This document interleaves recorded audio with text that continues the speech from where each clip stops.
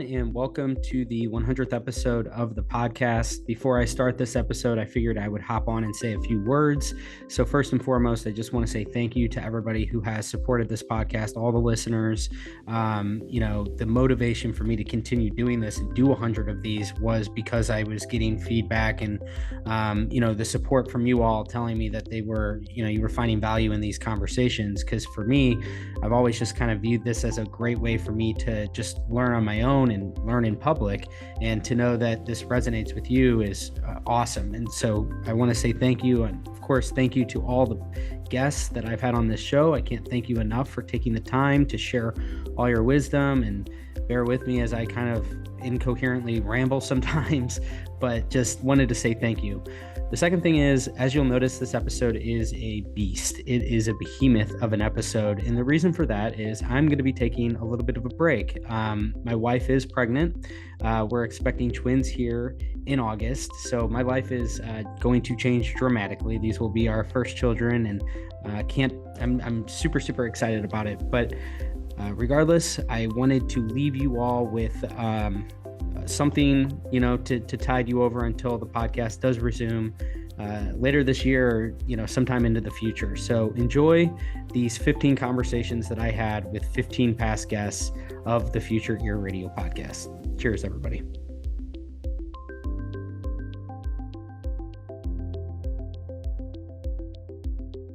Okay, so we're joined here by probably the most frequent guest that's been on the podcast, Andy Bellavia. The most recent time, though, was a year ago. I just looked it up. It was episode 76, where you came on as a solo episode back in July. And prior to that, you were on a number of other times. So welcome back to the podcast, Andy. Thanks a lot for joining me, episode 100 here. Andy is a longtime commentator and kind of inside expert of everything that's been going on, particularly around the hearables and the hearing health space, both from a technical standpoint, but also from sort of like a overarching thematic standpoint as well. So thank you for joining me. Just wanted to have you on to ask you, in all the different areas that you're interested in, the things that you're sort of observing, what's on your radar? What are you excited about with what's on the horizon? Well, first off, Dave, congratulations on 100 episodes. And I really appreciate you having me on and being a part of it. I mean, you've really done a lot in this space in 100 episodes, and it's amazing. I'm looking forward to the next 100 episodes. Thank you. Appreciate it. In terms of what's the most exciting thing that I'm seeing happening in my area, it's the imminent release of the over-the-counter hearing aid rule here in the US, but not actually for the reasons you might think, because in the near term, I don't believe OTC will make much of an impact in this country, because it doesn't address one of the key issues that drives the low uptake of hearing loss treatment, and that's the stigma. Or maybe to put it another way, it's the fact that people don't do anything about it until it gets so bad, whereas over-the-counter is really going to be most effective in the earlier stages of hearing loss. What I'm really excited about is that OTC is driving a conversation and it's driving developments. This process has gone on for a long, long time, and a whole lot of things are happening around it. Really, people are becoming more aware of hearing loss and different ways of treating hearing loss, and the importance of treating hearing loss. And a lot of that came out of all of the discussions, even going back to the PCAST, on the need for an over-the-counter hearing device. And what I see today actually is that there are two parallel paths running, both part of this process. And one path is the increasing availability of non-regulated hearing features in true wireless earbuds. We've talked about this before. I mean, take hearing personalization. That's just simply giving the user a hearing test and then personalizing the sound of the music. And so now it's a non-threatening way to introduce people to taking a hearing test, learning what their hearing is, and then immediately getting positive feedback in the form of better music quality. And so now you have a very non-threatening way of introducing people to the benefits of better hearing. And then not behind that really is other hearing features outside of amplification, like beamforming mics in the speech and extracting speech from noise, algorithms, and the like. So Apple really is ahead here, I would say. And they've got what they call the conversation boost, and they've got noise reduction, all these things. And so you imagine now a person who isn't thinking much about hearing at all, they've personalized their music and they realize the music sounds better. They go to a loud place and they flip them into restaurant mode and they can hear better in restaurant mode. So now they're getting a lot of positive and rewarding feedback by addressing their hearing without really thinking about addressing their hearing. They haven't said, I have hearing loss, I must go to an audiologist. They simply exploited the modes of their earbuds and start to realize the benefit. So I think that's going to have a much more positive impact on people's attitudes towards hearing loss than OTC hearing aids specifically, but they're all coming out of that same set of conversations. Realization that hearing loss has to be dealt with at all levels. Yeah, that's very well said. Once you start thinking about hearing personalization and beamforming mics and all that, it's really just a small leap, except for the regulatory process. But other than that, it's a small leap to actually offering OTC and consumer level devices. So you could see things really starting to evolve. And of course, the end benefit of all that is that you're going to be able to reach more people in more places. Yeah, I couldn't agree more with all that. And I probably should have mentioned too at the top when I introduced you is that another thing that I think really makes your perspective valuable and unique is that you are a hearing aid wearer. And I think you kind of fit that archetype of someone who waited too long, like self-admittedly, you would say that. And part of that, though, I think was that, you sort of, in a sense, came from an era where these solutions weren't fully formed. And so let me ask you, Andy, from 10 years ago, if you were presented with what's available today, how is that different from what you were presented with even 5 years ago or however long ago when you did take the plunge and decided to get hearing aids? Yeah, it's hard to play revisionist history, especially Right. with yourself, but I could see myself trying one of those devices first when my hearing loss was milder. I mean, I was working right about the time, if I go back and try and think, when I first started to realize I was having difficulty in a restaurant situation or whatnot, was probably about the time I was working with the likes of Doppler Labs, who were for dipping their toe in those waters. And so if I put myself 5 years further forward, I might very well have tried those Dopplers in a crowded situation and said, hey, this is pretty good. But the technology just wasn't mature enough at that particular time, for me to take advantage of it. But I'll tell you what I do tell people, and this is a little bit off the topic.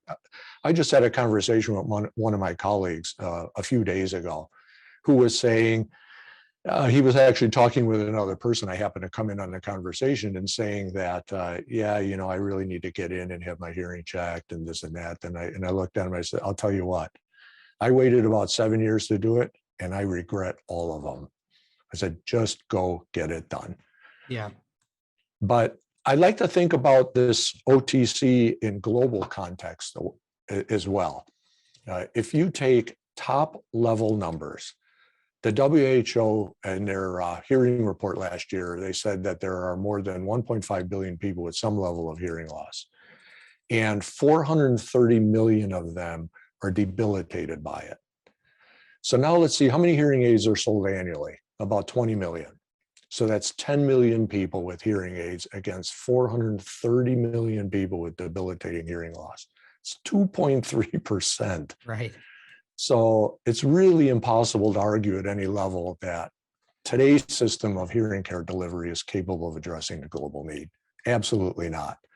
And given the impact untreated hearing loss has on quality of life, productivity, risk of comorbidities, something has to be done about this. So like I said, you're in a position like me, I tell people, go see an audiologist. I'm the first one to say, I'm now seeing an audiologist who uses best practices and I'm hearing better than ever before. It's perfect, but I'm the top of the pyramid. Right. In global hearing loss, right? Yeah. And because of that, because most people don't have the means and they don't have the access, then it becomes much more impossible to service people in the same way that I've been serviced. And I'll go to the WHO again, the WHO again, okay? They, in the same World Hearing Report, they reported on the density of audiologists in 102 countries, okay? 102 countries, 65 of them have less than 5 audiologists per million people, and 38 of them have less than 1. So the audiological model doesn't even work in a significant portion of the world. And even in the US, I had seen several of these sorts of surveys. In preparing for this, I ran across one by a researcher named Ariana Marie Planey. She published a paper. I haven't read the paper yet, but she had tweeted a map of the state of Illinois, which is my home state.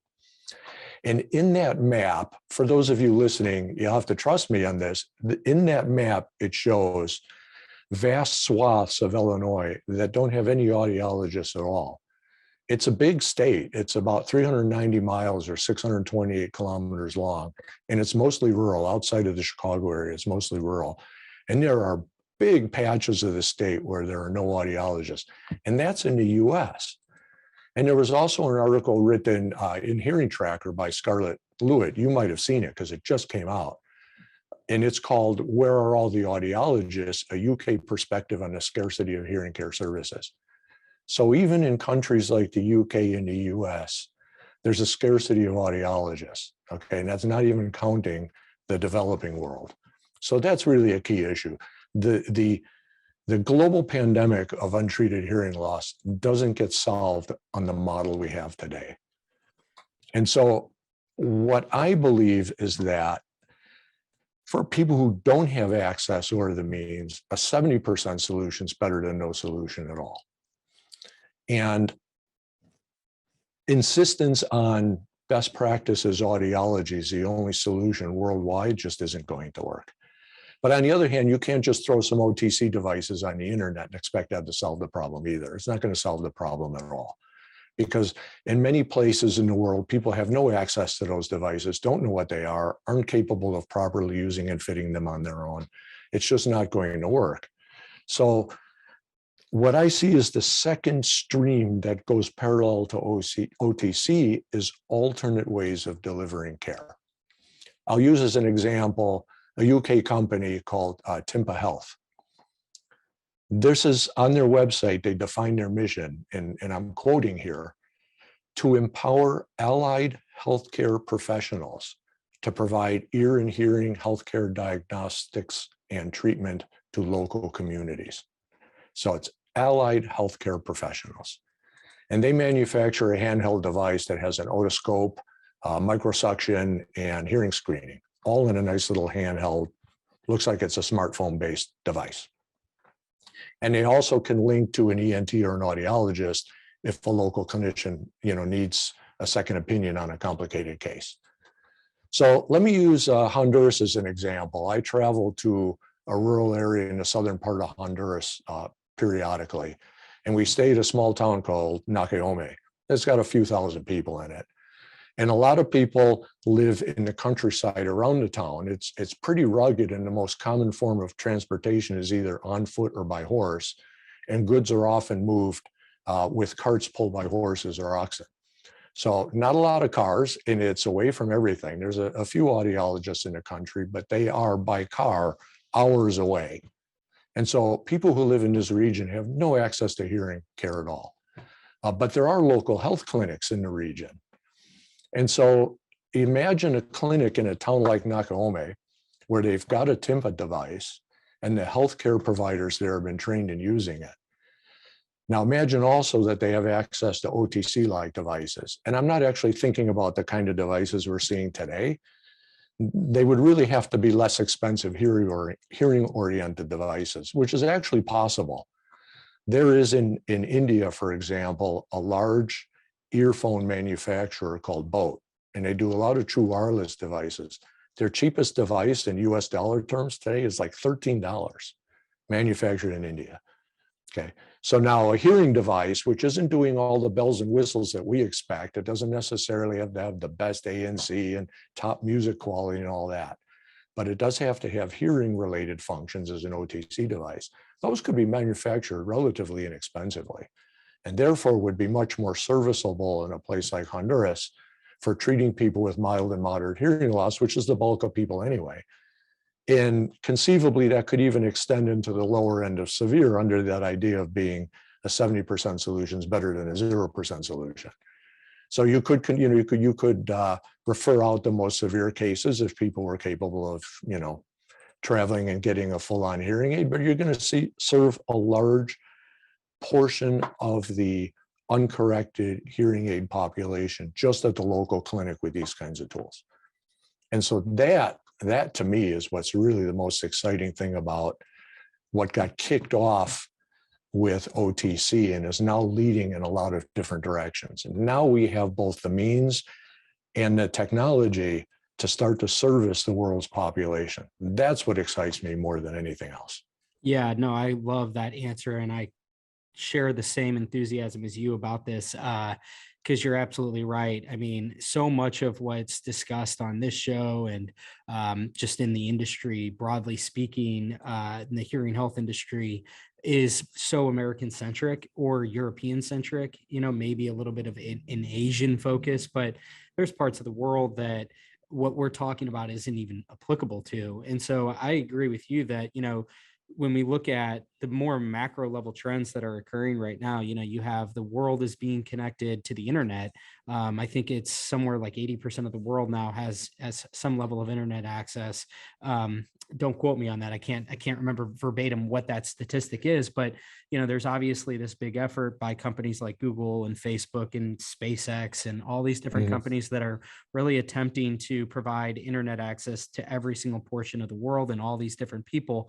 And you combine that with, just the smartphone adoption, whether it be in the US, you have, the iPhone is the dominant handset, but then in other parts of the world, like you mentioned, India or parts of Africa, where it's a $20 Android device. And so, what I'm getting at is I think that a lot of the building blocks are there for these self-fit solutions to be much more, I think, broadly applied to large portions of underserved people. And that's, I think, only going to create a positive effect. And the other thing I think it's going to do is, I don't know if there's all that much incentive in the US, for example, to develop these types of solutions. They very well might be developed in other parts of the world and then make their way over to the US, where there's a real market in these more impoverished parts, but then it sort of gets fleshed out. And it's not necessarily just the device, it's a lot of the diagnostics. It's, you mentioned Timpa Health, where the first company that came to my mind was like what Herex is doing, or Kudo Wave or Shoebox, having these tablet screeners and diagnostic tools that can be performed by a nurse, an occupational therapist, all these allied professionals, like you mentioned. So it's not necessarily, I think, just the innovation and the proliferation of the hearing devices per se. It's also everything that goes along with it in terms of determining where you fall sort of on that spectrum. And the last piece to this is, I think, basically the iOS and the Android carriers having profiles and a history logged. I mean, I think Apple's out front in a big way here. It'll be interesting to see if Google follows suit with everything Android's doing in Android health. But, with Apple Health, to your point, and the colleague that you were speaking about, where, go and see an audiologist today, would it not be more beneficial to not only be able to go see an audiologist, but have that information logged and then be able to use it as a benchmark, so that when you go and you choose not to pursue anything that first time, but you go 1 year later and you can see how it compares 1 year from time. You know what I'm saying? I'm getting at, like, we're going to just, I think, become way more informed of what's, everything about our hearing health, I think, is going to be part of our, mindset of all things overall in our health, and have a better understanding of where we all, I think, individually fall, and how to make sure that we maintain the levels that we all kind of have, and not let them just completely deteriorate. Yeah, I completely agree. We're going to have the infrastructure, the services, and the devices to serve everybody up and down the socioeconomic scale. So anything from what you just described, where you're using the Apple Health ecosystem and it's monitoring your hearing health along with everything else, down to a hearing device for a person who doesn't have a smartphone. Okay, and I've seen plenty of people without phones in this area of Honduras. So like we'll take two representative people. A farmer up in the hills doesn't have a cell phone, okay? But they go to the clinic, and I envision in this setting, it's mostly going to be clinician fit, not self-fit. But it's going to be a self-fitting device, but supervised by a clinician. So they don't need all the programming tools and that sort of thing, right? And they will link up to their mobile phone and they'll have the client supervised, run the fitting software after they check to make sure they have the right ear tips and so on, give them education on its use, fit the device, and they're off and running as a hearing device, not necessarily connected to a phone and internet connected, but it's a hearing device. Now you take, say, a shopkeeper in the town. Well, in all the shops, their mobile phone is their business phone. So they all have mobile phones. So that hearing device, it has to be Bluetooth connectable anyway for the programming. But then it's also Bluetooth connected so the shopkeeper can answer the phone and hear better and talk to people who call on the phone, and also be able to interact in a better way with their customers in person. Because when you have untreated hearing loss, it really places a big burden on your productivity whenever you have to talk to people if you can't understand them.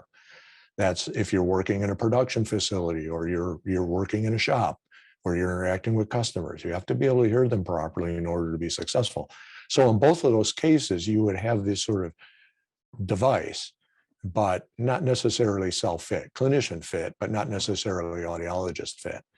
And of course, even in a local clinic, in their tablet or what have you, they can be keeping records of their clients. And thanks for mentioning the other companies. I use Timfa just as one example, but there are a lot of people approaching this problem from different angles. And that's what makes me believe that we're finally at the cusp of being able to really do something here. Yeah. It takes the political will also, right? The local governments who are providing healthcare services, they have to be willing to support hearing health. But when it becomes more affordable, you have a greater chance of them doing it. And of course, there's also the opportunity for NGOs to get more involved in this activity as well. But until now, none of the infrastructure devices existed to even think about doing it. And at least now that is rapidly coming into place. Yeah, couldn't agree more with everything there. I mean, again, just to reiterate, I think that this whole like diagnostic piece is so fascinating to me, where you're kind of seeing a lot of what the audiologist does today is being extended and made available by other allied professionals. And I think it just broadens the science of audiology. And I think that's a really positive thing. I really think that we're short-sighted to think that there's a finite, limited of opportunities or something like that. I mean, to your point, there's so many people out there that need some level of amplification. And I think that what's really, really exciting is this convergence of like I said, some really major macro trends like internet connectivity and smart device proliferation. But you tie that with a lot of this, what's happening, I think, is OTC is more of just kind of a catalyst of like opening things up. And, exactly. I think that's going to there's going to be some really cool dividends that are realized, I think, over the next few years as we really see parts of the world, in a sense, come online in this space and in, I think, a big way. And it becomes just even more top of mind of how important hearing loss is to address at scale. Absolutely. Absolutely. I couldn't agree more. Fantastic. Well, Andy, thank you for being such a big part of Future Ear for our first 100 episodes. I hope to have you on for the next 300 episodes. So thanks so much. I really appreciate all your support and all the really great insight you've shared on the podcast so far. Well, you're welcome. And thanks for that, Dave. And yes, I'm looking forward to it. I'm going to put in my calendar episode 400 to be ready. Sounds good. Take care. All right. Bye-bye.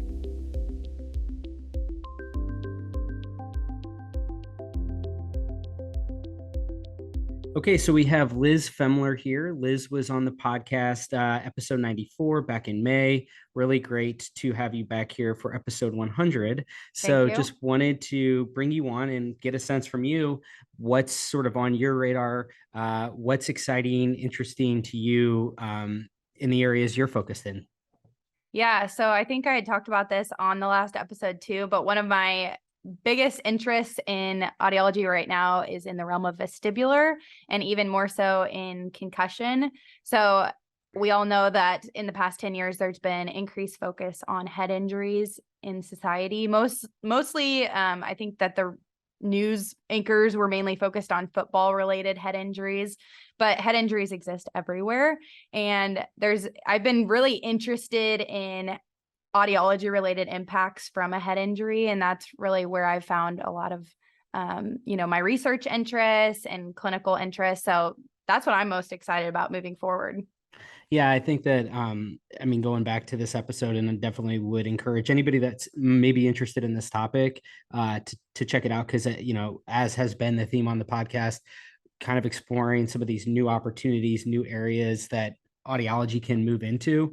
And this one is so interesting to me because I think that concussions are obviously very pervasive. And I think more and more research is coming out that, it's not just football, it's hockey, it's soccer, it's like all these different sports where you make contact with your head, but it's not just sports too. It's like all of these different workers' compensation and stuff like that, might flow into this. So for me, the way I see this, and I'll be curious to kind of get your take, is just it allows for, I think, just a bigger, it creates a bigger platform for audiology that is more visible. I think a lot of people, because concussions they're not a new thing, but I think that it's becoming really widely known that these things are really, really serious. And so it feels like they've been elevated in the narrative, in the conversation over the last few years, like you mentioned. And so what isn't really well defined yet is like exactly how you treat these. I think it's sort of we're in the midst of figuring that out. And the fact that audiology might play a role in that is, I think, just a really exciting way to help showcase the broader scope of audiology and move away from just the perception that it's only limited to hearing aids. And so I think that's really exciting to me, is like this is part of a bigger thing, but concussions feels like it's really on the frontier of new areas that this field can move into.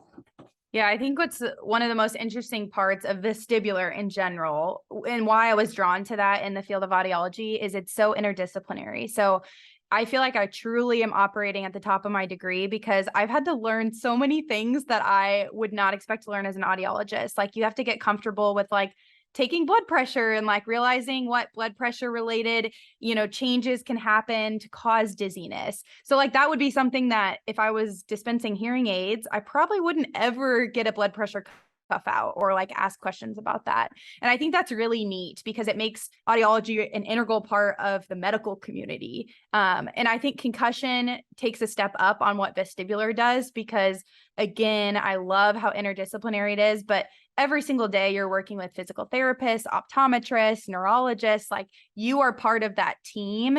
In concussion in general, and anytime I talk to whether it's patients or professionals about it, concussion, the biggest challenge right now is it's hard to diagnose. And usually the neurologist or the primary care physician, they're focused on the patient's reported symptoms to say, yes, you've had a concussion, or no, you haven't. And they really don't have objective data or objective tests to help them determine if it's actually happening or if it's happened. They usually guess. They make sure you don't have a skull fracture with a CT scan. And then we say, yep, you have a headache because you hit your head. You probably had a concussion. So it's a lax diagnosis process at most places.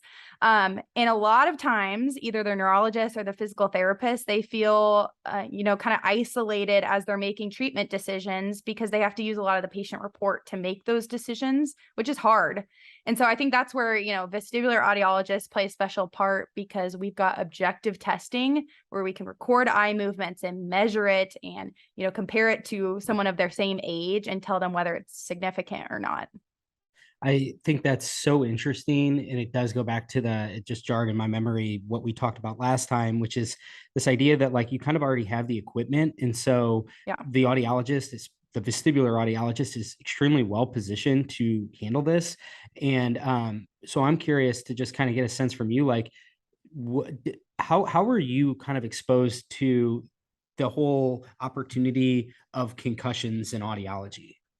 Yeah, so my exposure came from my 4th-year externship at Mayo Clinic in Arizona. So they have a clinic called the Return to Play Clinic, and it's mainly focused on sport-related concussions. And it's super cool because Jamie Bogle, who's the audiologist there, the vestibular audiologist, she's part of the diagnosis team. So she works, when someone comes in for a concussion, she's there on the first day helping evaluate different reflexes and eye movements. And there's some things that's been reported in the literature as far as certain things that are typically abnormal when you're in that acute head injury phase. And so they use, information from the audiologist to determine, do they need to go to physical therapy? Do they need to go to optometry, or none of the above? And I think that's so cool because it's not always that audiologists are part of the decision-making process for what the patient gets next medically. Totally. That's a really good point. And I feel like, did you kind of have like this aha moment where you said like, oh, we can do these kinds of tests and that would help to, it would like lead us to this conclusion? Like basically taking all of the knowledge that you already have with vestibular and then being like, all right, this is very transferable over to what the science and all of the research coming out about concussions is suggesting. Like, almost, was this obvious to you as you started to get further and further of like, wow, we really do have a role to play in this this part of the scope, or the new scope? It's so challenging because every concussion is so different. So I definitely think some things have gotten easier to establish as I've seen more patients. I was actually talking to an audiologist today who is meeting with a concussion clinic to see if audiology should even be a part of that. And I told him that the way that I got started with concussion is with a neurologist. I said, if your patients don't get better in physical therapy, send them to me and I'll do an evaluation and try to figure out why. And it actually, over time, he started sending them earlier and earlier because he realized there's a reason, people get 8 months into physical therapy and they stop improving. And sometimes it was vestibular, and sometimes it wasn't. But regardless, the information that I provided helped him determine, no, they don't need to continue in physical therapy. It's something else, or yes, but we need something different.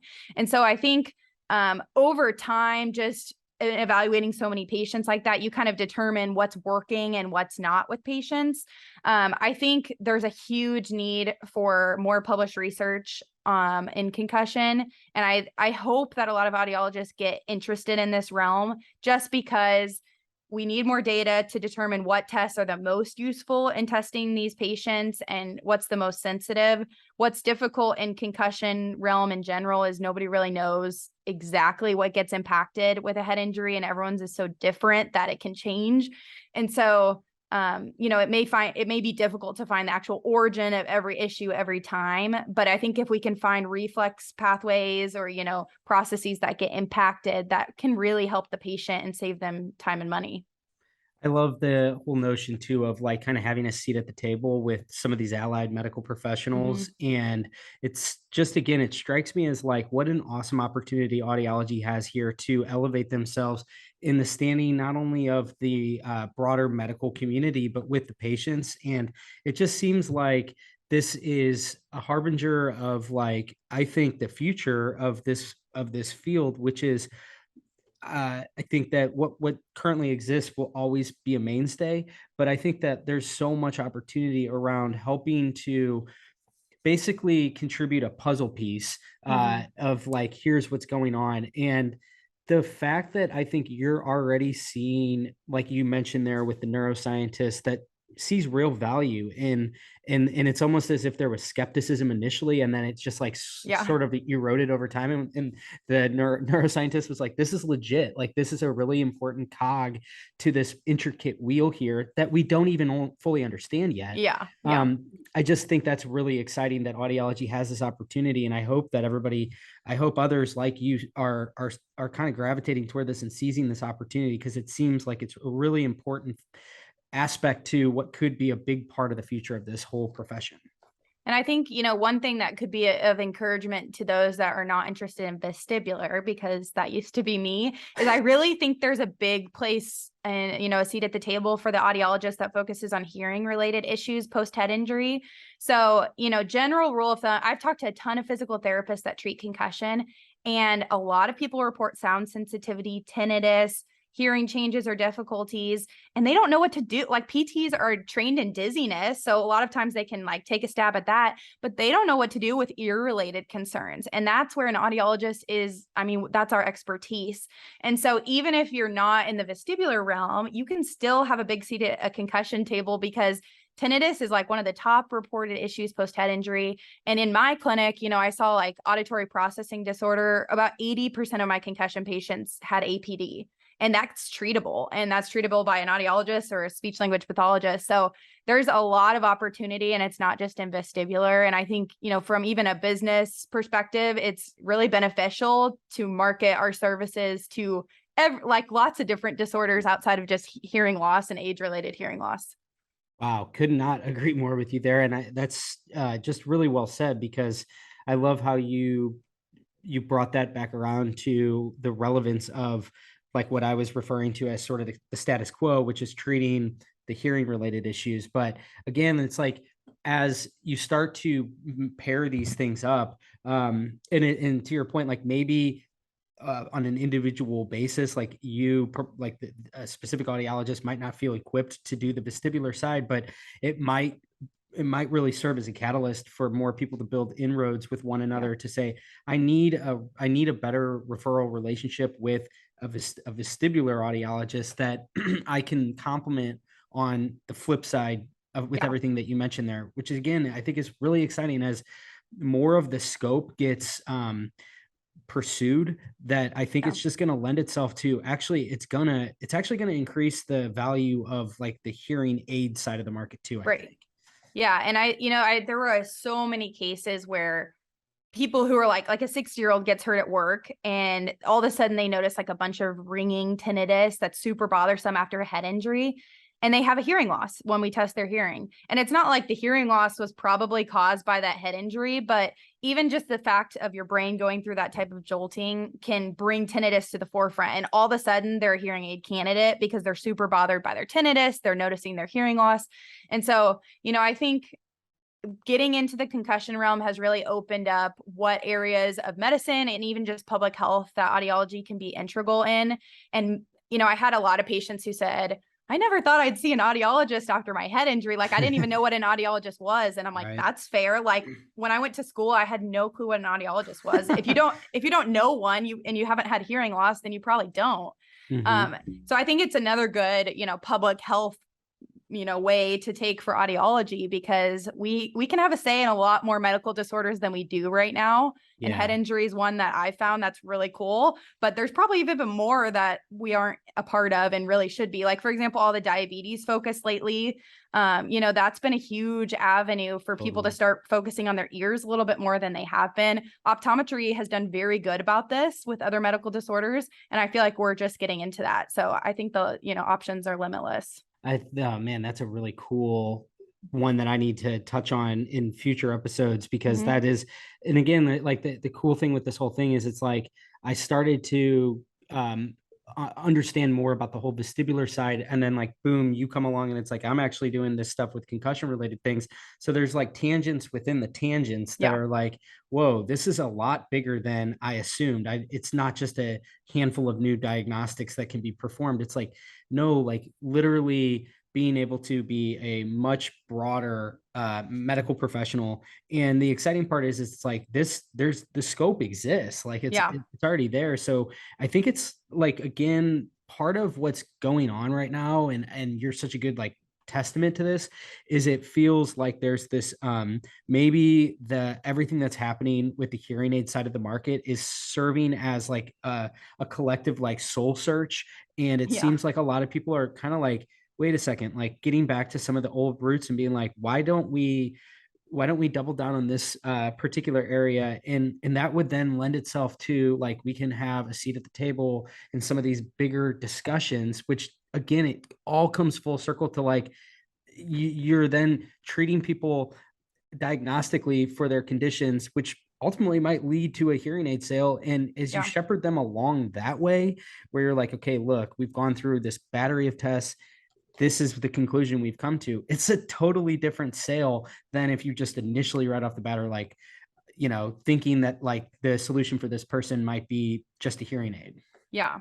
Well, I think especially, coming from a private practice, I think the greatest benefit towards private practice audiologists is getting integrated into the medical community because, even like going to I think everybody feels isolated and wants a medical connection because like I went to my eye doctor and was talking about how I did concussions and I got like 5 referrals from him in the next few weeks because I was like, if you ever get any like weird eye movements and you have questions about them, like I do that all day. And he's like, yes, like we are all just looking for somebody to refer our patients to when we don't know what to do. And people feel the same way. Like primary care is like, I don't know what to do if somebody's like ringing in the ears. So, I think networking with our fellow professionals in allied health is huge because like, for example, a big one, dentists, when they lay their patient back and people get dizzy, they don't know what to do. They're like, yeah, we just go slowly. Like I would talk to dentists and be like, hey, if anyone gets dizzy when you lay them down, it's probably the inner ear, like send them to me. And it's nice because, for that dentist, they are also caring for the whole patient because they notice, their other complaints, even if they can't help them, they can help find somebody. And so I just think that's really where audiology can move forward is by connecting with those other allied health, and concussion's a great example on how you can easily do that. But I think there's a lot of other manners in which you can. Yeah, that's really, really cool, Liz. I'm just continually blown away by you, and you're a very impressive person. And it's been really cool getting to know you through the podcast, really. Yeah, for sure. Over the course of the first 100 episodes and even before that. So thank you so much for being a part of this. And I look forward to connecting with you post episode 100. I know, maybe at episode 200. We'll wrap it up. Episode 200. That's right. All right. Thanks, Liz. You're welcome.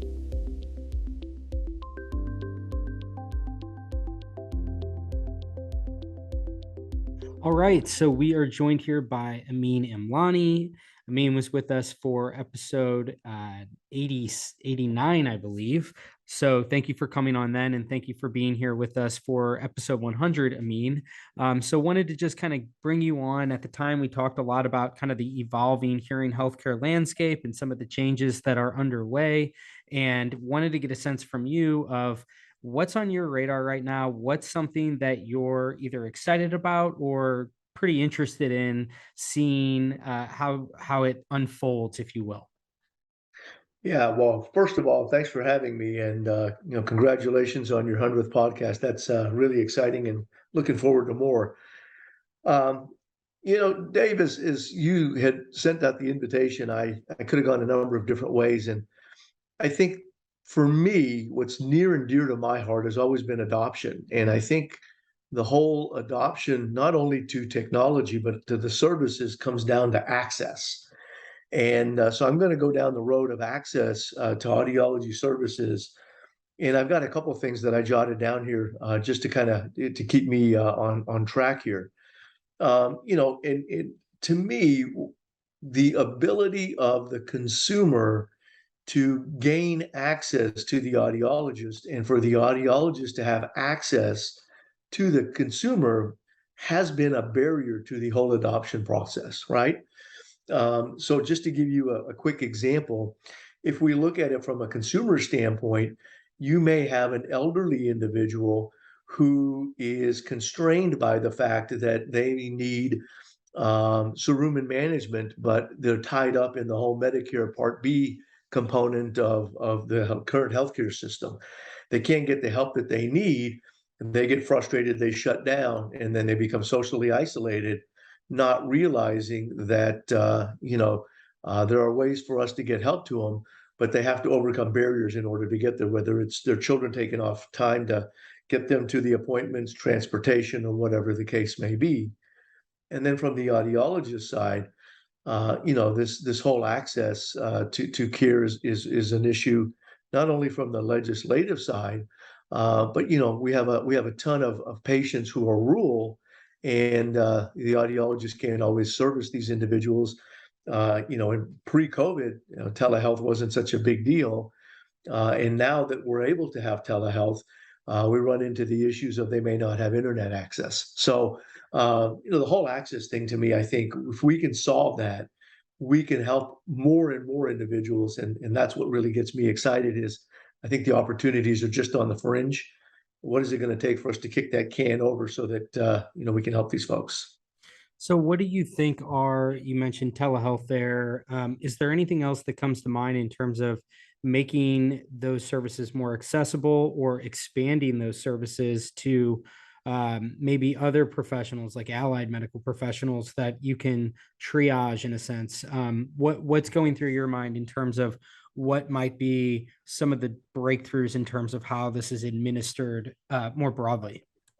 Yeah, so I'll start out with internal. I think the most important thing right now is for the profession to get MASA passed. So, MASA is the Medicare Audiologist Access and Services Act. And I can tell you, being a Academy of Doctors of Audiology board member, we were just at Capitol Hill last week for our board meeting. We've got, it's a bipartisan bill that's being supported by about 50-ish. I'm doing this from memory, so forgive me, but about 50-ish representatives and roughly 10 senators. So we were there campaigning, trying to get more folks to engage in this, and then eventually, this bill will attach to something else and hopefully get passed as part of a larger process. But just to refresh folks' memory, Medicare access, what it improves is the ability for those beneficiaries who have Medicare Part B to be seen directly by an audiologist instead of having to go and get a physician's referral first. It also reclassifies this. This bill will reclassify audiologists from being just diagnostic other into also providing services, because we don't get reimbursed for services. And that includes Fuemmeler management, which was one of the examples that I gave earlier. And then, it's also going to elevate us into this practitioner status, which is similar to what physician's assistants, nurse practitioners, and social workers have. And by elevating us to the practitioner status, it's going to take away this temporary hold that we have from the COVID Emergency Act on telehealth and give it to us permanently.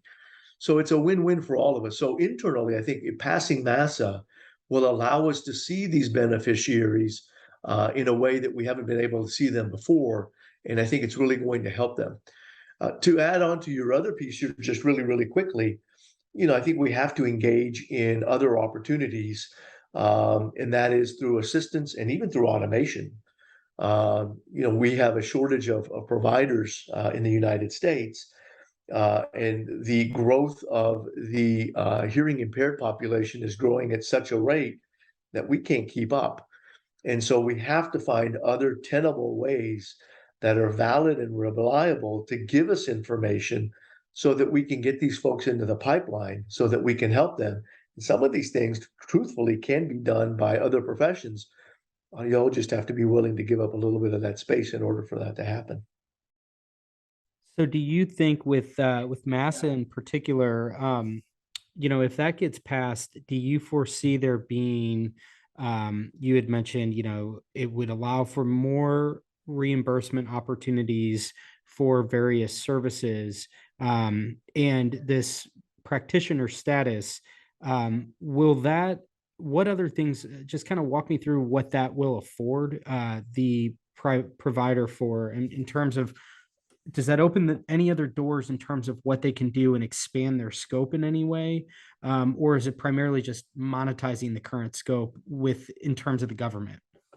Yeah, that's a great question. So, the way that MASA is set up right now, it's not expanding scope. It's basically allowing us to practice within our full scope, but because we are designated solely as diagnosticians, we only get reimbursed for testing, diagnostic testing, pure tone testing, and so forth and so on.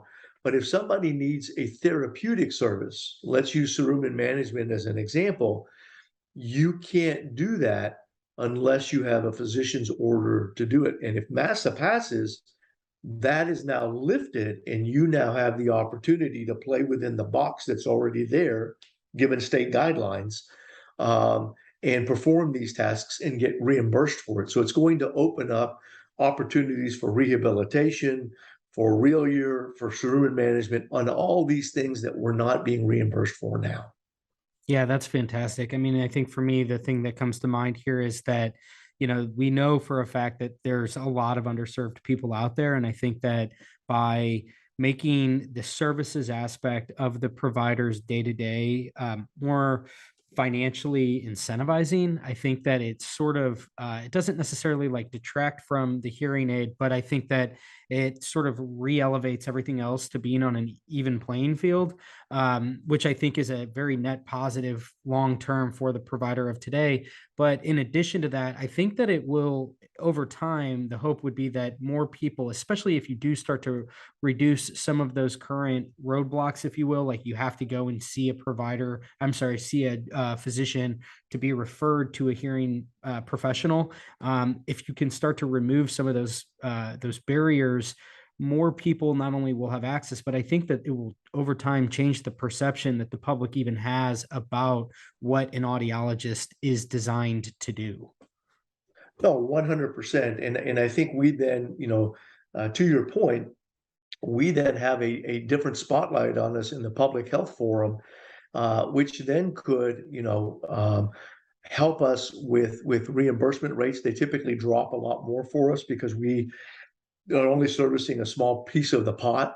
Opening it up, there's more monies that have to be allocated within the pot, but we're not asking for an increase in fee structures or anything like that. It's just whatever Medicaid is offering at this point in time. So I think it's going to open up a lot of opportunities. It's going to allow these individuals who have been serviced but haven't been treated, so have been diagnostically assessed but haven't gone through the treatment intervention component, will allow for that.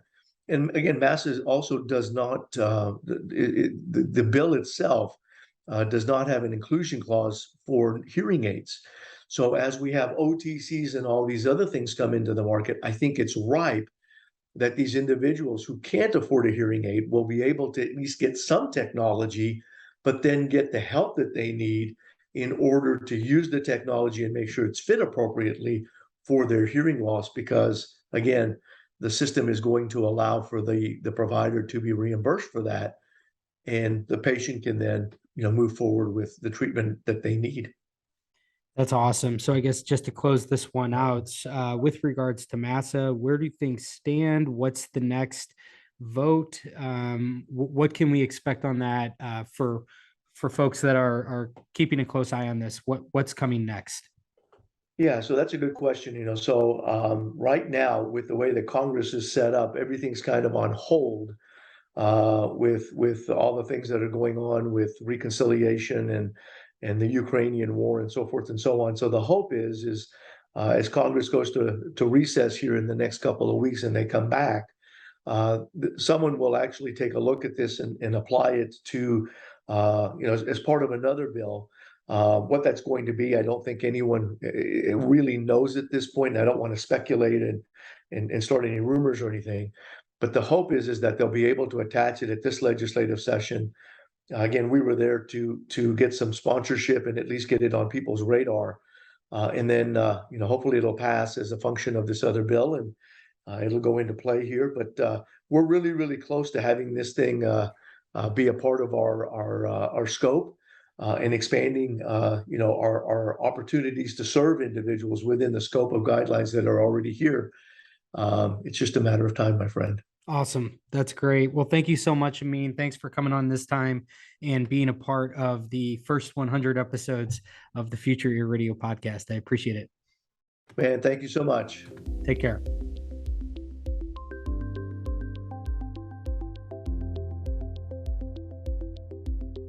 Okay, so we are joined here by Angela Alexander. Angela, thanks so much for being on the podcast twice already this year, and thanks for joining me here for episode 100. What is up? What is on your mind? What's kind of on your radar right now with regard to the world of hearing healthcare? Awesome. Thanks a lot for having me. I love having our conversations. I love that you see me as more than just auditory processing, even though that's enough. I love the work in auditory processing, and I feel like I am constantly having epiphanies. And what I'm most excited about for this episode is that you're just taking in all of our epiphanies for people to marinate on. And the epiphany that I would love to discuss is being comfortable with the gray area. So audiologists love black and white results. There's a lot of things where we have a lot of evidence-based data and information, and we can say, okay, this person has a type C tympanogram, it's negative 100, which, by the way, there's also a type C2, which is negative 200 decapascals. Anyway, we love black and white in audiology. But I think that we need to realize that we have a lot of job security if we can get more comfortable with gray areas, things that are not as easily quantitative. Because the more quantitative something is, the more likely that a software, a technical device, a large corporation can take that over. And I think there's a lot of job security in auditory processing disorder because it's where that ear meets the brain. And where the ear meets the brain, it constantly requires creativity and evolution and learning. And I think audiologists really enjoy learning more and meeting the client where they're at. And this is a great opportunity to do that. I love that. And I like what you said too. I'm an epiphany aggregator right now. I'm just taking all your epiphanies and I'm compiling them all together, piling them up back to back. But I think that's really cool. Like I really wanted to have you on because obviously APD is like in this vein of where are these additional opportunities that the profession as a whole can gravitate toward. And you're obviously at the forefront of auditory processing disorder. And so I wanted to kind of bring you on today and maybe give us your bull case, your argument for why you think this is something that is so important to the future of this profession. And I love what you said there too about like if it can be quantitative, then chances are it can get it automated away. It's just like job security is in that gray area. I think that's a really well said way to put it. Thank you. I'm a fellow collector of ideas, so I totally appreciate this, and I'm going to love listening to this podcast. But yeah, I think that for me, I am working with a lot of interesting case studies. And one of the epiphanies that I had last week is that I am never afraid to see a client. I think it can be easy to get afraid when you haven't done something before. But the way that I was taught by Dr. Jack Katz, he basically would see anyone with any kind of problem. He would assess them, get as much information as possible, and then see how many problems that were auditory in nature that he could fix. And so I feel the same way. Oh, you've got a person who's missing a part of their brain. Awesome. I'm into it. Oh, that person is nonverbal. Let's try. So I think the problem is that sometimes audiology, we get so stuck within our boundaries that we forget that the main thing we care about is helping people with their hearing and helping them live their best lives because they're able to connect with their loved ones, right? So something that I'm finding interesting, I'm currently mentoring 140 audiologists on how to diagnose and treat auditory processing disorder. Okay, that's amazing. It is actually phenomenal, but part of that process, the very first thing I do is I evaluate these audiologists over telepractice. And I check to see how their own auditory processing is, because auditory processing evaluations are an auditory processing evaluation for the person doing the test. So we test them first. And I will not lie to you, a majority of audiologists, including myself, have at least one area of auditory processing difficulty. So then after that person's finished their test, I see, hey, are you happy to try some treatment? And we create a treatment plan for that audiologist. And it's always important to treat yourself. Am I right? So for me, my epiphanies are get comfortable with the gray area. Don't be scared to try to help a client, right? And if you only do what you've always done, you always get what you always got, right? and I think a lot of times we think that the only way we can help a person is through amplification. And like, honestly, I think we should be doing a lot more with auditory training. And Matt Hay has an auditory brainstem implant. He's an amazing guy. He taught himself how to process what he was hearing. He has a brainstem implant, and over 16 years, he taught himself how to hear and understand speech based on music he remembered before he lost his hearing. And he has hearing and noise test scores of like 60% as of 2019. And then we started doing auditory training with him. Now, normally we would be like, a person has an auditory brainstem implant. They're hearing through 12 electrodes, literally shocking their brainstem, and they're able to understand 60% of speech in quiet. Are you kidding me? Right. High fives, job done. We are amazing. This guy is amazing. Walk away, right? I am not that smart. So I was like, let's try auditory training. And my favorite quote from Matt is he says, you know how it sounds like you hear, like most people's hearing's like a box of 64 crayons with a flip top lid and a built-in sharpener. But my hearing is like those 3 generic crayons that you get with the Applebee's children's menu, right? So we started doing auditory training with him last year, and we did 12 one-hour sessions of basically helping him understand speech sounds. Because when he heard a speech sound, it sounded so distorted and his brain didn't know what to do with that input. So we slowly trained how he could hear each English speech sound. And we did retesting and found that his scores improved by 20 to 30%. That's insane. Quiet. Like insane, like unheard of. In fact, he's just contacted Nina Kraus and he's like, hey, Nina, I think you should hear about this. So literally the best thing that ever happened in my life happened last week on my birthday. I got an email from Nina Kraus and Matt Hay, and she's like, Angela, we need to talk. This whole thing is giving me chills. I know Matt personally. I know that, he was on the podcast like 50 episodes ago talking about this story of him losing his hearing loss. Like it's like an NPR story. It's a really sad story. But he's an incredibly inspirational person.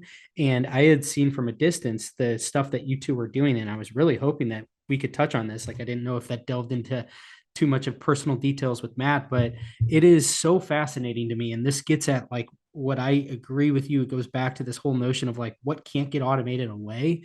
And this is so sustainable, is whatever it is that you're doing with Matt seems to be like, so there's so much opportunity there. Yeah. And I would never talk about a client who doesn't give me full permission. Right. I figured. And Matt is so awesome. I tried to change his name to Mac for some of my presentations. And he's like, why are you doing that? Stop, just stop.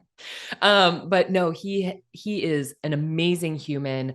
We entered into this, and it's another one of those times where I was like, you know what? I'm brave enough to try something.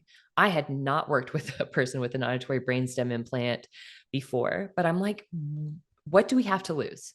What do we have to lose? We're going to learn something from this. So, and the first person, the man who came up with the idea for a cochlear implant, was laughed out of the room. Yeah. So everyone has to be brave enough to try somewhere. And I recognize that a lot of the things that I'm doing revolve around instincts that I get from anecdotes, but research has to start somewhere. So it's starting from these individual cases. And I want to tell you about an individual case right now that is currently blowing my mind. Let's do it. Okay. And this all right, can let's be get into Mac. it. This can be Mac. This is Mac. We're going to call this guy Mac. No, hilariously enough, my research assistant Fatima and I call this man Norman Lights. Okay. Because when my daughter saw Fatima for the first time on Zoom, she had the Northern Lights behind her. And Isabel said, I want to go visit her. What are those? I said, the Northern Lights. And my daughter, having a decoding error, said, I want to see the Norman Lights. So this case study is called Norman Lights. Okay. He is a medical doctor who came down with COVID-19. And post COVID-19, he had brain fog for 11 months that was not going away. And he felt like what he was experiencing with brain fog was consistent with clients that he might refer for an auditory processing referral. He had never had an auditory processing concern prior to COVID-19. And he actually went to one of my mentees for testing. And sure enough, red flags for auditory processing disorder all over the place, like off by 3 standard deviations on most measures, like really severe auditory processing disorder.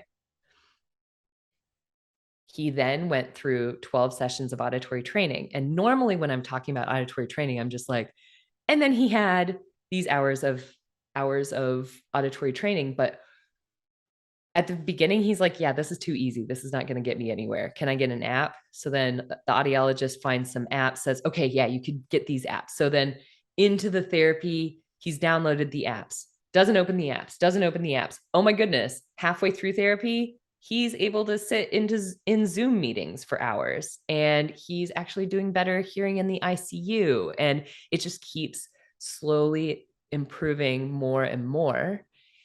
And at the end of his first round of therapy, he tells the clinician that this has resolved his chief complaint. He no longer feels like he has brain fog post-COVID, and his auditory processing test results were within normal limits. So that's all through therapy, training. And is this, because I'm a pretty blank canvas when it comes to this. Like, I'm not that aware of what goes on with this. Can you just paint me a quick picture of what this entails? Yes. So what auditory training is, it's systematic training of the brain in order to understand auditory inputs. So let's say, for example, prior to treating Matt, if I said, repeat this sound back to me, B, he would say, ah. He wasn't seeing my face. He was getting auditory only. And then what we were doing is systematically, we would do something called phonemic training. So the first step is at least help him get to know all of the sounds of English, because, all right, each person has different problems. But if I say D, I want him to find a card that has the D sound on it and tap it. I want him to recognize it. And because we were doing all of this over Zoom, he would tap it and say D back to me. Okay, now B. Can you hear the difference between D and B? They're different sounds. One's a D and one is a B. And we want you to hear the difference between them. So we're slowly teaching them to not just be aware of sound, but to be able to hear the differences between sounds, to be able to identify them. And we need all of that to get to comprehension. So the first part is phonemic training, hearing the differences between D and B and A and E and and N. So we train that first. And you can think of it like circuit training, right? So we start with phoneme training. Then lots of people have difficulties taking speech out of background noise, right?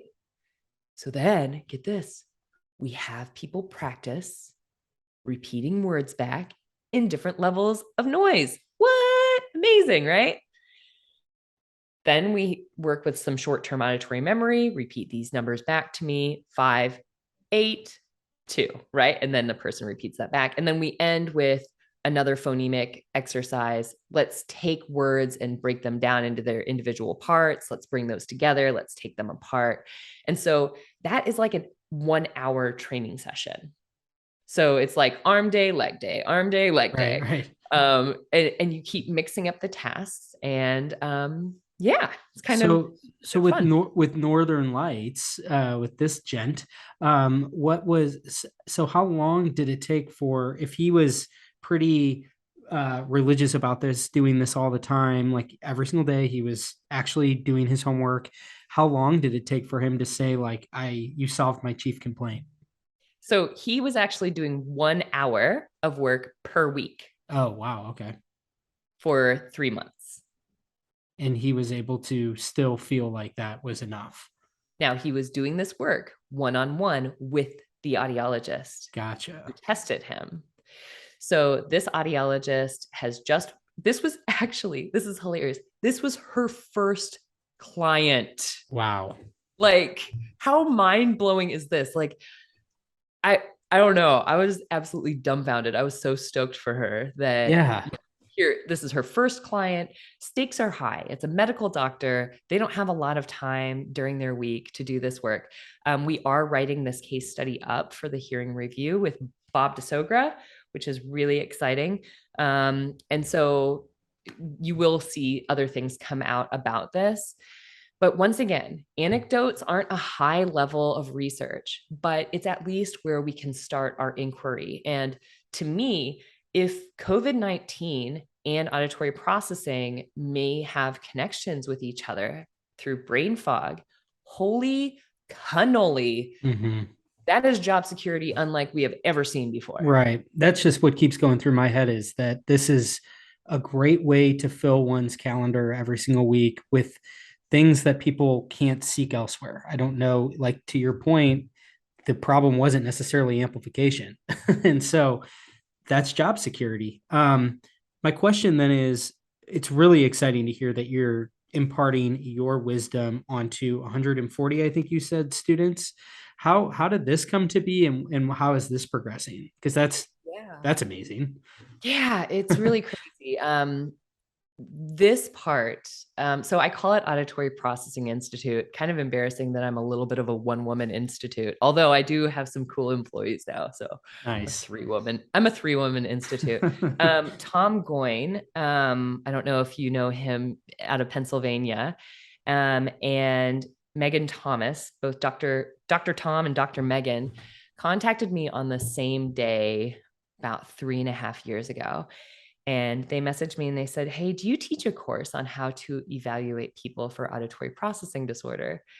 And 1 24-hour period, those 2 messages landed in my inbox. And I was like, okay, universe. Yeah, right. Here we go. Let's do this. So I started it.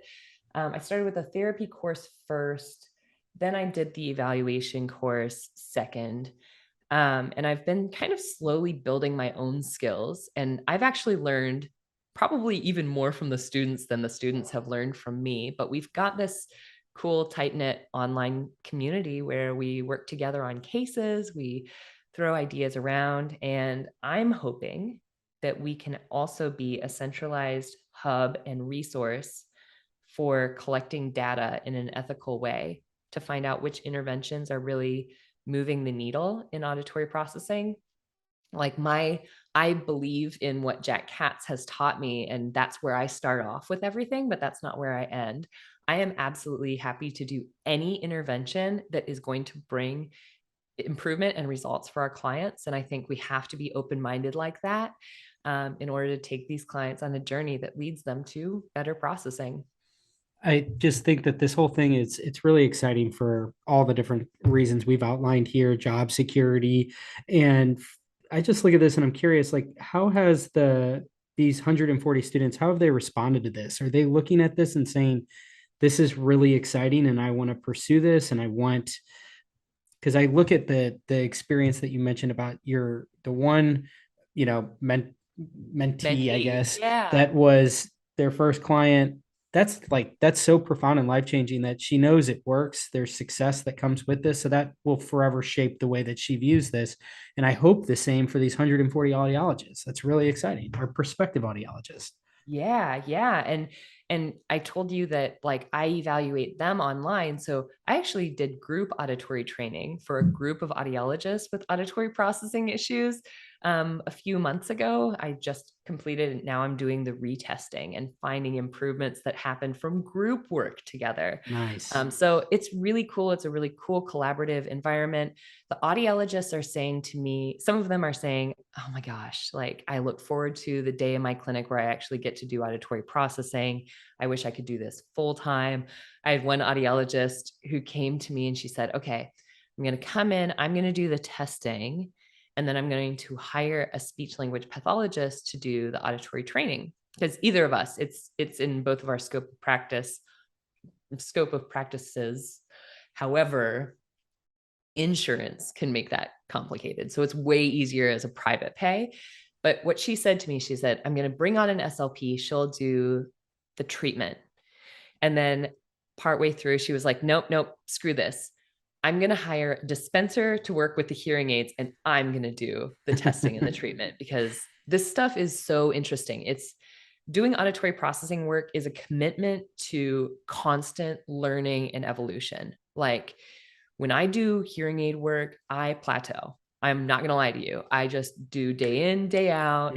Like I'm not learning much other than when the manufacturer comes to teach me about their products. But what I love about APD is it's like each client is a different story. Each client, like every time I meet someone, I'm like, oh no, I need to write this up too. Like, Fatima, get your pen ready. Here we go. So, and by the way, I'm mentioning Fatima Abbas, and she is in Lebanon. She is my research assistant. Absolutely legendary human. I think this is so neat that, almost like if you want to know how to be successful as a dispensing audiologist, then you should probably lean into all of these other ancillary peripheral things, because like they ultimately might come and circle back to the solution is hearing aids, but it's a much different conversation that you're having when you're like, we explored, it's not APD, it's not something linked to your cognition, whatever, like you can run the gamut, and that's so different. And this has been like, I think the reoccurring theme on this podcast is like, how does audiology survive into the future? Chances are the best possible way to do it is just simply adhering to audiology and like tripling down on all things audiology. The future of audiology is in the brain. Yes, I love that. Because the brain has the biggest amount of gray area. The brain has the biggest amount of potential. I mean, like, I started a map back in 2008 to find where all of the audiologists were doing auditory processing work in the world. And there were 250 of us worldwide. And an ASHA survey showed that 1.4% of audiologists routinely do auditory processing testing. And then I updated the map in 2019 and expected a huge change, but it was still 250 audiologists. In fact, like some had like retired, some had added on, but like there weren't a lot of people still doing the work. And then we're now up to 400. My goal is 500 by next year. I want to have more people doing testing for children under 7 years of age, because we know that auditory skills underpin reading, and we want all children reading by 7. Why would we wait to test their auditory skills till then? That's just dumb. In what field are we like, early intervention? Not for us. Terrible. So I want more people doing testing the weird and wonderfuls. I want more people testing the young kids, more people working over telepractice, more people giving auditory training. Like, I am excited because finally there is some way that audiologists can get out from underneath the burden of the somewhat boring sometimes amplification and get into the real good stuff. Like, there are days where I get like goosebumps, where I'm like jumping up and down, excited, like, and these clients don't have denial. They'll come to me and they're like, I have a problem. Totally. No one believes that I have a problem. Yes. And compared to like a person who has a profound hearing loss, where they're like, I can hear all right. Yeah, right. But that you're really getting at, I think, like the heart of the whole thing, which is the narrative of like audiology's under siege, completely dismisses all of these new opportunities. And I think that like the blueprint for audiology is actually very straightforward. It's like hearing aids can still be a part of it, but I think that we need to elevate all these other things, because to your point, audiology, whether I think we want to admit it or not, has a bit of a perception problem in that it's very pigeonholed into just being synonymous with hearing aids. And I think that as soon as the profession as a whole can reclaim the entirety of what it's intended to be for, and really get into treating, like you said, every kind of person, there's job security there. There's profitability. There's autonomy, independence. You go down the list of like, it will solve everything that people claim to be sort of like under attack. Absolutely. We have been operating at just the tip of our scope of practice for so long.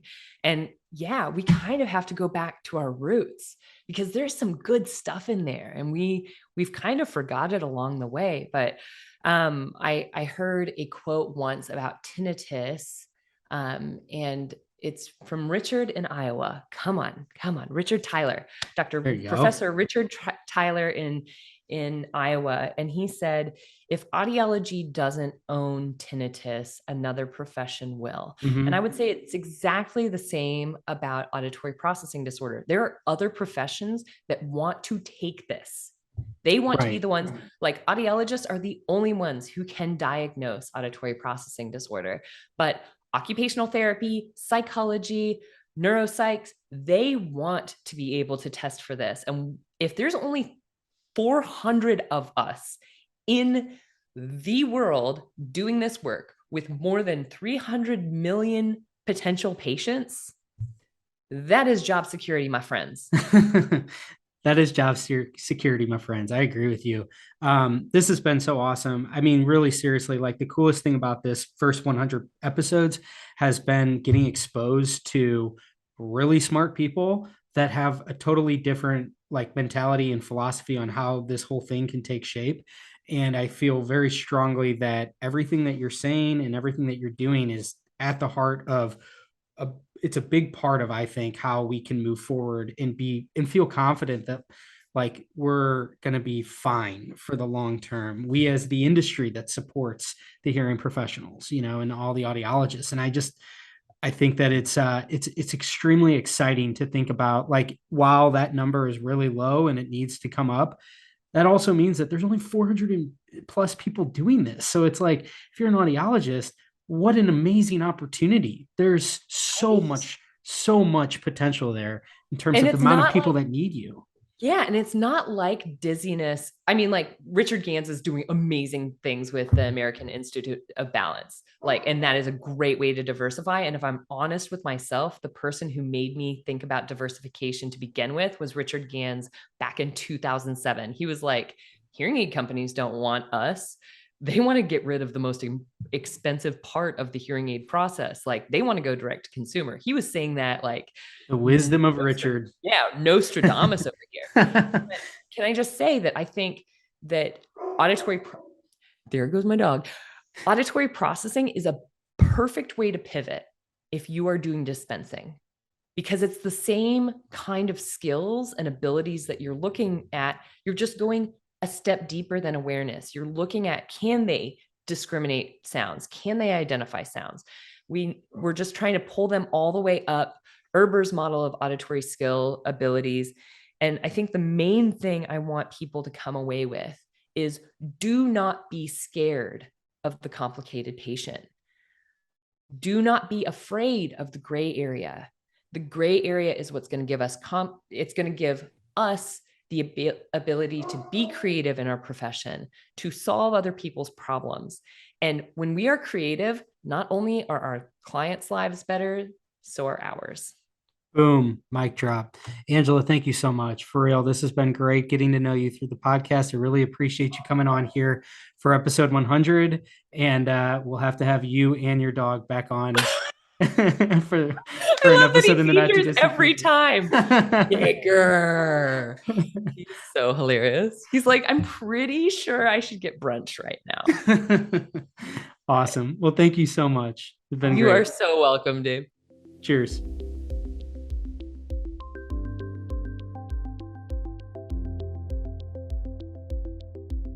All right, so we have Brian Taylor here. Thank you for joining us, Brian. You were with us for episode 75. Great to have you back here for episode 100. So real quick, just wanted to give you a chance to introduce yourself again and tell the audience who you are and what you do. Yeah, thanks, Dave, for having me on. My name is Brian Taylor. I'm the Director of Audiology at Signia. I also am the editor for Audiology Practices, which is the ADA publication, comes out 4 times a year. I've been doing that for about 15 years. And then along with you and a lot of other great people, work at Hearing Health and Technology Matters, This Week in Hearing, write some things from them as an editor at large. So longtime audiologist, and it's great to be with you. Thanks for inviting me back. Absolutely. Yeah. This Week in Hearing has been a lot of fun. I know that I just recorded one of these with Amyn and Amlani, and that's just been a lot of fun building that channel and bringing more and more people into the mix of, having different hosts and different topics covered. So if anyone's unaware, there's another podcast that myself and others do called This Week in Hearing. So be sure to check that out. But wanted to just bring you on, like I said, for episode 100 and get your thoughts on kind of what's top of mind for you. You've been having a ton of really interesting conversations on This Week in Hearing, so I'm sure some of that might dovetail into our conversation today. But just share with us like what's on your radar right now, and in terms of kind of like what's kind of getting you excited, or at least just coming top of mind for you. Yeah, sure. I can think of a few different things. Number one, I think that automation is starting to really change how we practice audiology in a big way. Automated testing, self-fitting hearing aids. I think those are some really interesting areas that take away maybe some of the mundane aspects of what we do in the clinic, puts them in the hands of the patient, maybe with some clinician oversight. I think about an audiogram. And the traditional assessment can take about 30 minutes. Well, I think we have tools out there now that not only shorten the time, but provide a test that's just as accurate as what comes from an experienced audiologist. So I think you're going to see more of a ramp up around that. I think that the same thing with hearing aids, when it comes to programming and adjusting, I think, if you can put those tools in the hands of a patient and they can do it just as, or maybe even more effectively than what a clinician does, that's great. That frees up time for us to spend it empowering our patients, guiding them through the process of change, all those really important things that are needed for somebody to be a successful hearing aid wearer. Anyway, that's one area that I think is really exciting. Yeah, let's actually just pause here. We can keep going, but let's unpack this one a little bit, because I do think this whole point around automation is really interesting. And I'm curious to get your thoughts. So as we move toward a world where, like you said, some of the day-to-day tasks that have historically been a part of the hearing professionals day-to-day, as more of those potentially get automated, it seemingly would free up more of their time. So where do you think that time can be spent? Yeah, well, I think you think about people that have had a hearing loss for a long time. For an example, take an average 75-year-old person who's maybe been dealing with a hearing loss for 20 or more years. It gives you more time to talk about why they've acquired some of these maladaptive behaviors and how you can go about trying to more effectively change and improve upon those behaviors that they've acquired because they haven't been able to hear for a long time. I think when it comes to helping a person wear new devices, there's all kinds of opportunities to make it more customizable, focus exactly on what's getting in the way of that person being a successful hearing aid wearer. I think those are helping. I'm starting to really wrap my head around this whole concept of empowerment, what it means in the clinic, the process of empowerment, the concept of what an empowered person looks like. I think there's all kinds of opportunities for audiologists to help a person become more empowered, help paint the picture of what it looks like to be an empowered individual that wears hearing aids. And that's completely shifting away from the X's and O's of the audiogram and all the programming that's needed. I mean, obviously all the X's and O's and the programming is important, but if you can automate it, put it in the hands of the consumer in an easy to use format, why not do that? And let the audiologist practice on the individual and some of the characteristics, behaviors that drive that individual.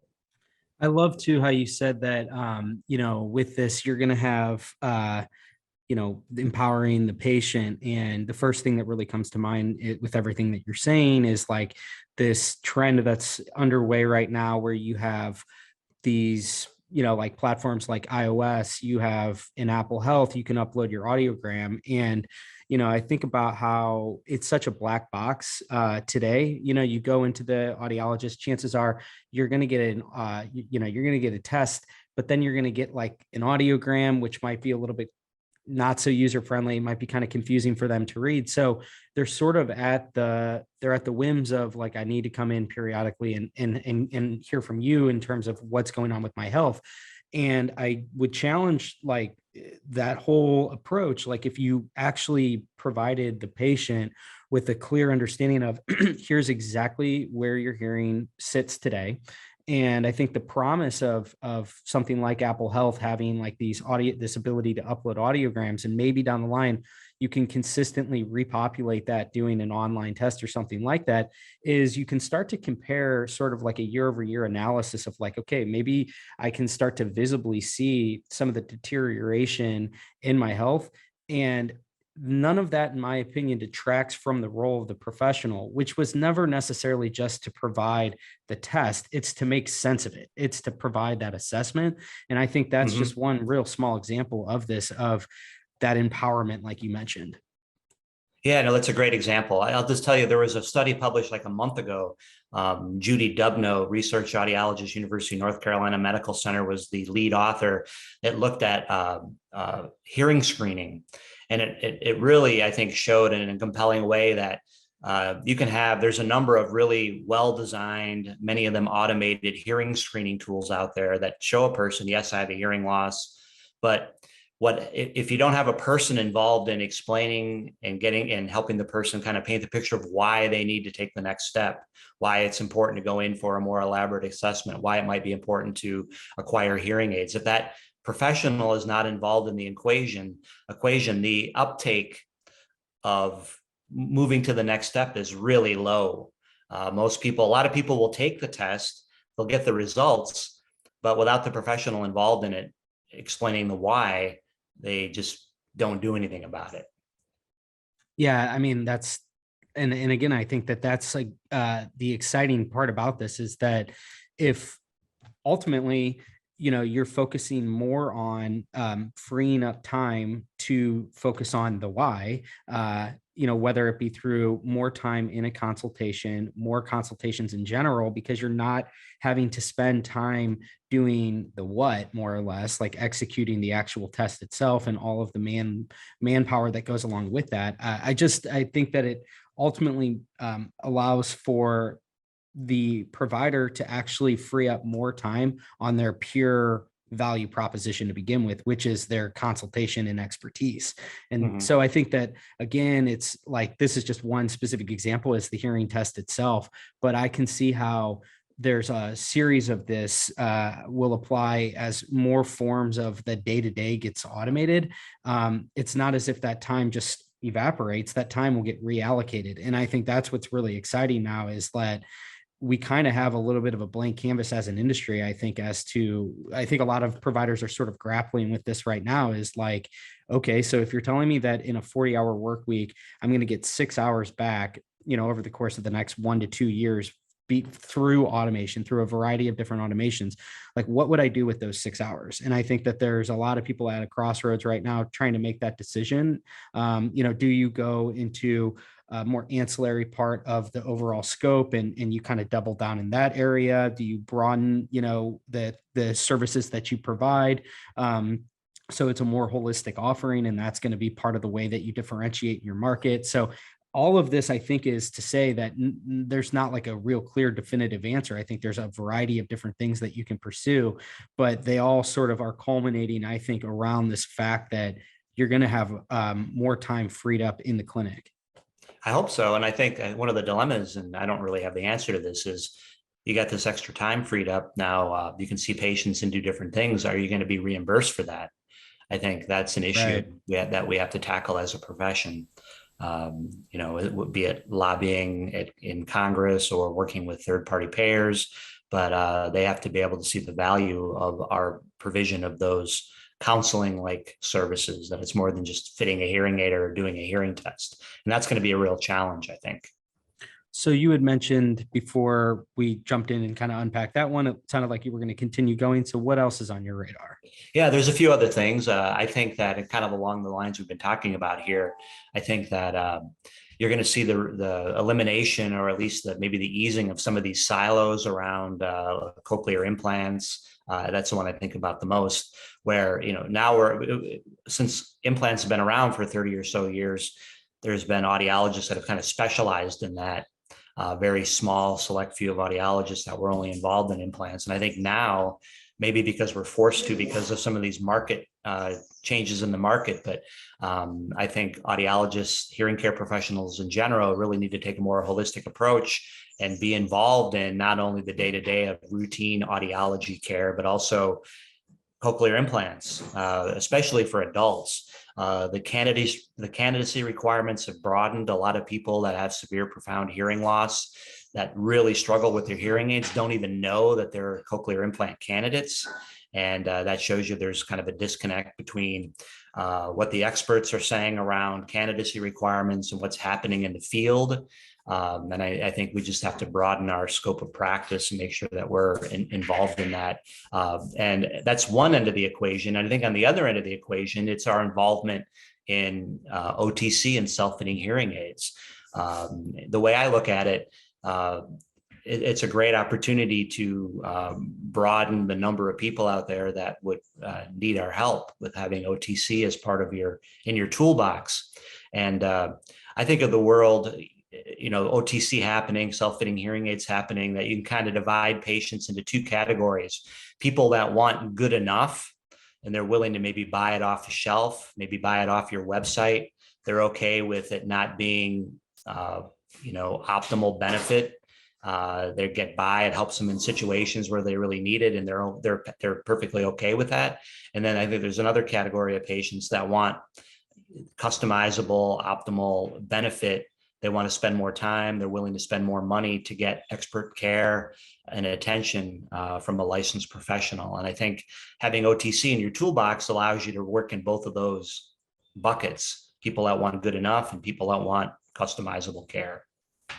I like all that. I think that it's, focusing on the two, bookends, if you will, of the spectrum, because I do think that there's a lot going on there. I mean, I've never mentioned it on the podcast, but the whole, I'm blanking on the word here, for cochlear implants, the new rules, more or less. Can you speak to that really quick in terms of, because this is a really big deal?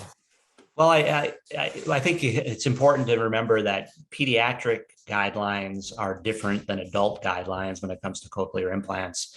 And I think pediatric audiology is almost a separate set of expertise, a separate set of skills. And so I'm not going to speak to that. But with respect to adults, it's called the 60-60 guidelines. If the pure tone average is worse than 60 dB, if the word recognition score is worse than 60%, that would be two indications that the patient is a candidate for a cochlear implant evaluation. And that would prompt a referral to a center that does cochlear implants. And so if you're a professional, if the patient meets those two criteria, they should be referred somewhere in your area where they can get a CI evaluation. It doesn't mean they're going to get a cochlear implant, but it means they would go through the process to see if they're a candidate. And then I know that Cochlear Americas has a really interesting program where the referring audiologist is actually still involved in the fitting or the mapping, the programming, and the follow-up. They have an interesting program that I think audiologists, I think more and more of them know about it, but it's a really good program that kind of keeps them involved in the process. But the bottom line is there are a lot of people, a lot of adults out there that struggle with their hearing aids that are in this category that don't even know that they might be a cochlear implant candidate. And it's really imperative for the profession, for the professionals to be aware of those new guidelines and make the necessary referral for the CI eval. Yeah, I mean, like, again, the thing that's going through my head here is how do you differentiate in this increasingly crowded market?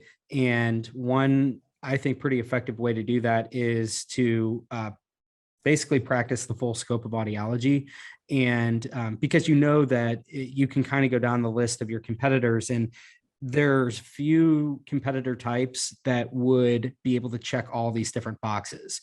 And that in and of itself, I think, is a strong point of differentiation, is that you sort of are a one-stop shop that can treat any variety of the people that come through your doors. And to your point, so you have the most sophisticated end of the spectrum being cochlear implants, and the highest degree of, basically medicalization necessary for that. But then on the other end, you have a lot of the OTC offering. And I think, like, with that, the big question is, like, how do you make it work financially? I think a lot of people are excited by this prospect of getting establishing the relationship early, knowing that this is usually a progressive thing, that people are going to just increasingly warrant your services over time. So it might be best to kind of like lock down that relationship early.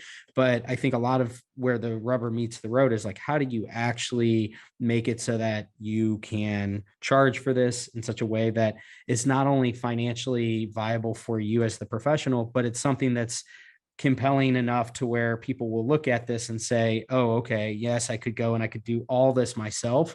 And I could go into whichever name, big box retailer, whatever, or online retailer, and do this myself.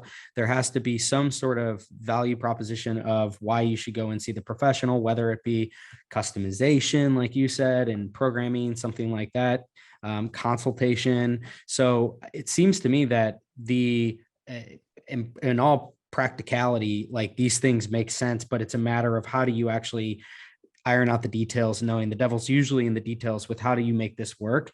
But I think exciting thing is, like, everybody's kind of in this boat to a certain degree. And so I think that you're sort of seeing some of the early movers figuring this out. And I think that probably will ultimately kind of cascade down into the profession writ large.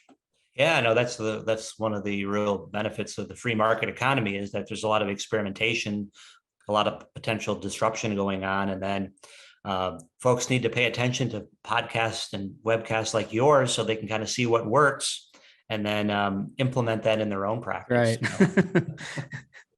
Yeah, no, I couldn't agree more with all those points. But anyway, Brian, thank you for coming on. Thanks for being a part of episode 100 here. Appreciate your help in getting me up to this milestone. And I'm looking forward to. Yeah, congratulations, David. Appreciate that. I appreciate that. So I'm looking forward to all the upcoming This Week in Hearing episodes that you're going to be doing. They've been very entertaining and enjoyable. Thanks for the invite, and best of luck on the next 100 episodes. Thanks, Brian.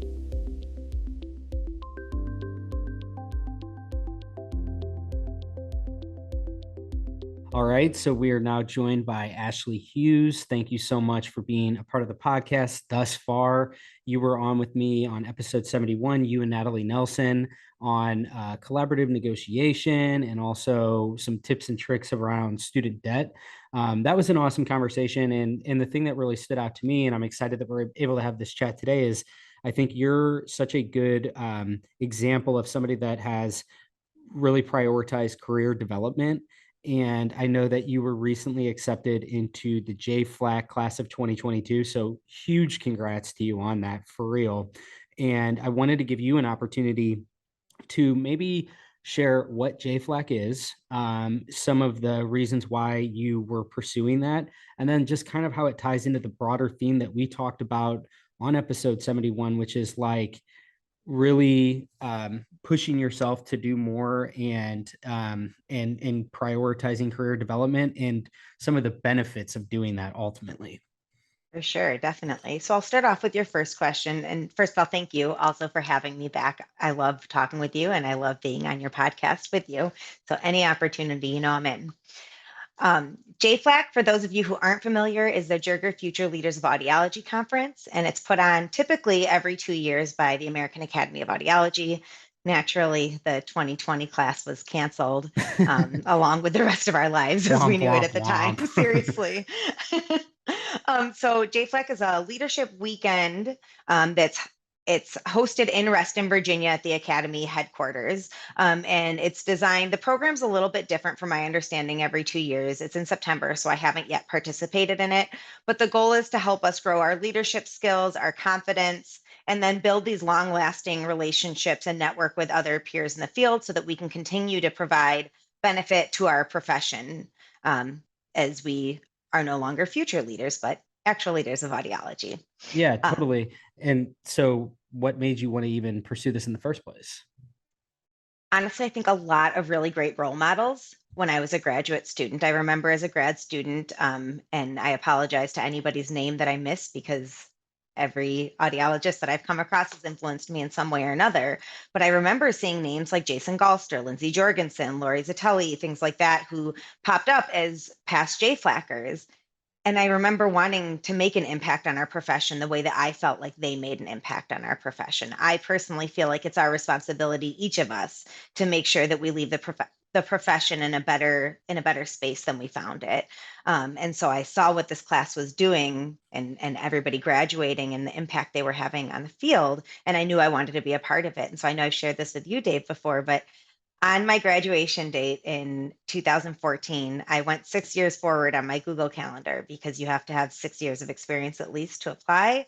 And I set a reminder for myself to apply in 2020. And then in 2020, I did get all of my materials together and then it was canceled. And so some very lovely people had the opportunity to write me not one, but 2 letters of recommendation for the same thing. That's really cool. And I think that it's just neat to have a chance to meet people throughout this podcast. Like I've been doing it since 2019. So 3 years have passed, and to see kind of like some of the milestones that these people that I've met throughout the podcast have achieved is really fascinating to me. It's just kind of like I get to cite back to when I met you the first time, and then like here we are, and now you're part of this new, your new class of JFLAC, and it just strikes me as like you're going places. And I think that what's really cool about like in the information age we live in is you can share this stuff pretty easily and communicate it out, and hopefully somebody will listen to this and be inspired by you.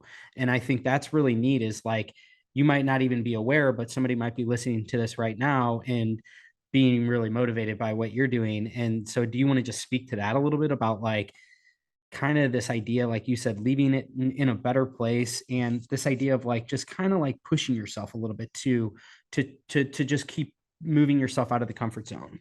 For sure. First of all, I'm a person who has a lot of anxiety. So when something is out of my comfort zone, it does make me very uncomfortable. I'm sure we have some listeners who can relate to that. I have found that for me personally, forcing myself into those situations eventually relieves that discomfort. So as an example, public speaking, something I used to be really, really scared of. I would practice my speeches so many times that they sounded like I was reading them. But as I've just forced myself to do public speaking more often, I've become more confident in my skills and honing in on the way I want to present on stage. Recently, I read something about work-life balance and how it doesn't exist. And I am, as you know, I'm a big proponent of setting boundaries and work-life balance and finding, yourself outside of who you are professionally. But the thing that I read actually said something along the lines of, there's no such thing as work-life balance. It's all life. We need to find balance. And it's true. We're going to be working until we retire, if we're fortunate enough to be able to retire. And so if I'm spending on average a third of my time in audiology, realistically more because I am a volunteer addict, I want to enjoy that. And so I'm going to do what I can to make audiology a better space, not just for me, but for my colleagues as well. So I think a lot of times we'll see on social networking and things like that, people will talk about our national or state organizations using the terms like they should do this. But that's our responsibility. This is our profession. And even though those organizations have staff, we should be leading the direction of those organizations. And so I truly feel like it is our obligation to do things like that. And I know we can't force anybody to volunteer, but for me, it's a passion of mine. Yeah, I love that whole notion too of like, if you're already going to be allocating a third of your life to your work, you might as well do something that you really enjoy. And that probably comes off as like, wow, you're so privileged to say that. And I am, but I think that, there's a lot to be said about like just trying to feel as if what you're contributing is part of something bigger. And I get that from you in a big way. Like, I feel like a lot of what you're doing is like a lot of your motivation is for the betterment of those that are going to come after you, because it seems as if that's something that was instilled in you, maybe, is like that. It's like the idea of like, clean up your trash, like for the next person that comes along, so you don't leave that space dirty or something like that. There's just a lot to be said for this idea of like, kind of like making it better for the next generation. I know something we talked about last time was like the idea of if everybody kind of comes and does some of the collaborative negotiating tactics that you outlined in that episode, it actually is sort of it behooves all of this type of profession, because it's like you said, the rising tide lifts all ships. It's it helps to establish a new like average of what people get paid, and that's just one Exactly. example of it.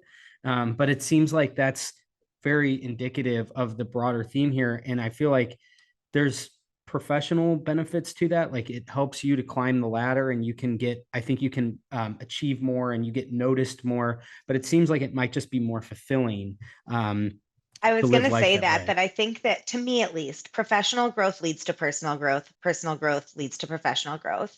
If I'm working on my leadership skills, which includes communication skills, I would say, then I think all of my relationships professionally and personally will benefit. If I learn how to be a more active listener, all things that lead to good leadership, but also in a lot of ways, just being a good person. Um, and something else that you touched on that I really thought was interesting is the being able to volunteer is a privilege. And you're right. I'm lucky that I don't have to work two jobs to pay my bills, or the fact that I'm child free by choice gives me more time to give to these organizations. I also think it's important for all of us, myself very much included, to remember that volunteering isn't a competition. Just because somebody else volunteers on 5 committees doesn't mean that your one committee of volunteering isn't giving just as much to the profession. I don't think it's about hours or number of committees or how long your CV is or anything like that, but really just making sure that you're trying to give back in some way. Do you think that sticking on that point a little bit with, just giving back in some way, like I feel like sometimes I try to put myself in the shoes of somebody that is like, they hear this, they're interested in, but they don't know where to start. What are some good places to go to even kind of understand what kinds of opportunities exist? Is it all like within I guess it's all up to you in terms of what you want to do, but do you have any advice for somebody that would come to you and say, I'm kind of picking up what you're laying down. I want to do what you're saying here, but where do what kinds of opportunities exist? Maybe outside of just the run of the mill, like you can join your state chapter or whatever that might be. Um, so state organizations obviously are a great place to start because a lot of those decisions that impact our scope of practice are made at a state level, and just ensuring that your membership is getting what they want out of it. But you could also reach out to the local AUD programs and see if there are students looking for mentors, or if you can guest lecture in somebody's class. I know that there are professors who post on social media when they're looking for audiologists to help with practice interviews for students. Those are just some of the examples. I love both those. I mean, mentorship in particular, I think is so big. Like, I wish there was more of a, like, that seems to be an opportunity, maybe even a commercial opportunity, is somebody could create a program that's all about like, basically matching people to a mentor. Because it seems like so much of this is, there's a lot of wisdom to impart. A lot of people are like, you kind of learn through experience, and it's like, that would be really beneficial, I think, collectively to the profession, if some of that wisdom can be imparted rather than people have to like, just go through the exact same experiences. So that's a really, really good one that you touched on there. And I love the idea of guest lecturing. I mean, I think that, again, kind of like where in today's day and time, like what's really exciting, I'll go back to the episode that we did together. That one came to be because you approached me and you said, like, I have this topic, you and Natalie both were like, we would like to basically do an episode and on this topic. And I think that's really exciting in from a macro view, is like, you can kind of develop your own thing that you want to be branding as, like, you can kind of, this is the thing that I'm really passionate about, whatever that might be. And it gives you the ability to kind of establish a little bit of a platform for yourself of like, I'm trying to kind of build expertise around this particular subject matter. And maybe it's like I want to go on a podcast, or it's I want to do something on audiology online. So I think there's like some really cool avenues that you can pursue for that initial building block. Agreed. And I also think that it's something important to keep in mind is your mentor doesn't have to be an audiologist. If you're looking at starting a private practice when you graduate, or you're 20 years in and looking at starting a private practice, find somebody with a business degree if you're unable to find an audiologist who's able to mentor you. Or if you're really interested in the marketing aspect of it, find somebody in marketing who can mentor you. Because audiology, we always talk about how small it is as a profession, and it is, but it's also really big, and there's space for all of us to carve out our specialty, our subspecialty, and it doesn't necessarily have to be directly related to audiology. We talked about how negotiations, mentorship, inclusivity, all of these are parts of healthcare that we should be addressing as a profession. Could not agree more. Well, Ashley, this has been really great. I really appreciate you coming on the podcast. It's been really cool getting to know you through this and kind of following along with what you're focused on and what you're doing. And so thank you so much. And congrats again for, making it into JFLAC. That's just a really, really cool accomplishment. Thanks, Dave. And thanks for having me on again. Absolutely.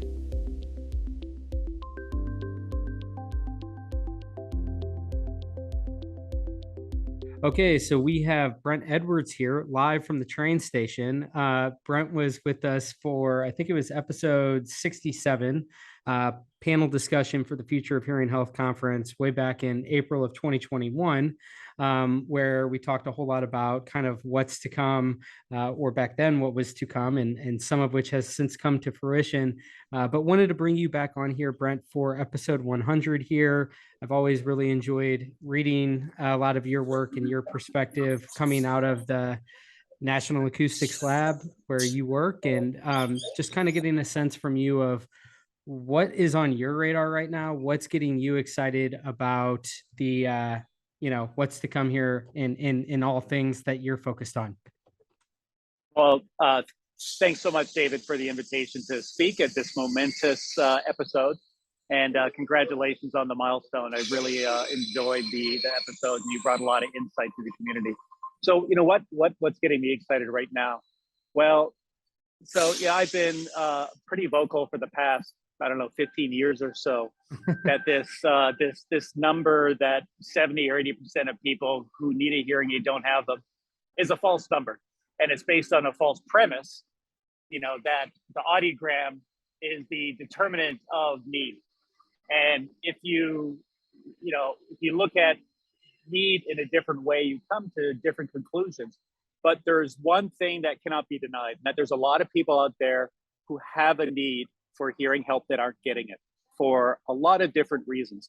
So what gets me excited is the opportunity for all of us to help people who have hearing difficulty but aren't getting it through traditional mechanisms. And I'm not just talking about OTC, even though that's one of them.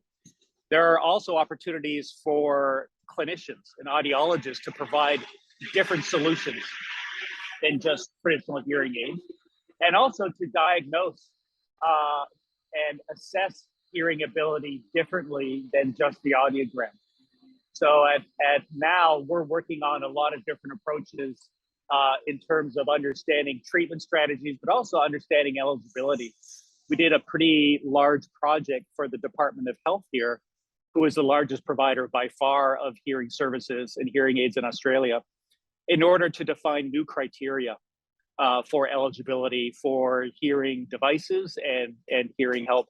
And I think the key theme that's going to be persistent over the next decade is not just new approaches to devices like OTC or AirPods, but new approaches to thinking about hearing ability and measuring hearing need. So either people can service themselves, but also so clinicians can service people who right now are standing on the sidelines and not being helped.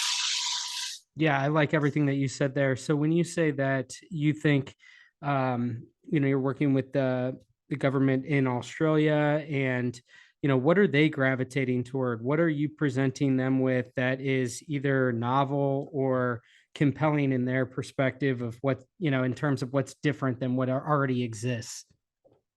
Sure, and I'll give you a little bit of context. So the Department of Health spends about over 800 million a year on hearing aids and hearing services for Australians, and they solicited an independent panel to assess the program and make recommendations for improvements. Now, I talked with them early on, and one of their thinkings was they need to increase the threshold for eligibility of the pure tone audiogram. So right now it's PTA of 23 dB, and they are thinking, well, who recommends 40? So maybe we should increase it to 40. Now imagine how many people would be left out of hearing healthcare if there were a dramatic increase in the level of hearing loss needed to be eligible for hearing services. So I spent some time talking with them and providing evidence that the audiogram is actually a poor indicator of hearing need, and that there are other life aspects. The impact on your lives. You could have a measurable hearing loss but have no impact on your life. You could have a minimal hearing loss but be greatly affected by your hearing dysfunction. And it's a dysfunction that isn't captured by a pure tone threshold. It's a dysfunction of some other thing, possibly measured by a speech and noise task. So they were quite interested in this concept because it fits right well with person-centered care, right? How is hearing loss affecting you as a person? How is it affecting your quality of life? And quality of life is a very big term in healthcare when assessing treatment strategies and investments. So I think that resonated very well with the panel, who consisted of MDs, and with department, who again are thinking more holistically about the needs of all Australians. Do you see the pure tone audiogram as sort of being something that we'll eventually look back on, and that will be one piece of the puzzle? But do you think that that's part of the renaissance that might be occurring or is imminent in terms of just diagnostics and how we're speaking to hearing loss, broadly speaking? Well, a pure tone audiogram is useful for a couple of reasons. One, it does give an indication of insult to the cochlea, and it tells you how to fit a hearing aid if you go down that path. But again, it's not well correlated with need or potential benefit for devices. So we're working on a strategy to provide additional tools for clinicians in addition to the audiogram. One of the advantages at NAL is we're associated with Hearing Australia. We're a part of Hearing Australia, which has almost 200 hearing clinics across Australia.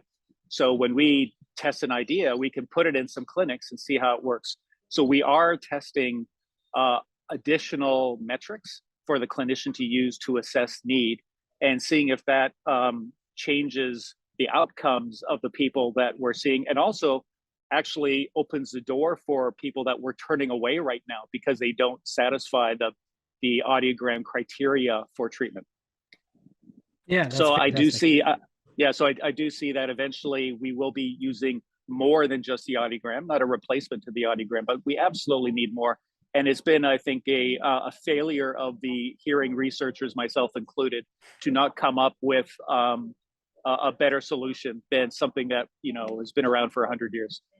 Fantastic. Well, Brent, thank you so much. I'll let you catch your train, get on with your day there in Australia as my day sort of ends here. So thank you so much for coming on the 100th episode of the Future Ear Radio podcast. Appreciate it.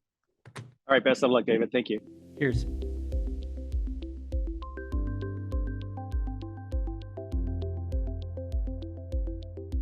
All right, so we're joined here by Kat Penno. Kat, you've been on the podcast just as many times, I think, as Andy Bellavia. I think you two are tied for the lead in terms of most appearances on the Future Ear Radio podcast. So thank you so much for thank you so much for being a part of the podcast for the first 100 episodes, and for being here for episode 100.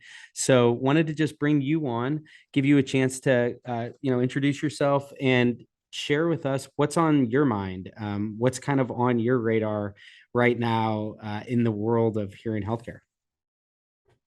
Well, first of all, Dave, getting back on it, congratulations. 100 podcast episodes is no mean feat. So that's huge news to celebrate, and I'm honoured to be here. Thank you for inviting me on. Look, I really enjoy the conversations you and Andy and I have. I feel like we've all been quite progressive. So these last couple of months, I have not just a couple of months, I should backtrack. Since I've been in this profession, I have always been quite client-centered. So I've jotted down a few notes that I'd like to present today, and this is where I see the holistic future or the broader future of hearing healthcare, and then healthcare in general. I think these points will be applicable to.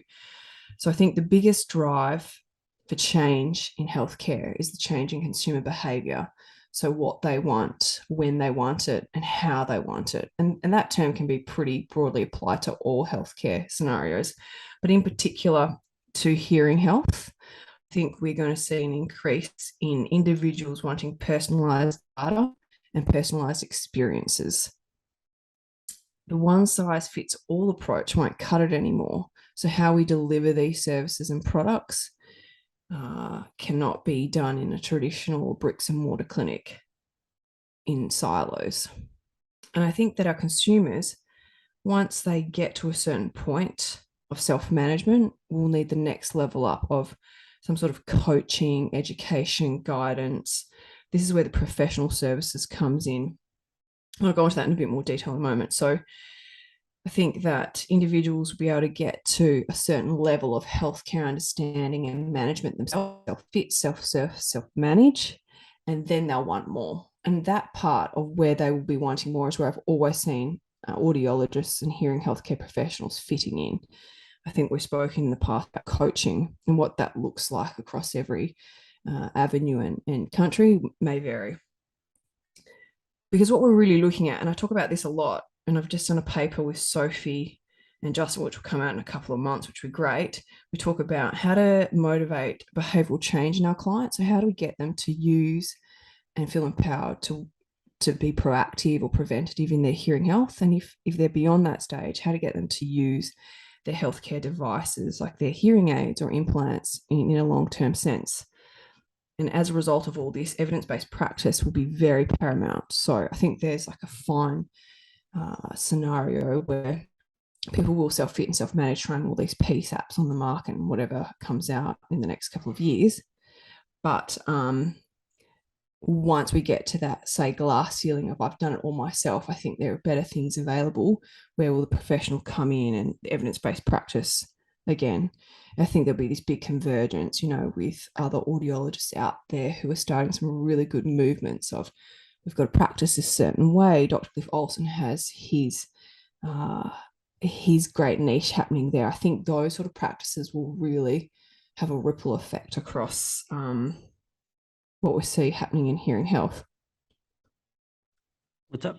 On top of that, so that's one point. So the change in consumer behavior, we're already seeing people wanting to wear more devices, which lends to another question. We speculate this a lot in our industry at the moment, but what about the mass normalization of hearables and hearing aids? When is that going to happen? In the next 3 to 5 years is where I'm still hypothesizing this, but I said that probably a year or two ago with you and Andy. I think there will be a mass normalization of a hearable device on ears, but we're certainly not there. So I think, 3 to 5 years from now, maybe 2025 plus, I don't know what that looks like. I think everyone's speculating. Everyone's really excited about this OTC Act to a certain degree, but it's a lot harder than we think, I think that hearing technology will continue to converge.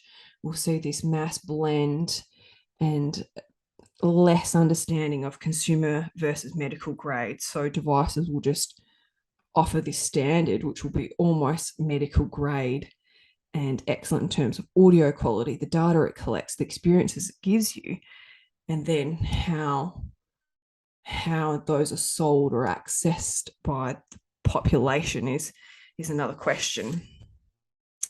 So, and I think with all these three main points, so the change in consumer behavior, the blending or convergence of technologies or the hardwares, where does professional fit in? So I think audiologists and hearing healthcare professionals will be in great demand over time.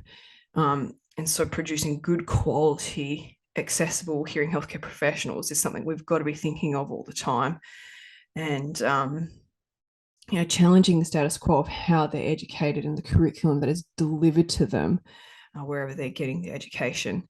And then at the same time, Dave, I always think, is there going to be a stagnation or a demise of traditional bricks and mortar clinics? And, as consumers have this increase in demand of convenience, how do they access everything I've been talking about to the most effect that they can?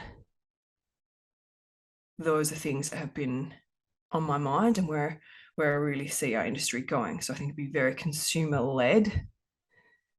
I think there will be a big change in individuals' behaviors, our consumer behavior, in what they want to engage in.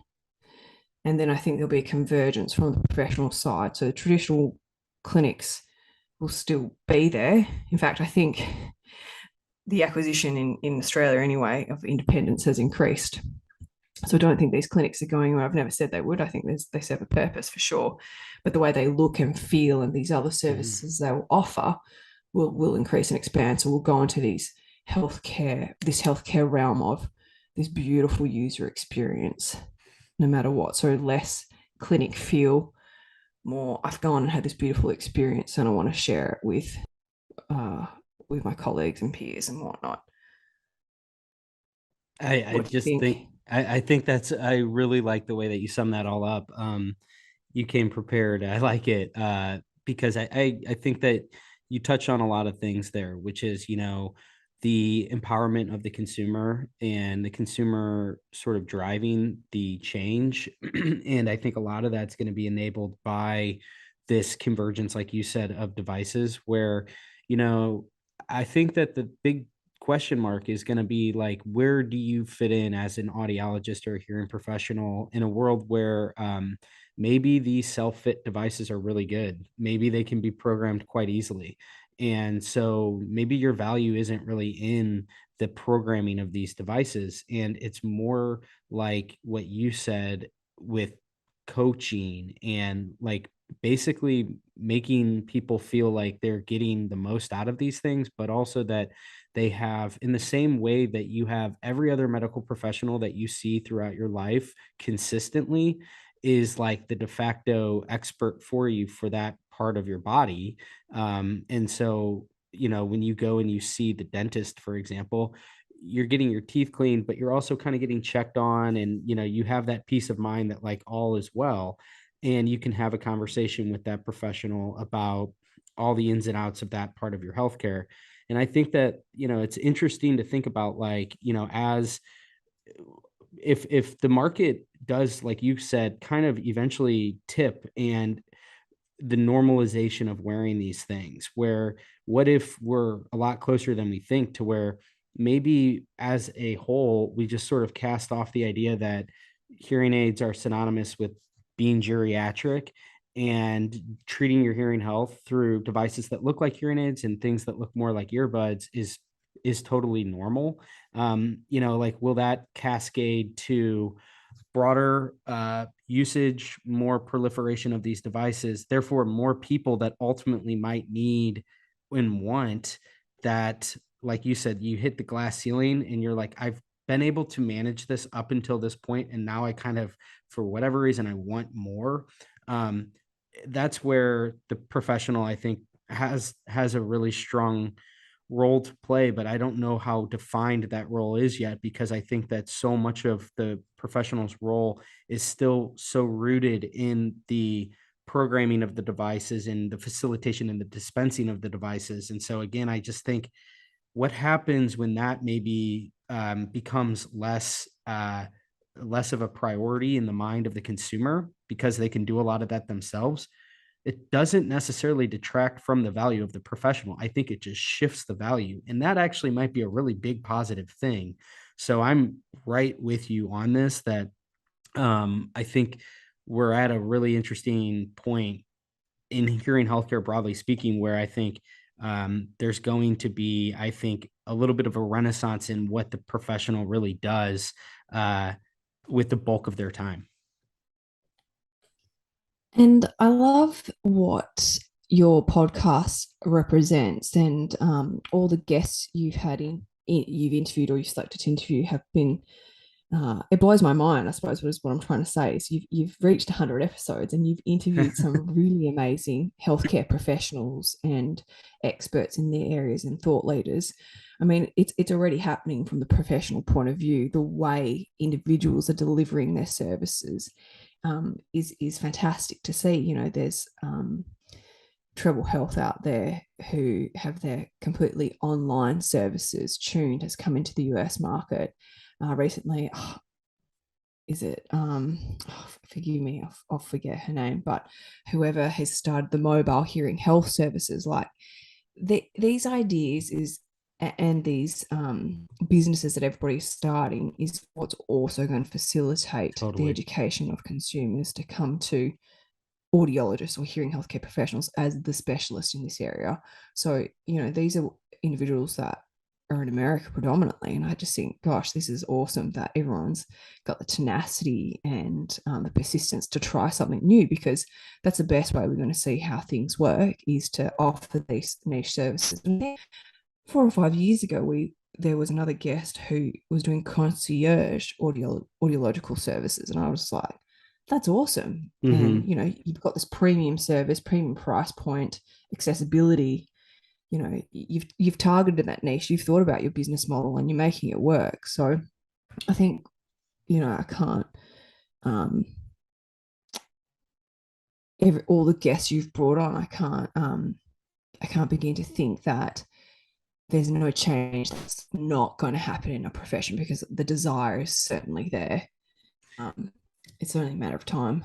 Yeah, the thing with, you know, this podcast has been that it's like the really interesting and cool thing about it has been that, you know, there was a time when I wasn't nearly as connected and familiar with who was who, and so you know, I did an episode. I found you, I found Andy through Twitter, and so I think all of us sort of found each other online, and then formed actual relationships with one another, and we've had great dialogue. And I think that has sort of served as a little bit of a magnet for more people to kind of come into the fold. And a lot of these people, you know, now we're really well aware of. And for me, I couldn't agree more with you that probably the thing that gets me most excited is knowing that there's some really, really smart people that are doing innovative things that are actually going to not only be, I think, really powerful for their own customers, but because we live in these times where we're kind of like all online and it's pretty transparent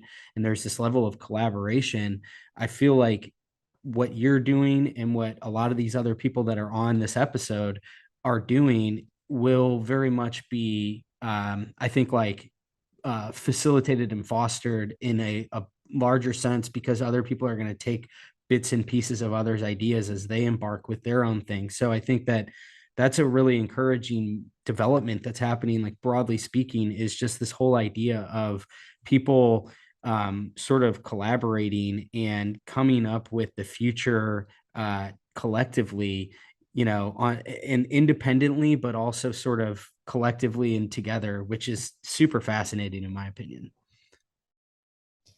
And to add that before we wrap up, I'm also, it's really cool to hold these spaces and have these discussions where we inspire each other and work together. I think it's awesome. It's also going to be really interesting to see where the big players in this space come from and maneuver and go, because there's already been a lot of changes and pivots, not just from the hearing aid manufacturers, but the bigger consumer brands coming into this space. So I definitely look forward to doing our annual wrap up with the three amigos, you, Andy, and I. Absolutely. And then having a good debrief on that later. But thank you so much for your time, and congratulations on the 100 episodes. That is sensational. Thank you, Kat. I really appreciate all the different chats that we've had, you coming on the podcast all these different times. It's been really, really fun doing this with you. So thank you. And yes, we will definitely do a Three Amigos chat later on this year.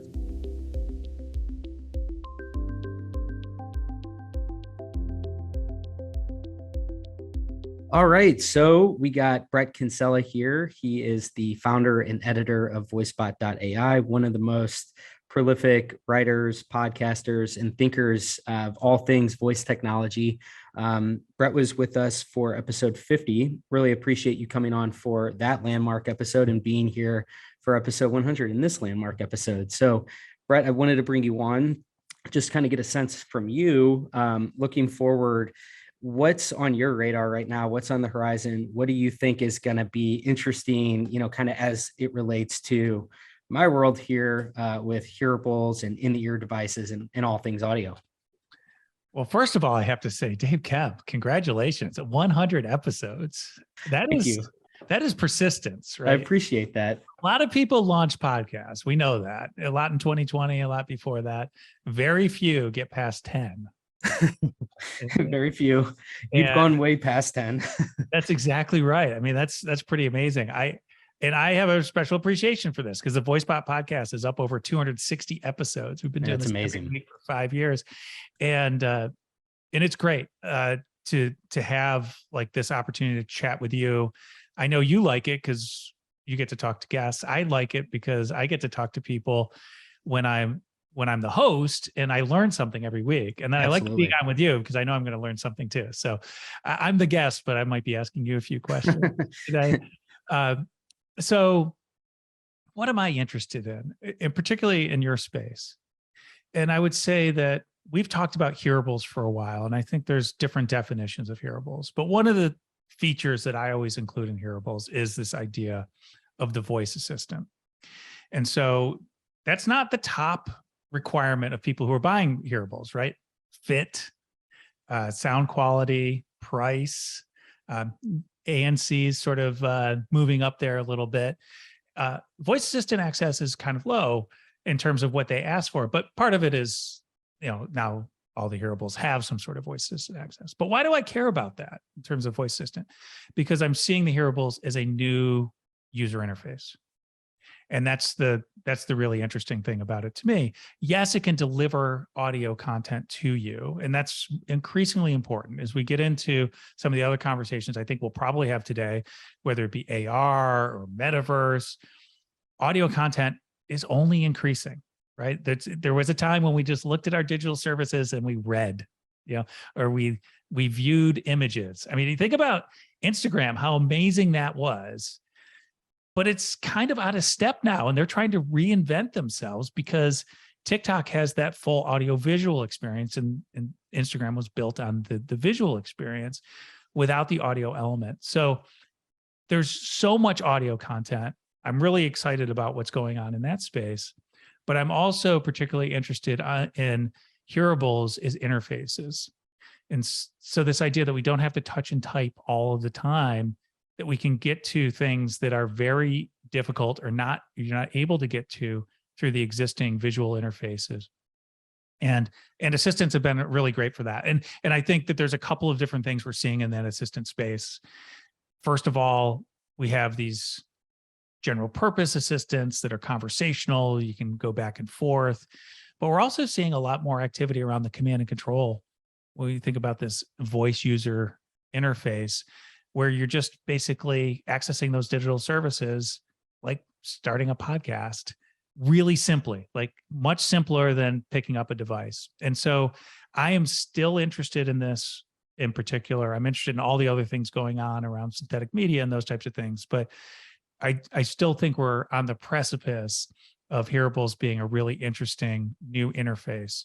And it hasn't moved much over the last couple of years, but it seems to me inevitable that it's going to increase its level of necessity for a user.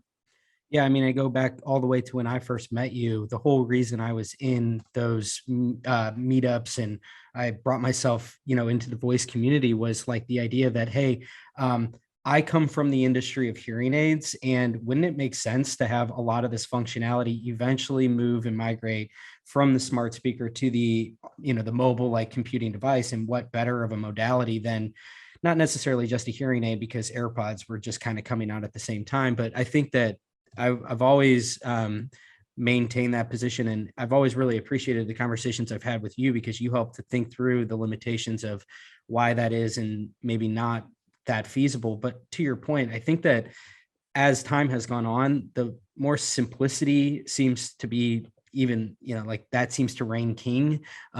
Whether it's just starting a podcast, like you said, or just some kind of one single sentence that you're trying to do, something that maybe takes a minute with your phone, not a full minute, maybe 25 seconds, you can do within 3 seconds, but it adds up over the course of the day. The other area that I've really found your take to be very interesting is around kind of the future of media. You had just mentioned synthetic media, but just this idea that the whole web itself is now becoming digestible in different formats.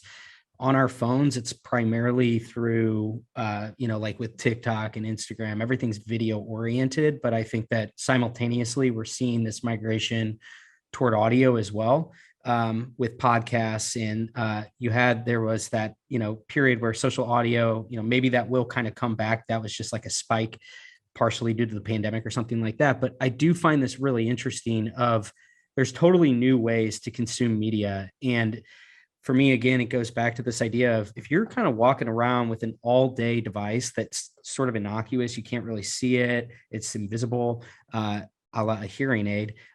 It seems like, man, that's a really interesting use case that I think is only gaining steam into the future. And I'd be curious to get your take on how you see more formats of media moving in that direction, where you have just different kinds of ways in which you can consume media via your ears, more or less.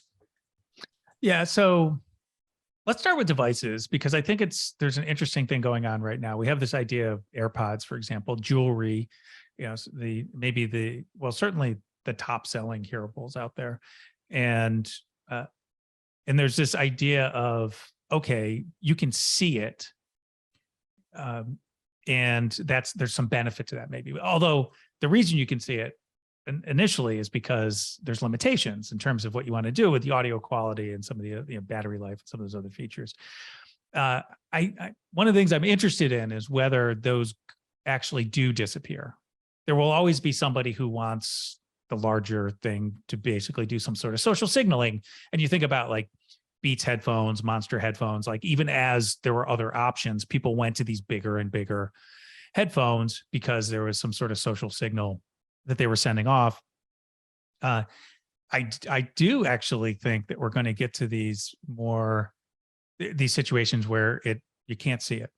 And this is where the hearing aid industry, I think, has an opportunity to become a consumer product company as opposed to a medical device company, which is probably not what's going to happen. It's going to be the consumer product companies are going to like get into that space of like, smaller and smaller hearables that you can't see.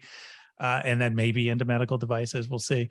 But I think that's really interesting, because we're just seeing that evolution of the hardware and social acceptance of the hardware, which I think is just as important as what's going on the other side.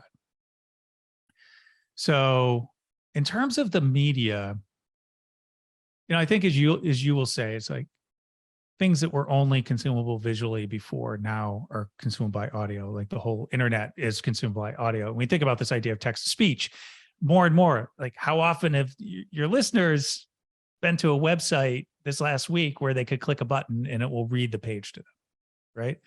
Now, I think in general, those are bad experiences, but it is available now. And that's something that didn't happen in the past. And there's no reason why we can't have solutions like GPT-3 and these large language models going through, scanning full websites, and then doing a synopsis of what's on those, and doing that with its own language model to understand, to like maintain in context. So think of people in the US and some other places might be familiar with the Cliff Notes versions of books, right? What's the Cliff Notes version of websites? So I think that's really interesting. For many years, I've helped people with branding. And one of the things I always do if it's a company in branding is like, look at all their competitors. And it's like, how do you figure out what a company is saying on a website? Ultimately, a word cloud turns out to be the best way to do that. So you just say, okay, so what are they focused on? What's their top level messaging? And it's almost impossible to figure that out just looking at them, because they all have different layouts. You have to scroll multiple pages.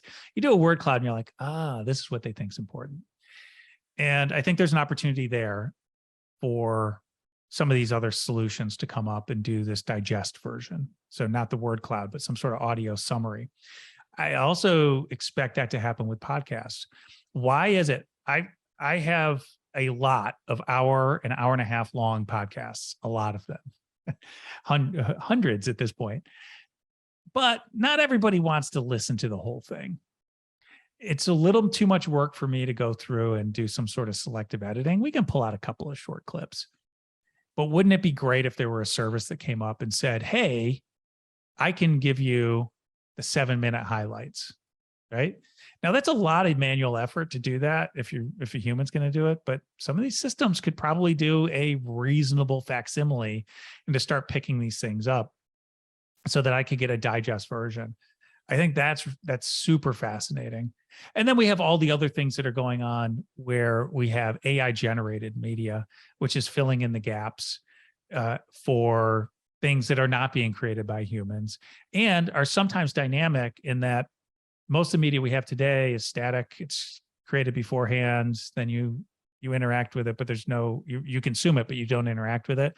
Now we have all this thing around interaction. So I hit on a lot of topics there: hardware, dynamic media, right? So I just think we're at the precipice of something that's really interesting, and audio is more important yet again than it was a decade ago. I think as we brought on some of the mobile listening, audio became more important.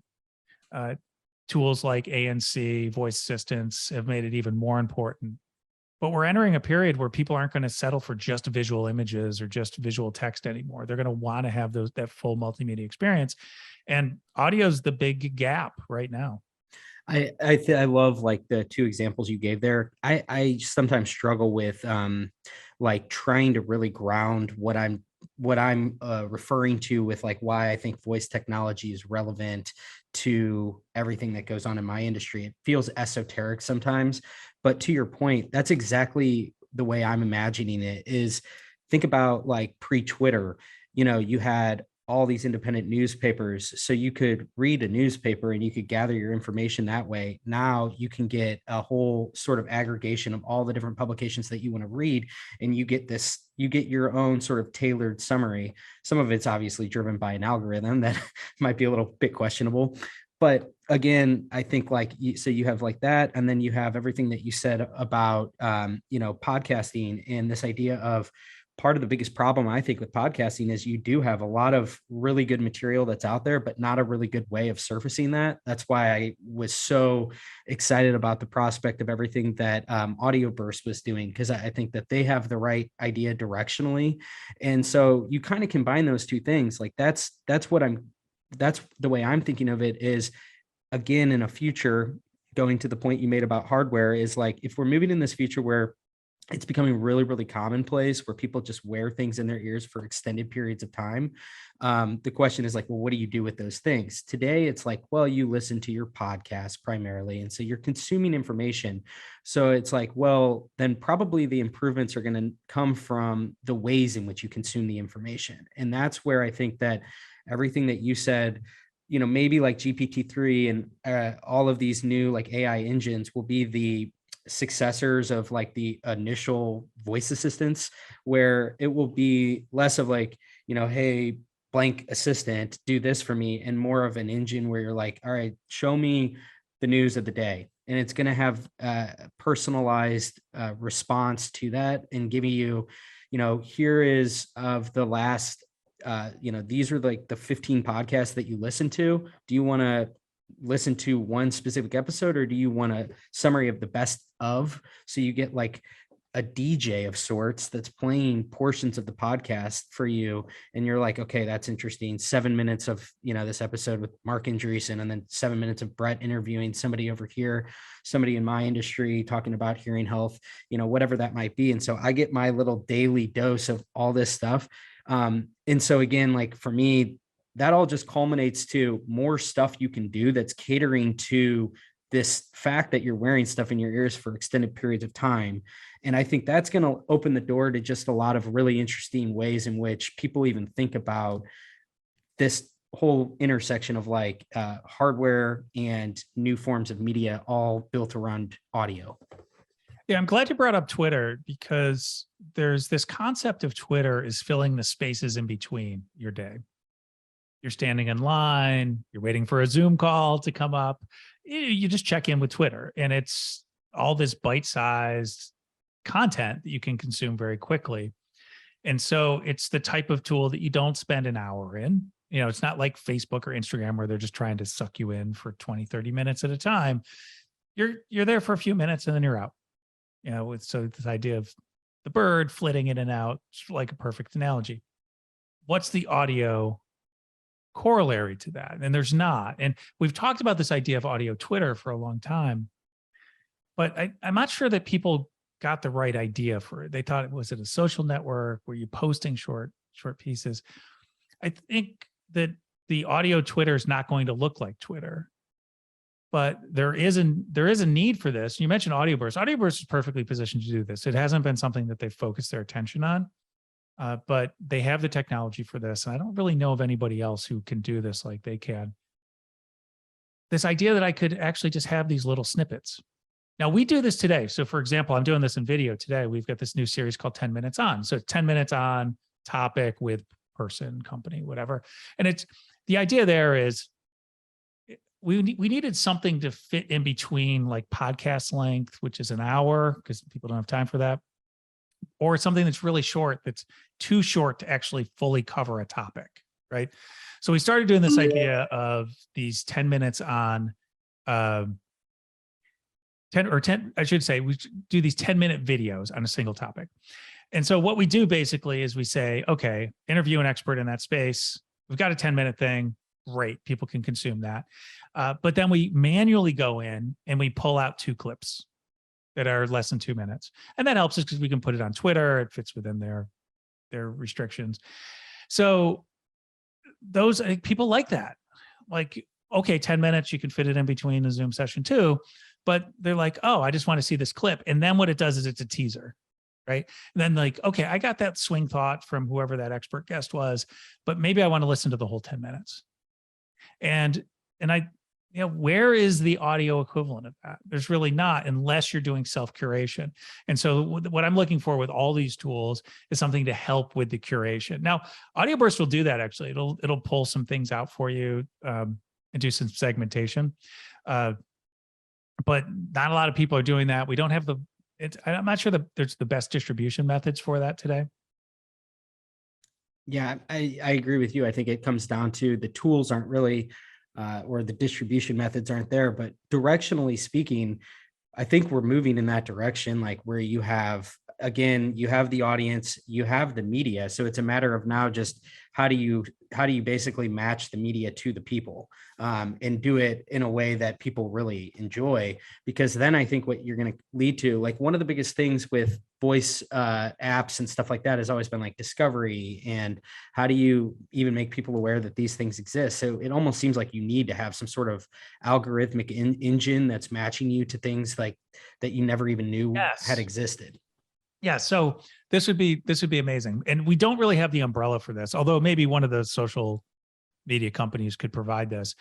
But so let's say we did have the shorter bites that are tied to the longer pieces.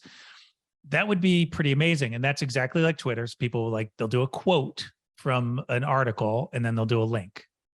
I like the quote. It interests me. I click through. I have the opportunity to look at the full thing. So let's say we did have these shorter bite-sized audio nuggets.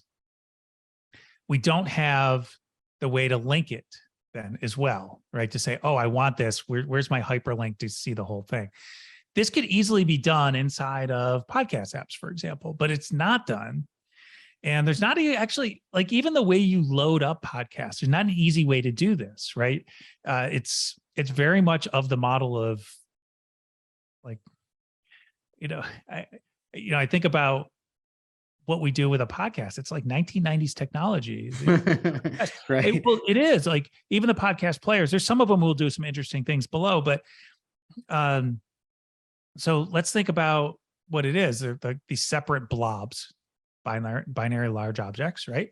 That like there's no intelligence around it unless I like add tags and things like that. But what I would really like is why don't we have like the Amazon algorithm? People who bought this bought that, right? Or people like you right. are also interested in that. And so I'm listening to a podcast and maybe I listen to a section again or something like that. Why doesn't it pop up like, oh, this topic came up somewhere else? And here's like a 2-minute clip of that. So maybe we'll never get there. But I do think it's a really interesting application that people would inevitably adopt. Because if they're consuming audio media and then you just give them, it's like Spotify, like will give you recommendations. That's who I was thinking of. Is they seem like they're sitting on all this data. They would know if you went back. They would know if you've shared this with your friend. They already show most shared episodes, so they have a lot of this data.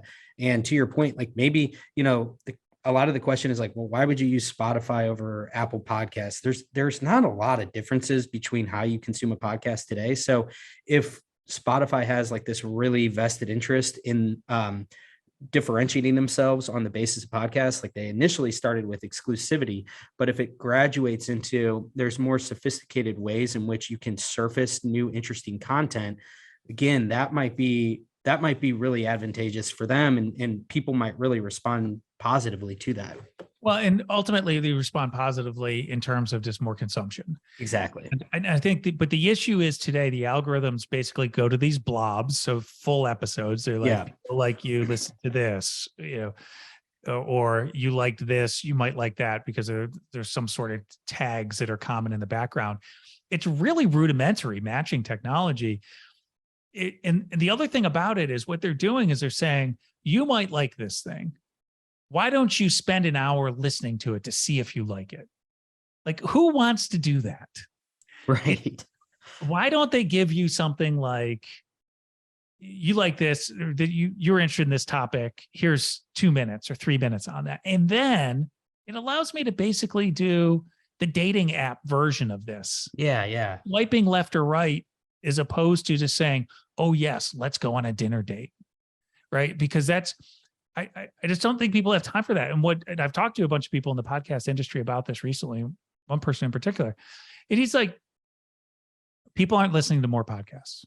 Their total time consuming podcasts is flat over the last couple of years at this point. So if you want them to listen to your podcast, they have to displace something. How do you get them to do that? Totally. Right? And one of the things you do is like, oh, I have an amazing guest, right? Okay, well, I'll listen to that podcast for that guest. And if I really like it, maybe I'll listen to a couple more. Yeah, for sure. But like, that doesn't always work. And really what you want like the short snippet. You just listen to something about Harry Styles, right? Or you just saw this thing with Elon Musk being interviewed. Here's another place, but let me give you the 2-minute clip or the 5-minute clip even. Like people would give you 5 minutes. Maybe they'd give you 10. They'd give you 5. In the video space, I think 2 is probably about right. But in the audio space, I think they'd give you more time. But I personally, and maybe I'm not the quintessential user here, but I personally am not like, oh, I want to spend an hour with this thing. I don't know. Mm-hmm. I don't know if I like the host. Is the host a good interviewer? Is this going to be something I haven't heard before for this subject that I'm interested in? I don't know. Yeah, all really, really good points. Food for thought. I always appreciate, though, your thinking. I just want to say again, thank you for supporting the podcast, coming on. This is the second time you've been on, but really, really great to catch up with you, Brett. Definitely an interesting space to keep an eye on, because I do think that we're really at it's cliche and easy as a kind of a cop out of just always saying we're at the beginning of this, right? But in a lot of ways, this does feel nascent in a way of, I think, just at least we haven't had all these different building blocks assembled, at least in the way that they're assembled today. So it's really just cool to hear your thoughts on where this is going and how it's all going to, I think, be in part relevant to all the things I'm focused on with my industry. Yeah, absolutely.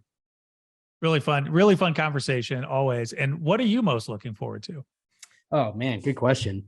I would say I'm really excited about the idea that people, I think, are actually going to want to wear hearing aids. And I think that there's a lot of facets to that. I think that they're going to get, I think, considerably less expensive.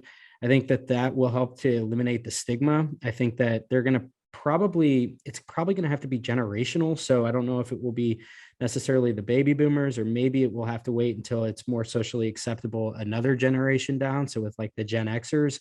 But I do think that almost as like kind of a secondary beneficiary, I think that hearing loss is so pervasive, and it's a really bad thing, but it's so hindered by the stigmatization of treating your hearing loss because of the baggage that is associated with wearing a hearing aid. People feel like that just signals I'm old, I'm feeble, whatever that might mean. And so I think that if we can change the narrative around that, because people genuinely want to wear these things because they're so much more dynamic and multifunctional, as a result, I think that we're going to see that people are almost unbeknownst to them going to be suited to treat their hearing loss, and more and more people will be open to that idea, I think. Absolutely. These devices, particularly the ones that you can't see, or are, essentially invisible unless someone's really looking for it. I suspect that there's a lot of people who are young who have no hearing issues at all.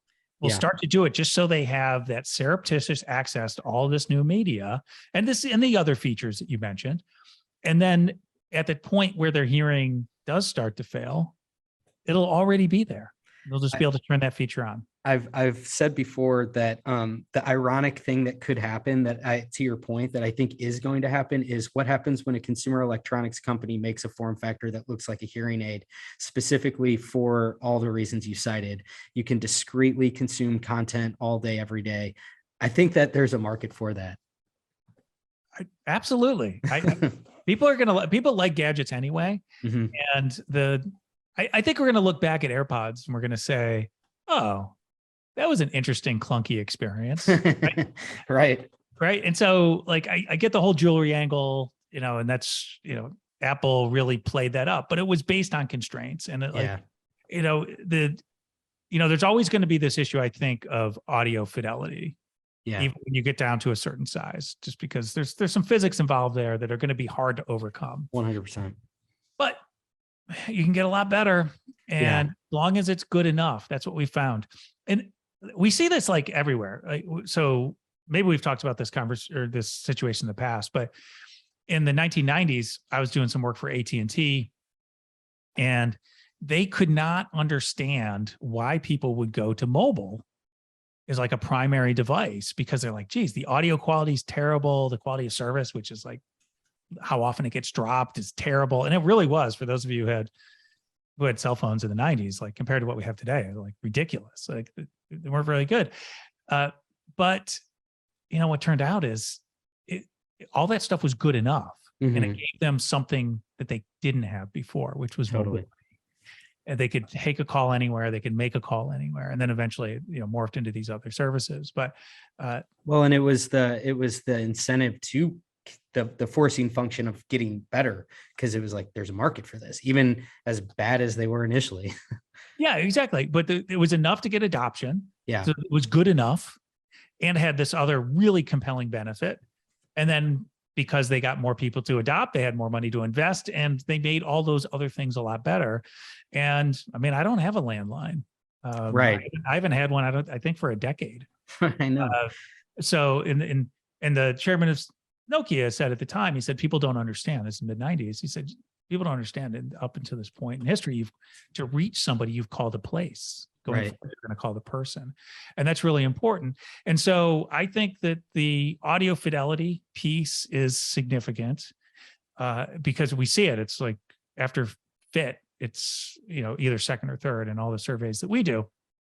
And so you're not going to quite get there, but if you get to the good enough, and it's got the comfort is number one. And I still think that some of the hearables we have today are just not comfortable enough. Right. In particular, you get like that, I don't remember what they call it. It's like that T-Rex thing where like the ones with the really good ones with the earbuds, with the ANC and the plugs, you can hear yourself chewing, and it's just like, right. it takes a while to get used to it. And even then it's not as good as like an open ear method. So I think that people will actually start to adopt it. They'll give up a little bit on audio fidelity for the all day media consumption with that open ear form factor. Couldn't agree more with you. This has been great, Bret. Thank you so much. Thank you for joining me for episode 100. Excellent. Thank you.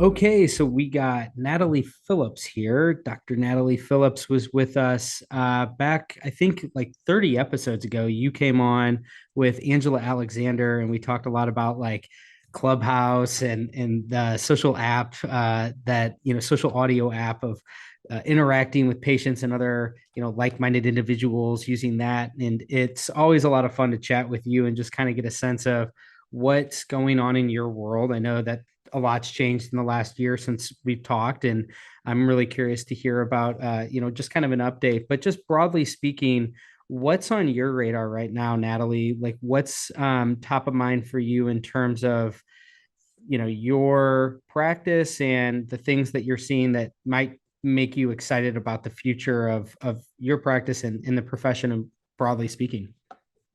Awesome. Thank you, Dave, for having me back on. And yeah, it's funny to think about Clubhouse. It's been about 1.5 years since I've been there, and I'm still there, actually. I'm That's still awesome. there hosting some morning rooms with an excellent group of mods. And I loved when we had our listen here, like it was with a bunch of audiologists, and it was in a club that was called Talk Nerdy to Me, and we would come on. But we've all had different things go different ways, and so we don't show up for that room anymore. But what I love still about Clubhouse is it taught me as an audiologist what was important to me. And so I want to start with that first, and then I'll kind of give you maybe an update on where we are in our practice. But the one thing that I am super thankful for in networking outside of audiology and still being on Clubhouse is that it taught me that connection is huge and super important to me. And when I mean that, before, when somebody would ask me who I was and what did I do, I'd say, oh yeah, I'm an audiologist. I test hearing and I fit hearing aids, and I work with people that have dizziness problems and balance issues and ringing in the ears, sound sensitivity. And then I would go into, yep, we do this and this and this. And it would just be a list of what I did, right? And tests. But because of hanging out in Clubhouse, where I don't necessarily want to have to go through all that, like lists of what I do, I've changed my introduction. And I really, yes, it started with audiology, but it really, again, goes back to who I am, which is all about connection. And so when I introduce myself, I say, I am a connector. I enjoy connecting people to each other. And my day job is an audiologist, where I connect people back to hearing and back to their loved ones and back to their life. And so that's how and I don't say anything else, because nobody cares about like, these are the different types of patients we see, and this is what I do, right? But it is what we do as audiologists, is that we connect people back to life and back to their loved ones. And so I have to thank Clubhouse. I have to thank, just being in different rooms and learning how to talk about who I am and simplifying it, but not really even simplifying it, but really focusing on really what we do as audiologists is to connect people back to each other, right? So I wanted to start off with that first, because I thought that was kind of cool, especially because I was here talking about Clubhouse, and that's really what helped me hone in on what's important to me. And then what's new on the horizon is our practice is up and running. So Dr. Galloway, Hannah Galloway, and I started our practice we opened the doors back in November of 2021.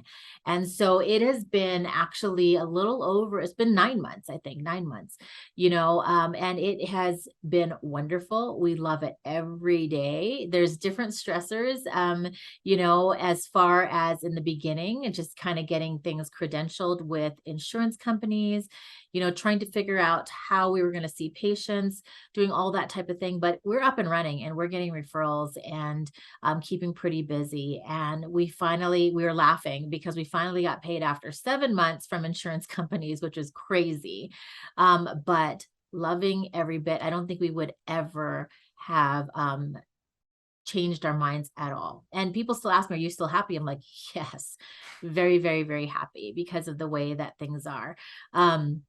But yeah, so we've been enjoying our practice. Just to give people an update on what our practice is so we've started our own audiology practice, but working with ear, nose, and throat physicians, working with surgeons, and pretty much throughout my whole career. And then when Hannah started as well, just kind of being with ear, nose, and throat physicians, we didn't really want to give up the medical side of our practice. And going into private practice, you think, okay, you've got to do hearing aids. You've got to sell hearing aids. Hearing aids are where it's at. And I understand that, but at the same time, it's like, no, we still want to see people for dizziness and balance issues. We still want to see tinnitus and sound sensitivity, and doing babies and pediatrics and cochlear implants and APD and implantable devices. Like, we don't want to give up anything. And so we decided, yeah, that's going to be our practice. Even though it's private practice, it might go slower, it might not, right? I mean, you don't know if diagnostics is going to make your practice go slower. And so we said, no, we really want to keep our referral sources, especially working with one of the best, what I feel is the best concussion specialist and brain injury specialist here in town. And so he has been sending us so many patients, initially for balance and some dizziness, but it morphs into tinnitus, sound sensitivity, hearing aids, APD, everything. And so it's been really interesting to be able to stay afloat as a medical practice and just being and loving it. And now, having more and more referrals, know that we are still the one-stop shop if you decide to send your patients to us. So I'm loving that part of our medical practice as well. Yeah, I think that it's really cool that I like everything that you said there. You really distilled everything nicely in terms of what it means to practice the full scope beyond just the hearing aid. I think the hearing aid is obviously really important, but I think these other things are equally as important. And the diagnostics and being a true, practicing the full scope and capturing all of that, I think is essential to the future of the profession of audiology, really. I mean, when we look at what's on the horizon, knowing that, there's all kinds of threats on the dominant revenue stream being hearing aids, whether it be just new avenues of access, the expansion of big box retail, you name it, whatever it might be. And I just think that the leg that audiology will always have to stand on is its degree and the education and the scope. And so I see this emergence, or maybe it's like a rekindling of some of these other elements like you rattled off that I think we're seeing become commercialized in different ways that are really exciting. And I think just finding new ways to implement different types of diagnostics for things that make your services more holistic. Concussions are a super interesting one that seems to kind of just be coming into focus now, where, that's another, real broadly applicable field that has a lot of ancillary things that I think the audiologist is really well suited for. And again, it kind of I think reprioritizes the question of if you have dizziness issues or you have a concussion or whatever. I think that there's a huge initiative that the audiologist can undertake that will be a decades-long process of conditioning the public into realizing that the audiologist is the professional that you seek out for these kinds of different things, and sort of detaching the connotation that an audiologist is synonymous just with hearing aids, that it's much more holistic than that. And I think that you're embodying that with your new practice to the fullest. And it's really exciting to hear as somebody that's kind of been in the field for a little while, but now doing your own thing. And to hear you say this is the emphasis that we're placing feels representative of where the industry, I think, is kind of moving, broadly speaking, specifically the audiology side of the industry. Yeah, absolutely. And it's like you said, if you didn't have access to be able to do some of the diagnostic testing that we're trained to do, a brain concussion specialist can send you their patient and you could do a hearing test. But I tell you, some of the patients that I've seen, total normal hearing after a car accident or, you know, a concussion or a sports injury or whatever it is.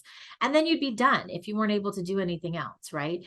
And so typically when we do schedule these patients, we interview them on the phone to make sure we know what their symptoms are.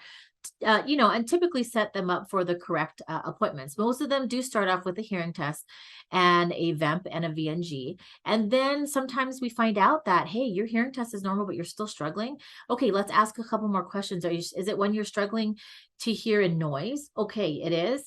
Then let's get an APD evaluation done, right? And we can figure out what's going on so that you can get started on some rehab. Or maybe it's like, oh, there's some sound sensitivity with now some light sensitivity and headaches, you know, a little bit more.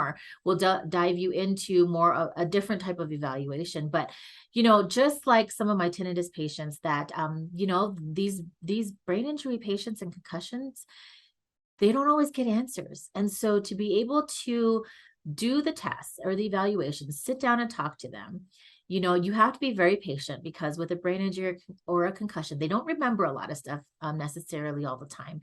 And so really breaking up appointments sometimes helps, being understanding, you know, if they forgot to do instructions, you know, you just reschedule them and schedule them up for another day.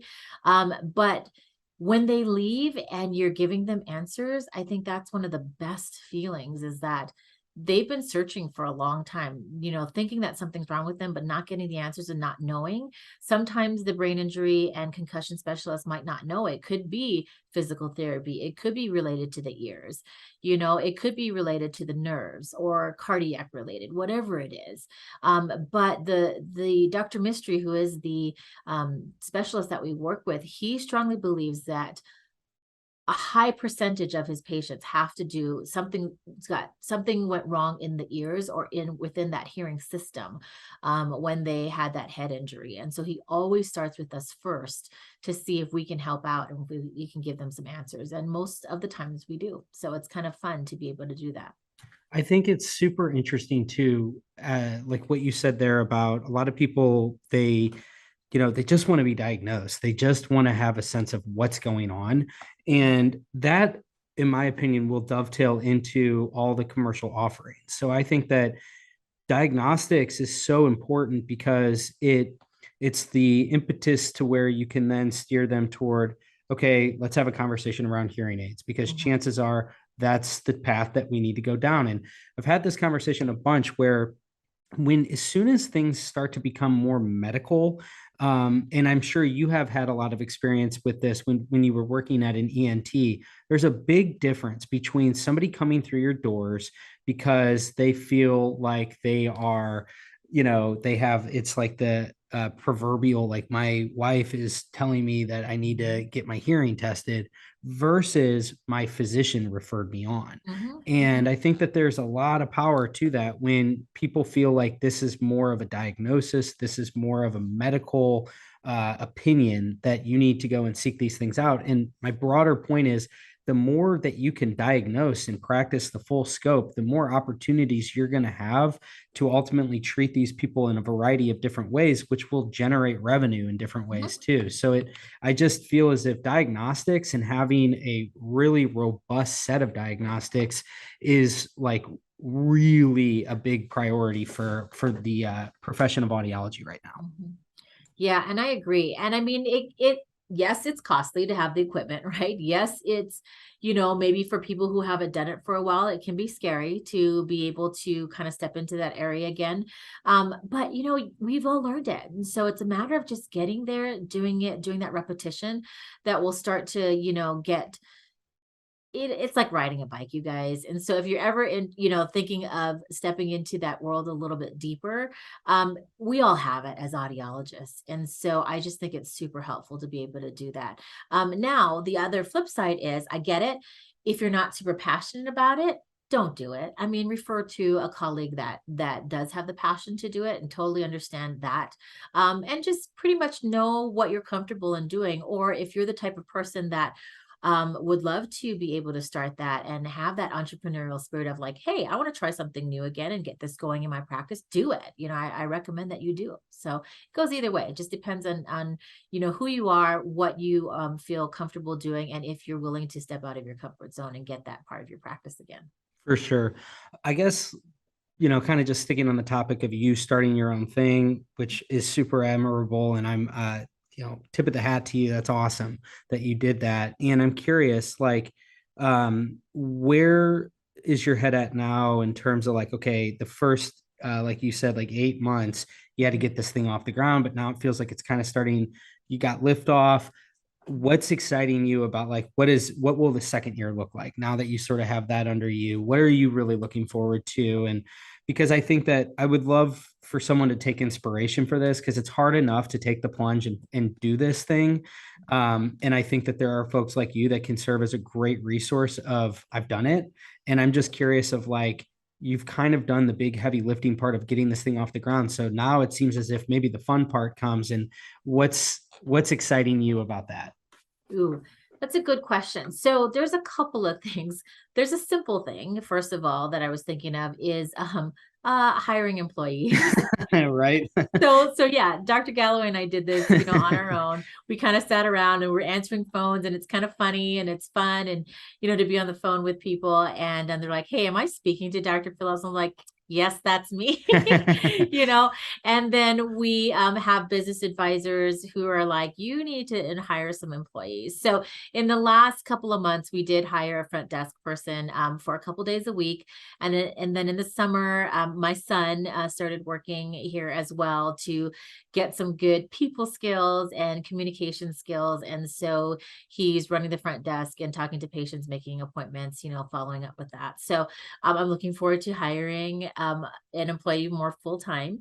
And then also students, like we've always done students before. And with the transition into our own practice, like the one that we had to go back and work on her project, right? Because we just couldn't offer her the patient contact time, especially in the first few months.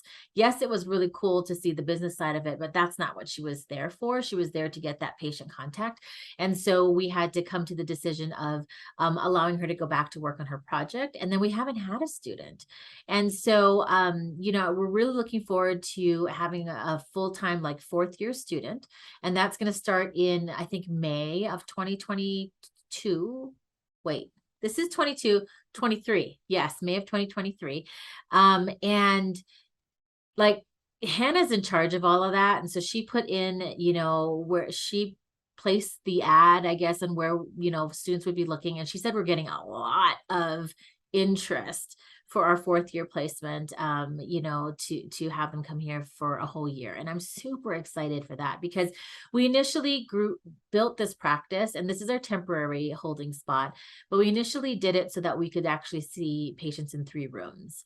And so, right now we're kind of, the 2 of us are between 3 rooms right now, which is totally fine, but we really wanted to see if we could ramp up again. And that's all part of, a business and really growing it. Right. And so I'm really excited to have a student come on board.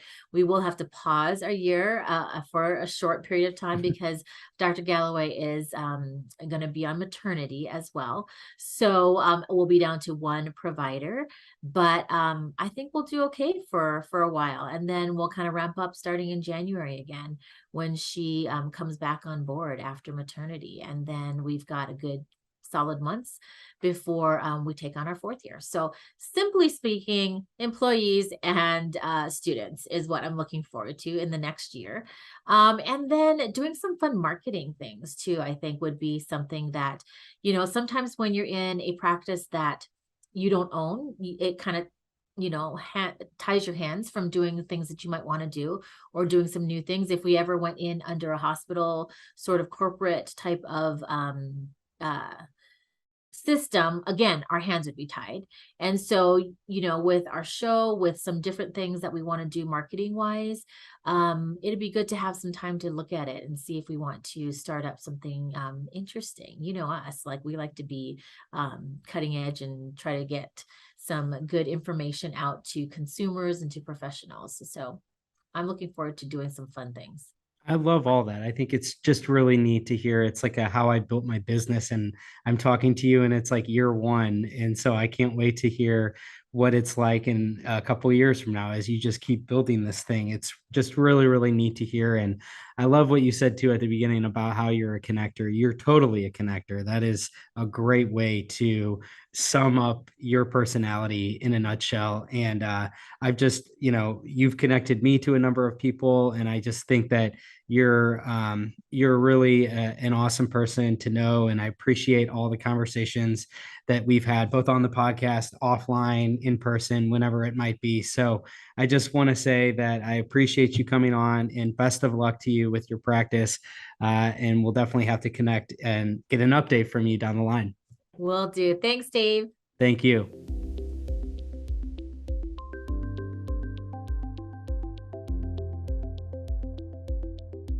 All right, here we are, joined by my favorite Irish-speaking bloke, Geoff Cooling. He's been on the podcast a number of times. Episode 100 would not be complete without him. So wanted to make sure I brought you on, Geoff, to have you be a part of this, and wanted to get, a sense from you of what's on your radar right now, what's interesting to you, what's at the top of Geoff Cooling's mind. That might actually be a loaded question that I don't know if I want the answer to. Yeah. Me and the voices don't fight anymore. We just get on now. I think for me, first of all, thanks Dave again for having me on. I always enjoy our chats. So, but I think for me, like, what's been top of my mind, I suppose, for the last probably year or two is really OTC, self-fitting, and its possible effects on the profession globally. And I know it's played a big part in a lot of people's thoughts, but there's a couple of things that have happened, I suppose, in the recent past that kind of, have made me even think more. I've said all along, or I feel that the way for the profession to continue to be relevant to consumers is actually to engage them in the way that they want, and offer services that make sense to them. And that would include, services around OTC products and, the retail of OTC products, etc., etc. And there's been a couple of kind of, I suppose, what I feel is kind of watershed moments in the last while that are starting to indicate how things are shaping up. I think the first one, or a most recent one, and I wrote an article about it, was the introduction of GN Jabra self-fit hearing aid stroke earbud, right? And that's a really interesting product coming from a major manufacturer. Hello Go from Sonova, and their product, again, they've kind of relaunched that product and they're moving forward with it. I'd assume that they're probably going to launch it in the States pretty soon, pretty much as soon as they can. And again, that's another, it was kind of a decent indication of how the manufacturers feel about kind of OTC products or DTC. And both of those manufacturers have kind of decided that, or it seems to me that they've kind of decided that a blended model approach is the way forward. Hello Go are doing it slightly different, kind of like in Oz at the moment. You can buy a Hello Go hearing aids online. They're relatively expensive, but in the context of hearing aid prices in Australia, they're actually not that expensive. Australia seems to be the last place in the world that gets 10 grand for a set of hearing aids. It's mad. It's crazy. But they're relatively expensive. But what they're doing is they're kind of saying, well, listen, these are the products, great products, blah, blah, blah, but you can have a better experience if you go to such and such. And they're kind of edging people towards their own captured retail in Australia for a service package. And that makes a whole lot of sense to me, because these manufacturers have captured retail, so they can't cut their own throat. And I think for the profession in a wider sense, And I know that, you know, lots of professionals will be out there fucking selling this and fucking cutting our throats. And you know, some people might feel that, you know, getting involved in that, you know, is you know, anathema to them. But I think it's the way forward. I think that our involvement in this kind of blended model will continue to keep us relevant when those people move on to what we recognize as more traditional high technology hearing aids. So that, you know, and I wrote actually a letter to GN told them they're fucking idiots. And they said, yeah, we know them. Because basically, the GN product is slightly different, and you know, and it's priced slightly differently again, and they're forcing people to go to professionals to purchase this product. And you know, I don't, to be with all the best will in the world, I don't think that's don't think that's a good strategy for either GN or for consumers. And you know, while I am a professional, I suppose I've kind of become known as a consumer advocate, perhaps. But yeah, so I think that's not a good strategy for them. I think that, in fact, and I said that quite possibly the product would fail because of their retail strategy or because of the distribution strategy. It probably wouldn't fail because of the product. The product is actually pretty damn good.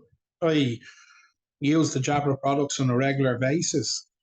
Listen to music, bopping along.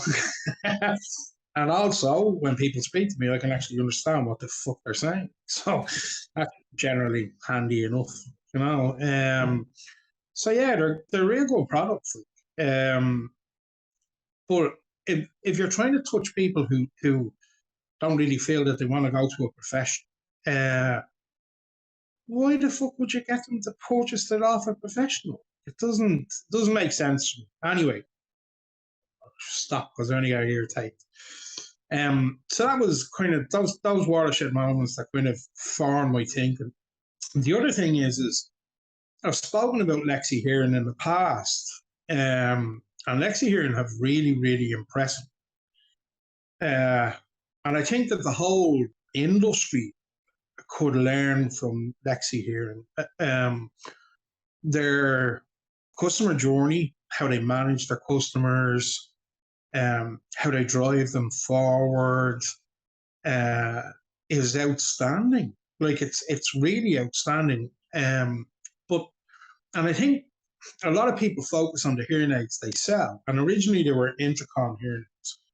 Recently, as we know now, they're selling Bose hearing aids, which is another fascinating thing that I'll come back to in a moment, right? But people focused on the hearing aids, and you know, they weren't great hearing aids.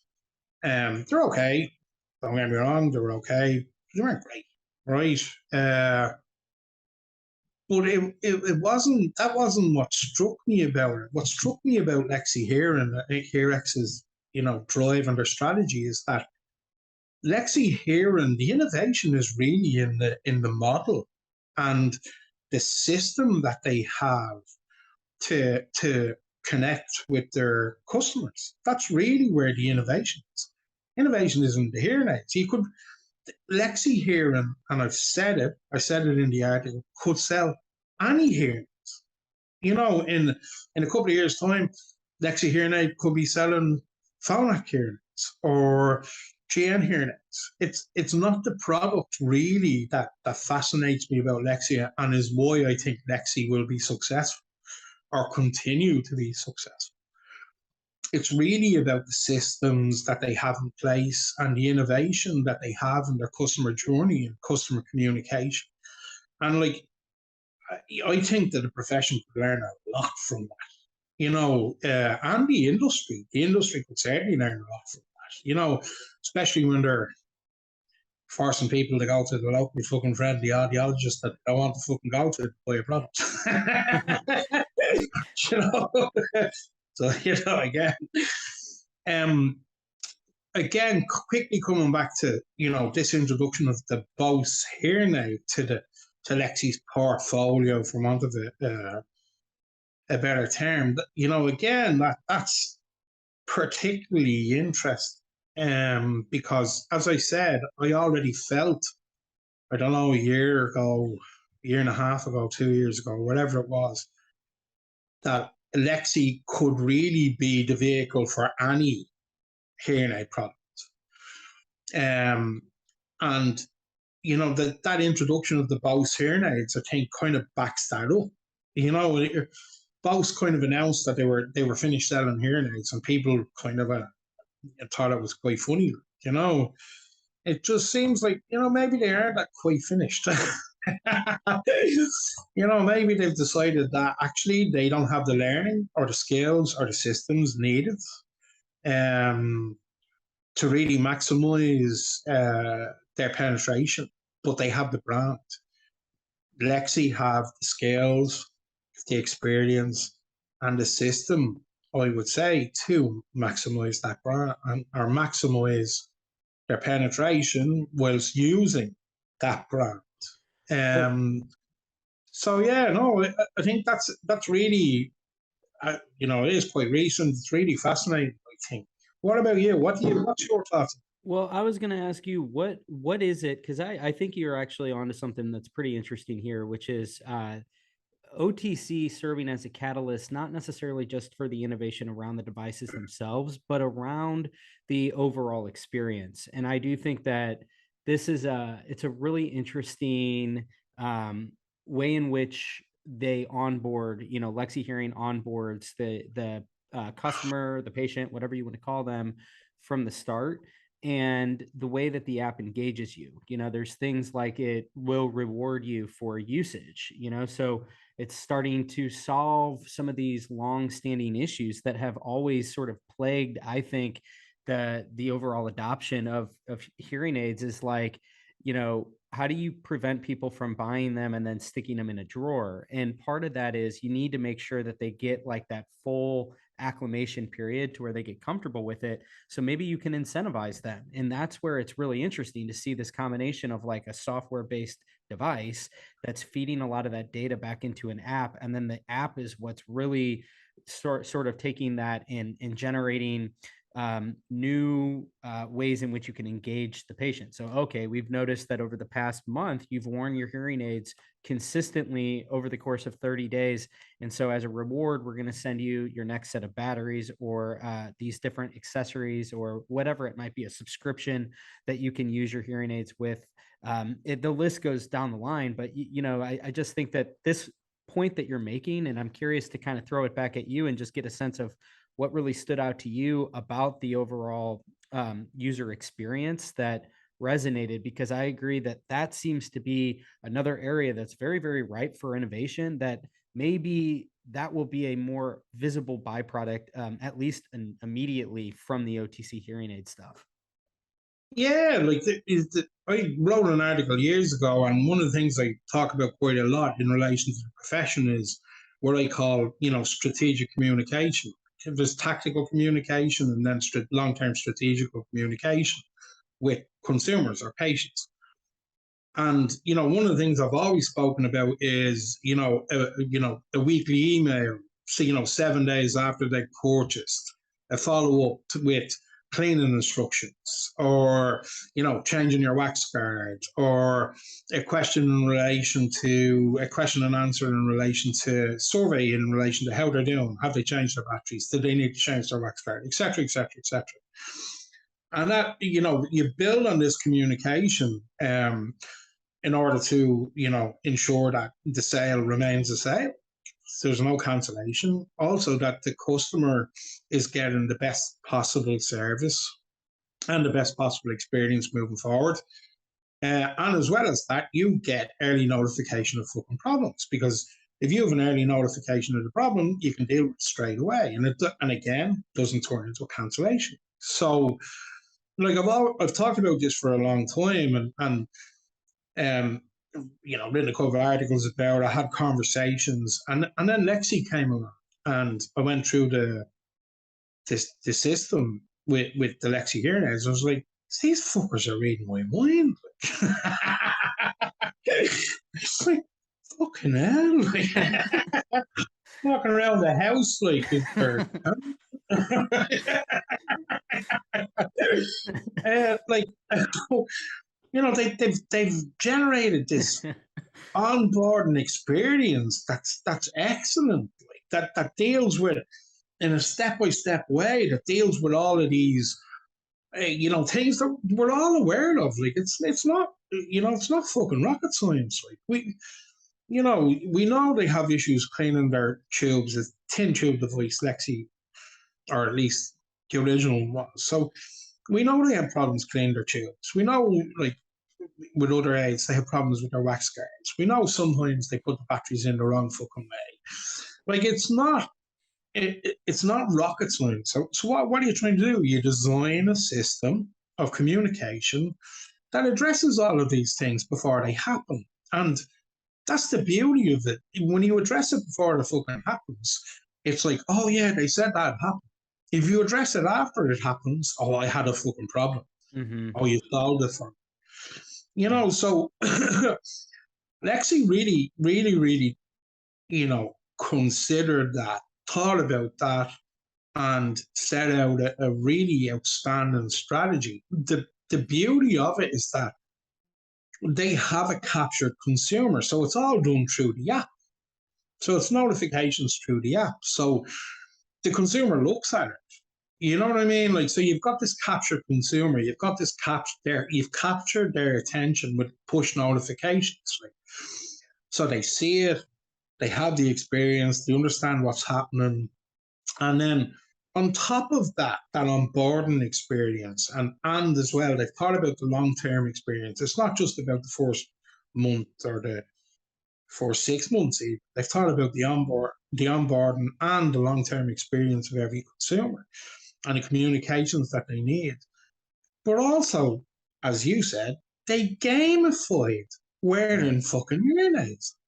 That's what they did. It's like, it's fucking genius. Yeah. Right. So, they're encouraging people to wear hearing aids to get rewards, and it's a game, and you get your points, and building up my points. Yeah. And like it's really outstanding system, and that's where the innovation is. Like I said it originally in the original article about Lexi. Lexi could be selling any hearing aids. And I assume that their mid to long term strategy is to do that.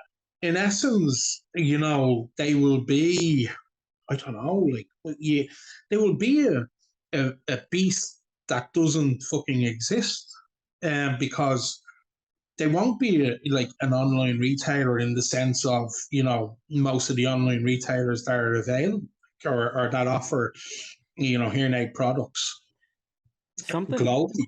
Something I'm, like that's coming to mind here as you're talking is that, think about how this might cascade from the OTC market. That's kind of the impetus where this all sort of begins. And then it kind of moves as it becomes, the market responds positively to this. Well, what do you think the major manufacturers are going to do with their premium, more medical device offerings?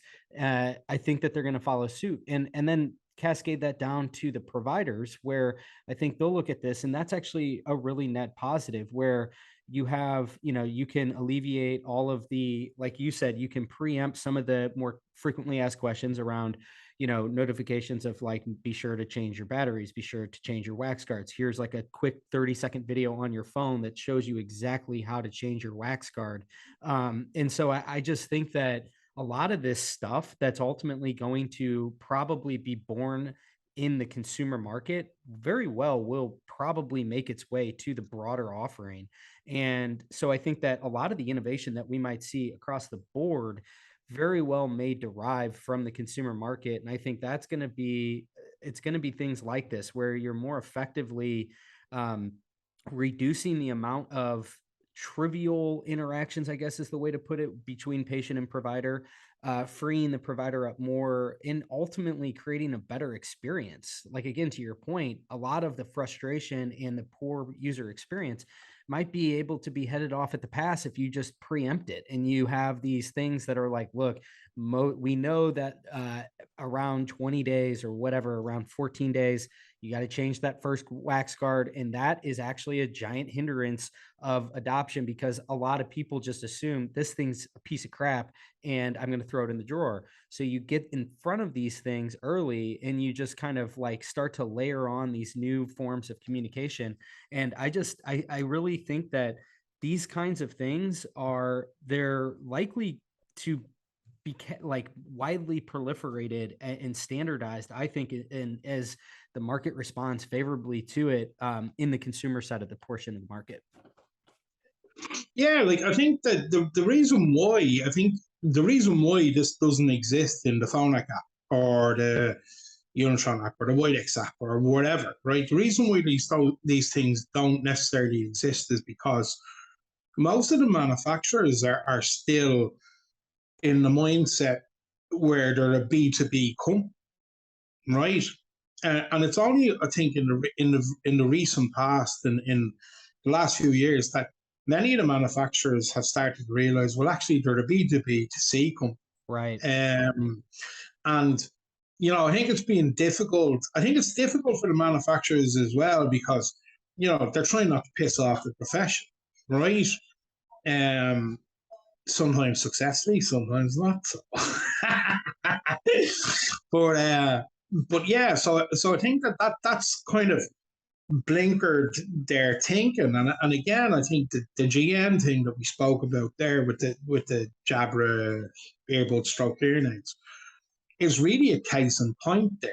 Where a manufacturers realize that consumers want something different, okay, but in introducing that something different, they also have to be very cognizant of the profession who have been their customers. And to a certain extent, I think that they feel that they're shackled slightly in what they can do and what they can't do. But yeah, I think you're dead right in relation to this innovation is happening really in the consumer-facing area, and manufacturers aren't fucking stupid. They didn't become multi-million companies multi-billion companies by being stupid. So yeah, I think that the manufacturers, it's coming to a stage where the manufacturers will have to do something, because it will become a time where they can no longer ignore the elephant in the room. Especially say fucking Apple introduces a new set of earbuds Pro that have not just live speech processing, but outstanding noise reduction and directional microphones, for 300 quid a pop. Or Google's Alphabet's Pixel earbuds are upgraded to be basically exactly the same as the Jabra earbud stroke hearing aids. And that's not fair. That's not far away. Those guys are thinking about that, and it's obvious that they are, because they see it. They don't just see it as a possible way into the health industry or whatever. But they see it as opening access to their products to people, to everybody. You know what I mean? So I think you'll see that it will be a strong driver for them moving forward. Customized audio has exploded in the last few years, right? I mean, exploded in the last few years. Yeah. You can fucking tune your fucking telly to your hearing now, So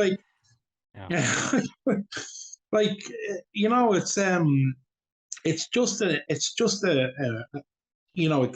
extension of that, an evolution of that, an evolution that makes sense for these businesses, not because they want to focus on the hearing aid market, but because it makes sense to them to serve their consumers, and their wider consumer. So yeah, when those things happen, and I think they will. I mean, hearing aid manufacturers are going to have to be able to turn on a dime in relation to what they offer, the consumer experience that they offer. They'll have to realize once and for all and embrace that the people who buy the fucking hearing aids are their customers. And I don't mean the professionals.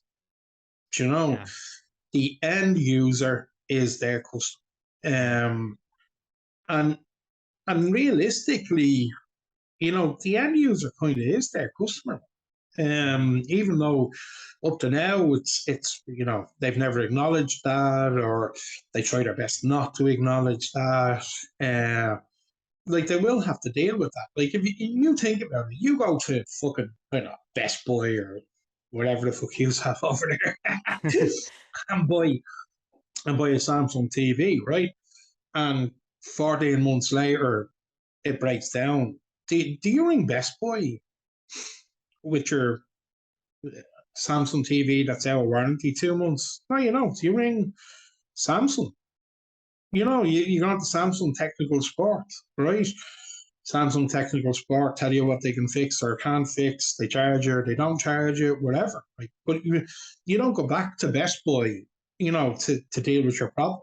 And it's kind of, it's obvious, and it strikes many of our customers as kind of odd that they can't ring Phonak or Resound, or they can't get online with Unitron or Starkey or whatever and deal with them for technical support if there's a failure or whatever, you know. And then we explain to them, no, this is just, you know, how we do it, how we manage it, blah, blah, we'll send it to the manufacturer, etc., etc., etc. And they just kind of accept it moving forward. But it's not for them as a consumer, an inexperienced hearing aid consumer, it's not what they expect, because their consumer experiences up to now have been with, I suppose, what we call mainstream electronics retailers and mainstream electronics producers. So yeah, no, to answer your question, I think that, yeah, you're going to see this cascade right across. It'll make sense. I think for the profession, it would be very useful if the manufacturers built the system to customize in some way. You know, say for instance, the professional could do a video with the wax guards, you know, and it could be inserted in or whatever, you know, that type of thing. Also, maybe the professional would be able to send some push notifications or something like that in relation to, you know, a happy birthday notification or whatever, right? Because it's more personalized. It's a personal way forward. It's also one of the big things I think that, you know, more and more consumers are looking for. They're looking for a personalized service and a personal relationship, very much so in healthcare. So I think that would be very useful for professionals. The only thing it would be, I think that, you know, you'd have to convince manufacturers that the profession would actually fucking use it. Because, hey, you know, it costs money to build this stuff. Do you know what I mean?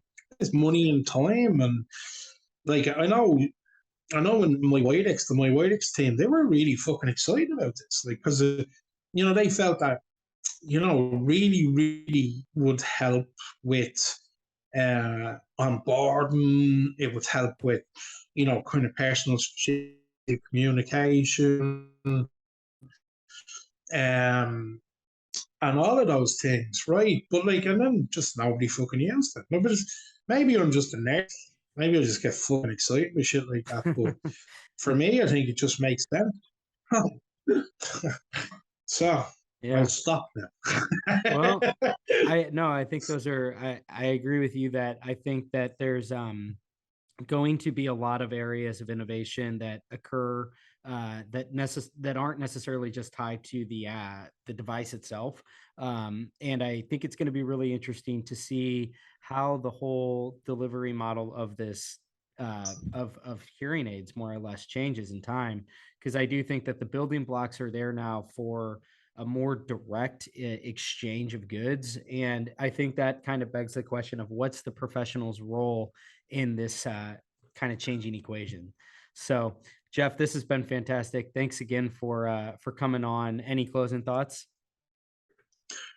No, it's been a pleasure. I think the only thing I'd say is I'd echo what you said. I think that, we're heading, eventually we're heading towards a DTC world, like a direct to consumer world. However, I don't think that's the end for the profession. And I think that the profession can in fact have a place in that world that makes sense to the profession. But again, only if we're willing to innovate and offer services that make sense to the consumer. Because the consumer is king. I've been saying this for years. Fucking lots of people before me have been saying this for years. The consumer will actually decide what's going to happen. We won't. We can stand and throw our fucking ties out of the pram and get red-faced and shout at each other, but it's not going to make shit a difference. For us to remain relevant to the consumer, we have to make sure that we're fucking relevant to the consumer. So, well said. That's it. That's awesome, man. Well, thank you so much. I really do appreciate you being a part of the first 100 episodes. And, as soon as I resume the podcast, I'm sure I'll bring you back on here to talk more about everything going on in this world. Yeah, well, listen, good luck on your coming event. As I said, I will pray for you. Thank you, Geoff. I appreciate it. Take care, man.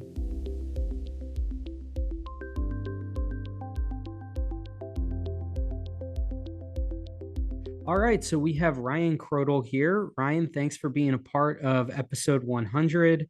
You've been on the podcast a number of times. Always kind of like the resident biometrics and wearable data expert that I've had on. Just talking through what's possible from a data collection standpoint with wearable devices. We've had just a number of great discussions talking about the ins and outs of how this all works and what's possible with that data, particularly around the data science side of things. So I wanted to bring you on and just kind of get your take of what you're seeing and what you're observing from your vantage and how you're interpreting kind of what's on the horizon. What should we be thinking about as it relates to all things wearables, data, and the data science that resides behind it? Well, first off, Dave, congrats on episode 100. That's amazing. Great work. And congratulations on that. Honored to be back on the podcast and happy to discuss all things wearables and data and how we apply those things to health and wellness. A lot going on. Obviously, it's an extremely dynamic market, and there's always a ton of new innovations coming, and we're starting to see those come to fruition here. Certainly in the last few years since we've been talking about this, and it just in general, some of the things that I'm most excited about are. When we first started talking about this, I think I mentioned that we're in a situation where the hardware capabilities were well ahead of the software and the data science capabilities. And what's exciting is there's still innovations going on the hardware side, but the breakthrough innovations that you'll see on the hardware side are going to be another few years before those come into the market. But you have seen the software and the user experience and the data science side of things catching up with the hardware and starting to apply the raw biometric data coming off of these hundreds of millions, depending on whose numbers you look at, close to 1 billion wearables in the field today, and taking that data and applying data science, applying machine learning techniques to generate insights that we've never seen before and that have not been possible before. And so we're still, despite years of progress on this, we're still in the very early stages of seeing the real capabilities of wearables at scale, collecting real-time biometric data off of people as they go about their daily lives, and applying data science and machine learning to surface insights from that data. And really, it's been talked about to the point where it's almost a cliche at this point, but establishing a personal health baseline, an individualized baseline of personal health, and then providing insights when there's deviations from that baseline. And there's a bunch of different ways to apply that type of methodology, and we can jump into different examples there. But overall, I'm still very bullish, very excited about the insights that will be generated, and the different areas of life and healthcare, and overall just helping people live longer, healthier lives is something that I'm excited to see how this plays out. Yeah, I mean, going back to, like you said, when we first started talking about this, like back when this was Oak Tree TV, before it was the Future Year podcast, so that was probably 4 or 5 years ago. It was like we could kind of see these things off in the distance, and that's how I met you, was just being really interested in this. And at the time, I know you were at Valencell working on the actual sensors that are embedded into these wearables that are performing a lot of that data capture. And so it's always been, I've always looked to you to understand, like, how does this actually work? What's possible? Like, what's holding things back? And as you mentioned, you, I think it was episode, it was like 45 or something like that when you came on. So it was all the way back in 2020. And at the time, I remember, because it was kind of right as the pandemic, it was about a year into the pandemic, if you will. One of the really interesting things that I think was coming out at the time was that you had all of these sort of anecdotal examples of people that were tweeting out their Oura Ring data or their Whoop data that were showing spikes in the longitudinal health data set that you just described there, basically deviations from their baseline. And then 2 days later, they tested positive for COVID. And for me, that's when this started to kind of really materialize in my mind of how this graduates, because for a long time, you think about this portion of the wearable offering, and you go back to, basically the first Fitbits being glorified pedometers, step counters, and then, you give it time to percolate. And again, going off of a lot of the conversations we've had, knowing that it's not as much that there's been a whole bunch of breakthroughs in how you capture the data, it's how you actually use machine learning and all the different data science methods to make sense of that data. And that's what we're really underway with right now, is generating real insights into this data. And I think that is things are starting to really get interesting at the wrist level. And I think that the wrist is just such a precursor for what's to come with the ear. We know that you now have 2 hearing aid manufacturers that have this as an offering, to have these biometric sensors embedded. You have the Starkey Livio line, and then Phonak has their new line that has the PPG sensor baked into it. So it seems like we're sort of at this really early onset of a totally new set of use cases that are already sort of becoming realized at the, at the cousin of the ear hearables with what's going on at the wrist. And so I just want to kind of get your thoughts of how you see the next few years unfolding based on what you're observing in terms of, like, what are the next breakthroughs that we should probably be looking out for? Yeah. So, there's a lot to unpack there. So, I think you'll continue to see the proliferation of biometric sensors in all kinds of different wearables and hearables. So, the collection of that biometric data coming from a variety of different sources and feeding into a common repository. We'll come back to that in a moment, but So things at the wrist, certainly people love to wear things on their wrist, but it's a pretty difficult place to measure biometrics with most of the sensor technology. The ear is a great place to measure, as we've talked about before, biometric signals, and especially in the case of something like hearing aids, when the primary use case requires the wearing of that device pretty much all day, every day, certainly in waking hours.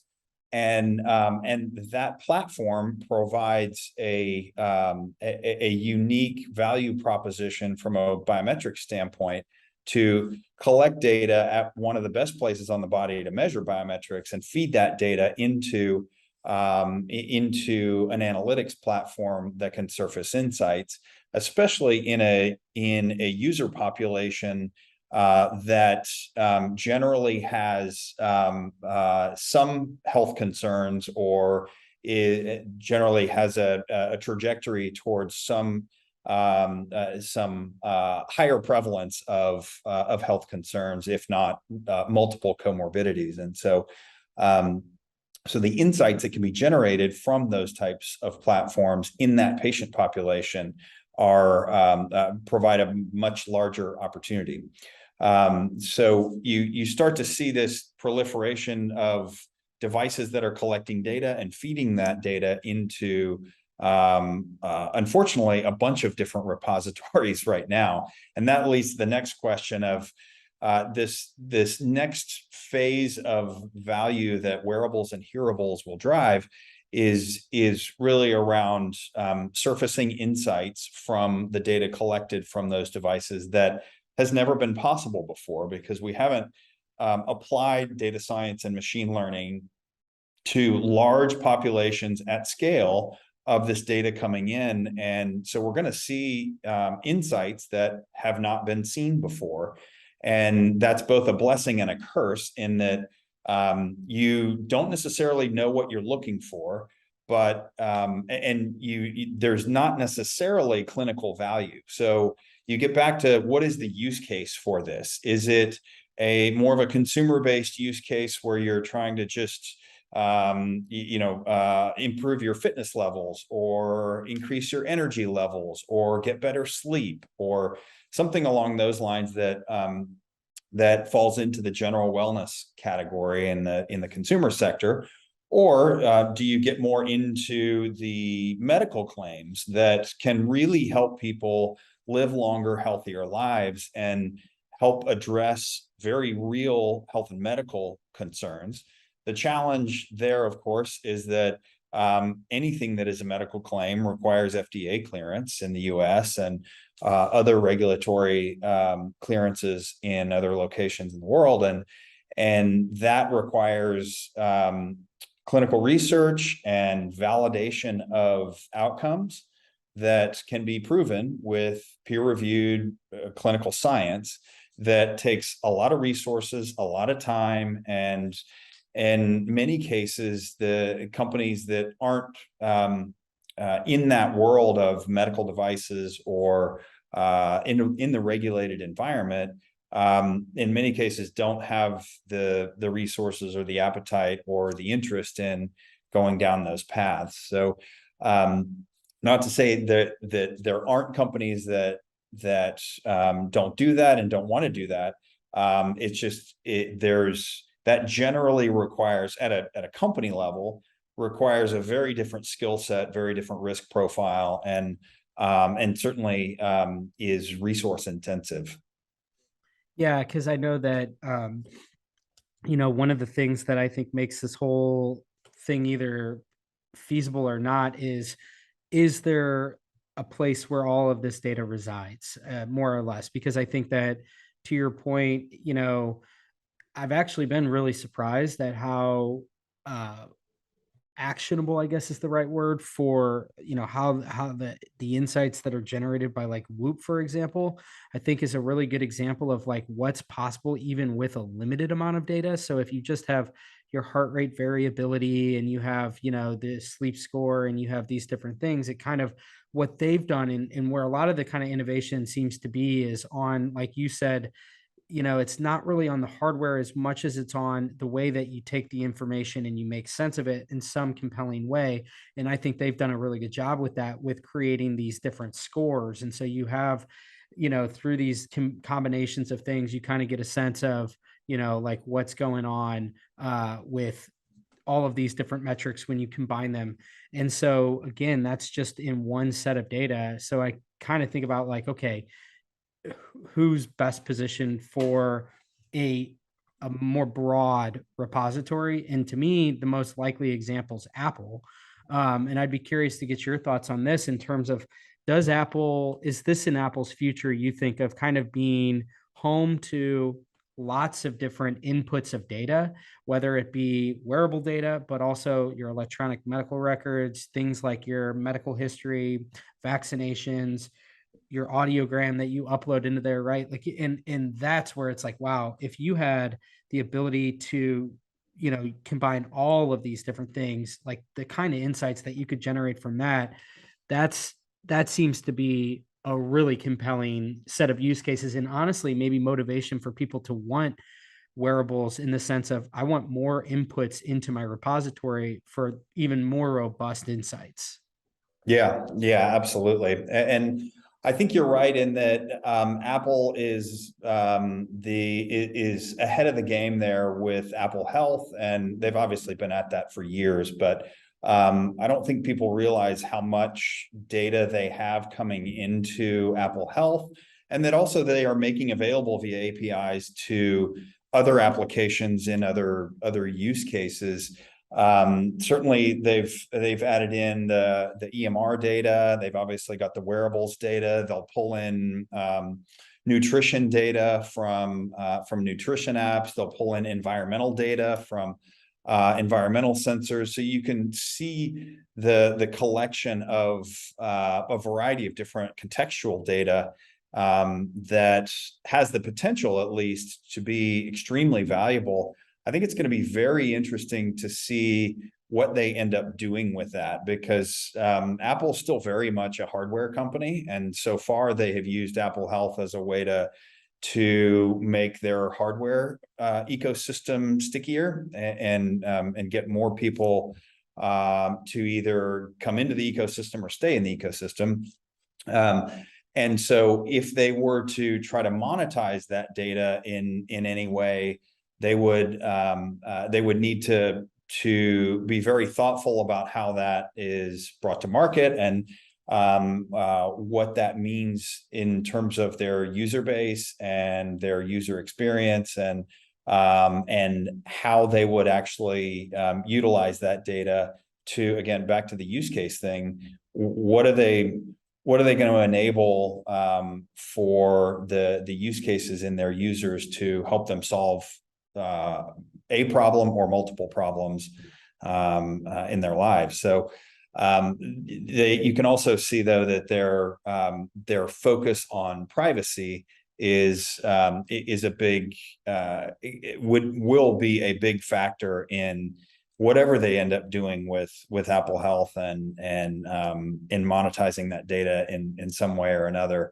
I think they will end up monetizing it somehow. It's just a question of how, if they choose to monetize that within the ecosystem, or if they go beyond that. Yeah, because there's so many different ways they could potentially monetize it. I mean, you look at what they're doing with Apple Fitness Plus. So, it's one of these things where what I think they're trying to do is incentivize users to have all the peripheral devices, because then you get to use these additional services. So like you can see, it's kind of like a Peloton type workout where you can see on your Apple TV or whatever screen you're connected to, you can actually see your rings being closed in real time. Kind of a trivial thing, but again, I think it speaks to a broader question, which is Apple going to potentially hinder itself by focusing too much on the first party experiences, or are they better suited to be more agnostic? And they're kind of straddling the fence right now, because they're, the Apple Health allows for you to port in all of your Whoop data or your Aura data. So they are playing nice with these third-party wearables. And again, like I think the relevance there is that we're probably moving faster than we think toward a future where as hearing aids become outfit with sensors, they will be another option that you can feed into Apple Health. I mean, that maybe that's the primary mechanism of how you're capturing your heart rate data or something like that into the future. And then that becomes a really important cog in the outputs that you're trying to get from inside of there. And again, like this stuff, it's like, wow, that seems like a nice to have. That would be a cool feature. But think about, again, you had mentioned it earlier. Think about both the kind of device that you're wearing. So it's an all-day device that has a high level of compliance just sort of inherently banked into it. And then in addition, you have a patient demographic who's uniquely suited for, I think, a lot of these preventative health applications, especially as they mature and graduate into higher levels of sophistication over the next, call it 10 years or so. So you very well could see, at least in my mind, this is how I think of it, is you could see scenarios in the future where you have a cardiologist telling you you need to be wearing a heart rate sensor and monitoring this, and you get an option of things. And one of those very well could be a hearing aid into the future. And so again, you think about this as like, well, where is this data stored and what are the advantages of one ecosystem where everything is? There's a lot of advantages there, but there might also be some downsides. Like, are we as a society comfortable with all that sensitive data sitting with one company that has access to all that, or is that a privacy nightmare? And are we better off with siloed portions of data? But then you're kind of back to square one, because then you can't combine all these data sets congruently and generate the insights that can be packaged together from these things. So it's a total, I think it's kind of a big dilemma that Apple's faced with, but they are so uniquely suited as the iOS being the mobile operating system that is so dominant here in the US, at least. It just seems like they have a lot of options that they can go with. And this is going to be a really, really big part of the next 10 years or so of Apple. Yeah. It's going to be fascinating to see how this plays out, because you touched on a really important point, which is the market dynamics of, in theory, the ideal solution is a common repository that everyone can pull from and everyone can feed into. And I would say everyone, I mean, not individuals, but devices and services and other platforms along those lines. And but as soon as that's effectively what Apple's tried to do with Apple Health. But as soon as they try to monetize that, then the competitive dynamic changes of all of those inputs that are coming into Apple Health. They're also trying to make money. And so if they're feeding a potential competitor with data that they're trying to monetize as well, there's an inherent conflict there that is presenting challenges just in the overall market structure. But then you also have the piece of it that if you're stuck with a bunch of different silos, then each of those silos is trying to build up and repeat what it already exists in some of the other silos. And so I won't claim to know how this is going to play out, because there's so many moving parts, and it's such a multifactorial challenge of how this market's going to play out. But I think what you will continue to see is there's the wearables market has long been a top heavy market with the top, call it 3 or 4 companies driving the majority of the value there. I think in terms of the usage of the data, there's the opportunity for, and I think you'll likely see this play out, of it will be a much more fragmented market, more segmented by use case than any individual device. Most of the wearables market is typically broken down by smartwatches and fitness bands and hearables and relatively clean clean lines among those devices. But as you get into what's done with that data, I think you're going to see it massively fragment by the use case, even within the consumer realm, but then even more so within the health and medical realm as you get into specific disease states or different conditions where specific data can be valuable and applicable there. And you just look at a company like an AliveCor that's been laser focused on atrial fibrillation detection for many, many years and done a phenomenal job with their hardware, but also their user experience, their clinical research, and the validation of that technology that they've seen the subsequent market adoption and market traction that follows by starting with that very very specific niche within the healthcare market and growing their business from there. I think you're going to start to see more and more companies like that proliferate with the usage of this wearable data. Yeah, I agree. Totally agree with you there. I mean, I think that the other big part of this whole thing that needs to be understood, and I think just will be really interesting to see how this sort of evolves, is with the actual clinician and the way they perceive all this. I mean, we were talking before we started recording, and I was saying that, it's kind of crazy that, usually you're challenged by getting enough adoption by the users. But because these are such consumer devices, like the Apple Watch it's a watch that just so happens to do a whole bunch of other things. And as you kind of like graduate into each new version of it, it can do a little bit more. And then you're ultimately left with a population of people that are wearing things that can kind of directionally do some diagnostics. But that's where I think things are going to get interesting, is like, I'm not sure if clinicians will be fully on board with the idea that these things are diagnostic tools. And so how can we, how do these things sort of still exist and maintain relevance in, broadly speaking, in from a medical standpoint, without being full-blown diagnostic pieces of equipment? And that's sort of another one of these major questions that I have with wearables, is like, how far can you really go without crossing into the diagnostics territory, while still sort of gradually becoming more and more valuable in what you can do? Again, even going back to the COVID example of, it's not necessarily that I think people are looking for something that says you have COVID, although that would be great, but even just kind of having that check engine light, if you will, that says there's something going on with your data, you need to at least probably get tested.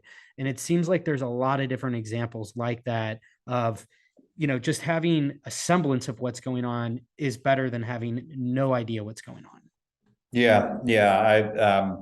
I think you're spot on there. And one of, if there are any silver linings to COVID, one of them has been to really shine a spotlight on the wearables and the capabilities, even with today's technology and of wearables, to be able to identify, again, a change in that personal baseline. And you saw that with Aura and Whoop and others who retrospectively were able to see changes in their data that indicated something was going on. Their body was, those individuals' body was fighting off some form of illness or was under some form of stress that was not normal.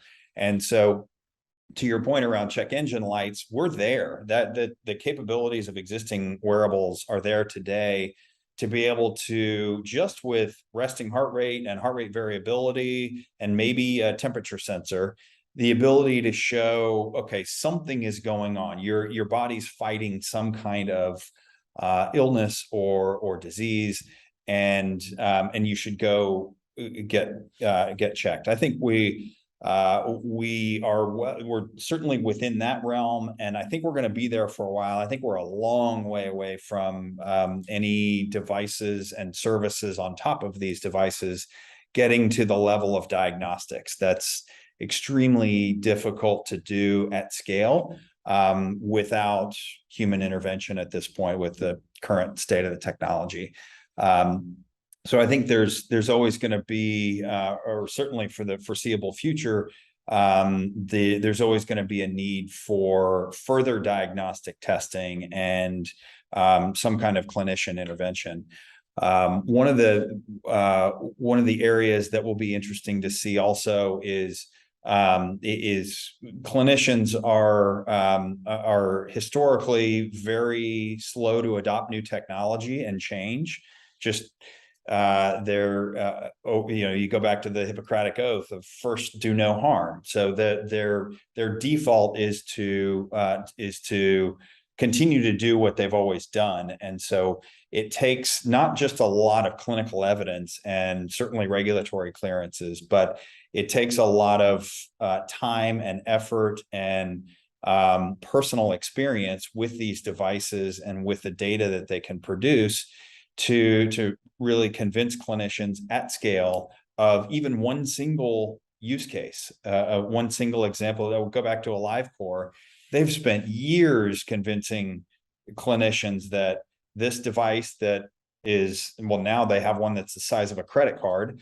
It's an incredible device, is just as good as any of their in-clinic EKGs. And the data has been there for a long time, but the clinical adoption has been slow, and that's just the nature of the clinical market. So you're going to start to see that hopefully change over time as more and more clinicians come into the workforce that are much more comfortable with this technology and with just consumer-generated health data more broadly. But it's going to take time and a lot of resources to get there. Yeah, absolutely. Well, this has been great as always, Ryan. Thank you so much for coming on, sharing your thoughts on kind of where we're heading. This has always been one of my favorite topics to discuss with you, just because I think, it's like when we first started talking about it, it felt real far out on the horizon, but you could kind of start to see it take shape.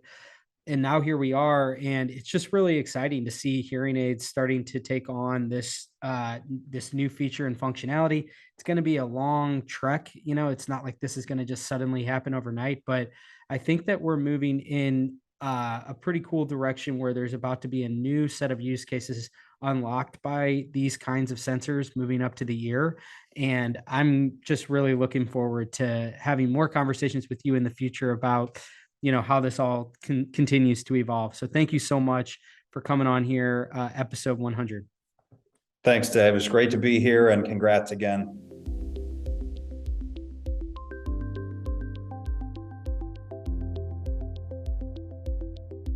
All right, so here we are with Jill Davis. Jill, thank you so much for joining me for episode 100, and thank you for being a part of the podcast. I had an awesome conversation with you. I can't remember which episode it was. It was like 10 or 15 ago, a few months back. And that one it really resonated with me because I think that it was just a testament of like the way in which I think audiology is trending and some of the new exciting avenues and opportunities that are starting to kind of manifest. And I know in that one, we talked a lot about like cognitive screenings, but wanted to bring you on as part of episode 100 to just kind of get a sense from you of like, what's top of mind, what's interesting to you, what's on your radar, just kind of in general, what's going through Jill Davis's head right now as it relates to this field of audiology. Well, first of all, congratulations on 100, and I can't wait for the next 100. Thank you so much. Appreciate it.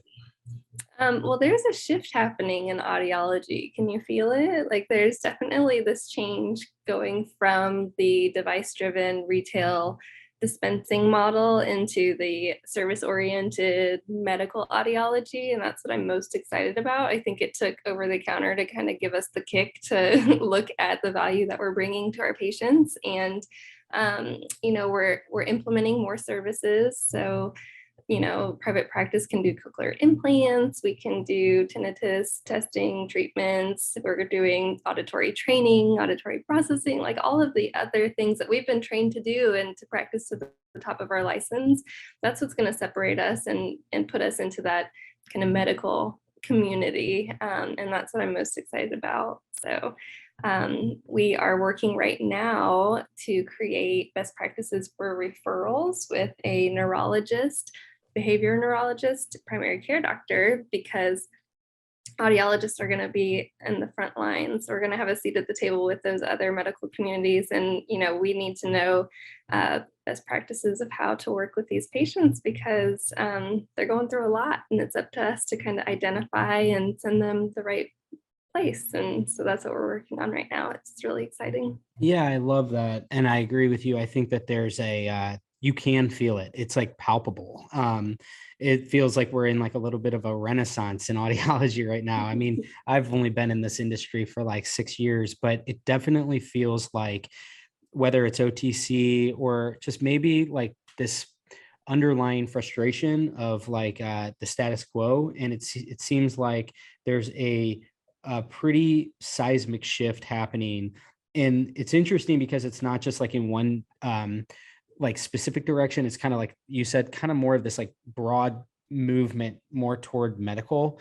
And I think that it's super interesting, like as I've learned through the podcast, through osmosis, learning from people like you, of like, as time's gone on, I've realized that it's much bigger than just a handful of different things. Like it's so many different, it's just like rethinking everything. Like it's like how the patient interaction, and this is something that we talked a lot about on the last time we talked, was like just really getting to the root of why they're in there the first place, and not making assumptions based on a handful of clues that you can gather from a pure tone audiometry test.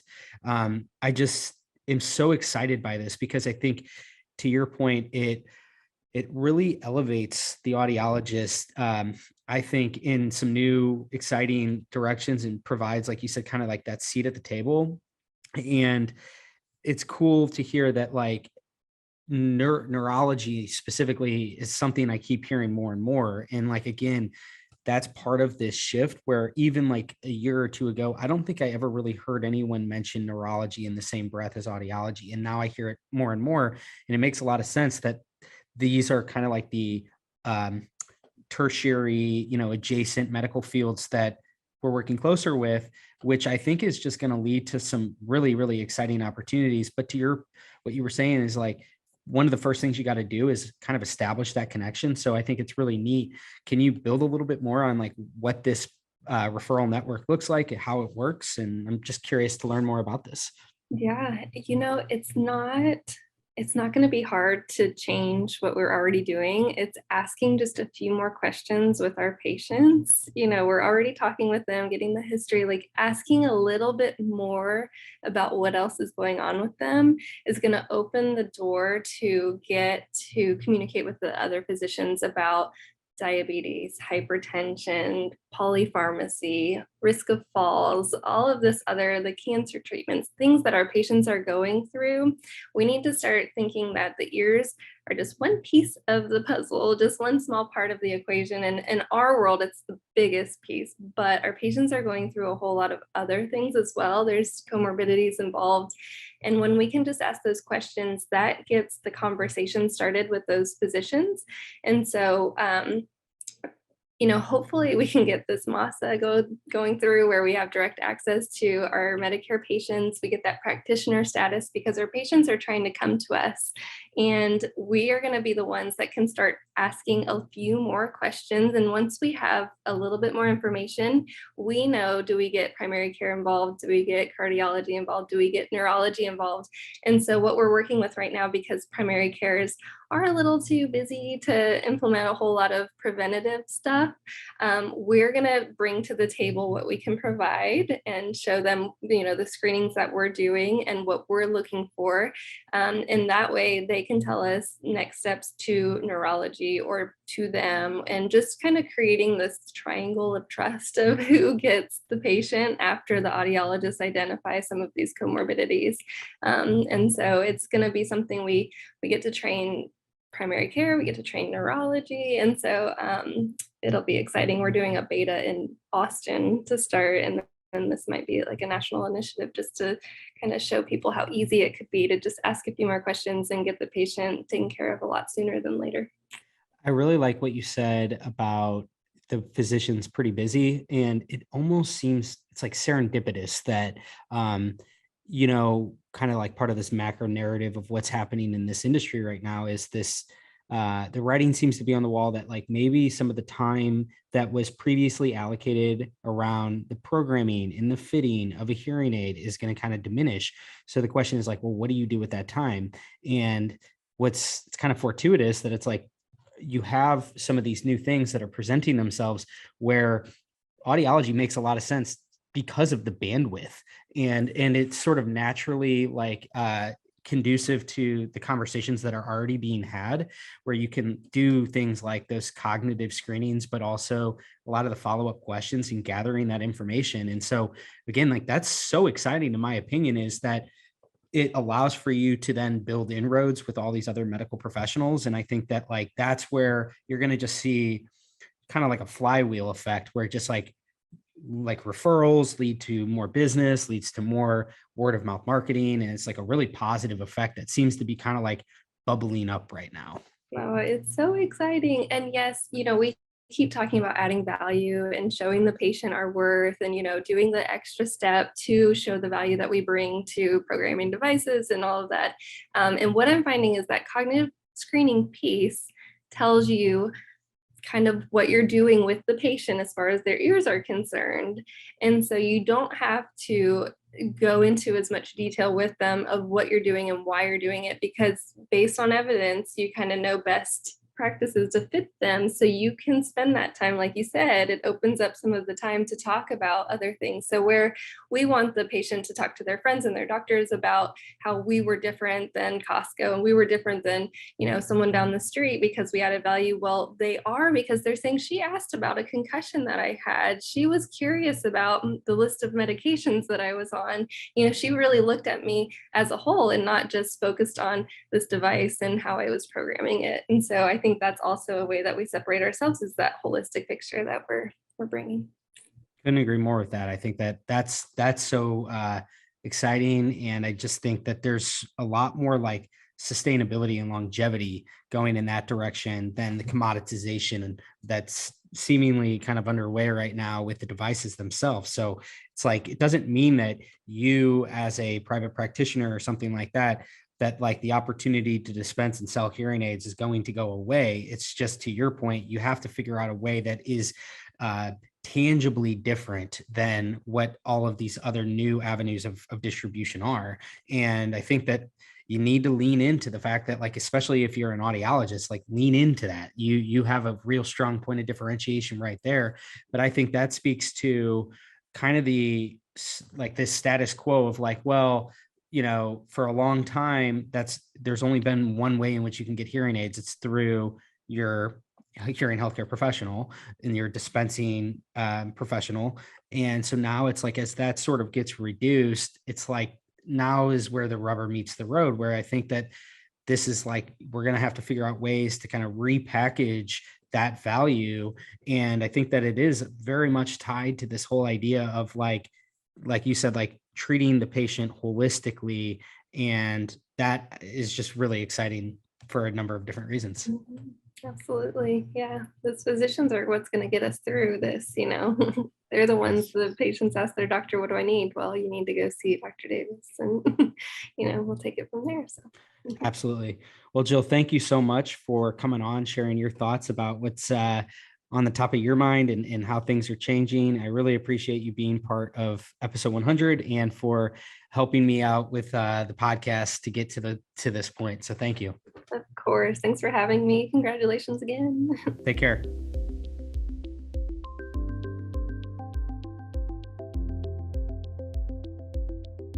Okay, so we're joined here by Karl Strom. Karl, welcome back to the podcast. Thank you so much for being a part of the first 100 episodes and for being here for episode 100. You and I talked on the podcast a while ago, it feels like. But anyway, wanted to bring you on and kind of get a sense from you of what's on your radar.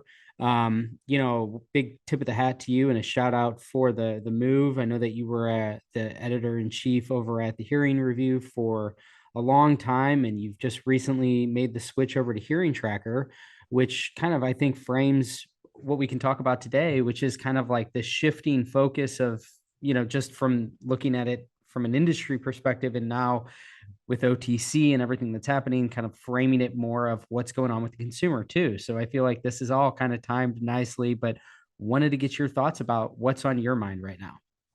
Thanks, Dave, and thanks for having me. I always enjoy this podcast, and I've gained a lot from it. It has been a arduous journey from hearing review. I was there for 28 years and very much enjoyed it. And my life's work is on there, and we parted amicably, and it's all good. I really like the idea of having a challenge where, I'm in Hearing Tracker is a consumer resource for people who are looking for hearing solutions, and we've got some really cool things going on there. We've got Steve Tadai doing. He's an audiologist who has set up who's also an audio engineer, who set up a lab that's going to be testing and is testing hearing aids and hearables and things like that. And we've got Matthew Alsop, who's a clinician in London, an audiologist in London, and he's doing videos for us and reviewing things from an audiology side. Of course, Abram Bailey, who is the CEO and founder of Hearing Tracker, who has been very closely following pretty much everything in this arena. So it's a great crew, and it's been a really fun getting on the consumer side. And there's just as there's so much going on. We're recording this on August 12th, and so the OTC hearing aid regulations haven't hit yet, but both Dave and I were talking beforehand, and we agree that it's real imminent, within days that we would expect it. The OMB released it on Wednesday, I think. So it's back into the FDA's court. But watching all of these things from more of a consumer side, it's I think it's even more exciting, and I think the industry's excited about it in a sense, in that it should really provide a great bridge for consumers to get quality, hopefully to get quality hearing care if the FDA gets the regulations right. And I'm hoping they do it. And I think the proposed regulations are most likely going to be mostly intact, and particularly in terms of, even though there's fights about the output limits and some of these things, I think the big questions for me are going to be surrounding things like returns for credit, what they're going to do about that, and then the state, the individual state laws and how that affects licensure, and some of those things. It'll be really interesting to see how it all plays out. But I think it'll be all very positive if the good hearables and the good options for amplification end up prevailing. I think it's going to be a terrific thing for consumers.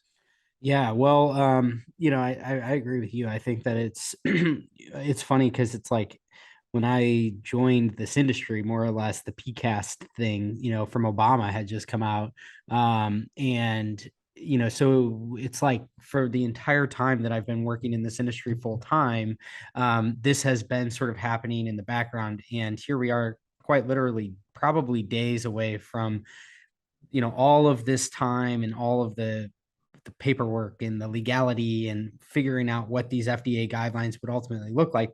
OTC's here, right? And so I think that, there's been a lot of, I think initially there was a little bit of like wailing and gnashing of teeth, and kind of feeling like there was some sort of doom and gloom that was surrounding this. And I think over time, most people have come to the realization that, I'm not even sure that this portion of the market that the OTC devices are intended to cater to have ever really been served, at least not in a meaningful way. So in my mind, I always kind of think of this as like a secondary market. And I think that actually presents a really awesome, I think almost undeniably presents a bull case that like more people are going to have access to better solutions. And I think there's a virtuous flywheel effect that happens with that, where the better devices, the kind of the cream will rise at the top. There's more incentive to make a better device.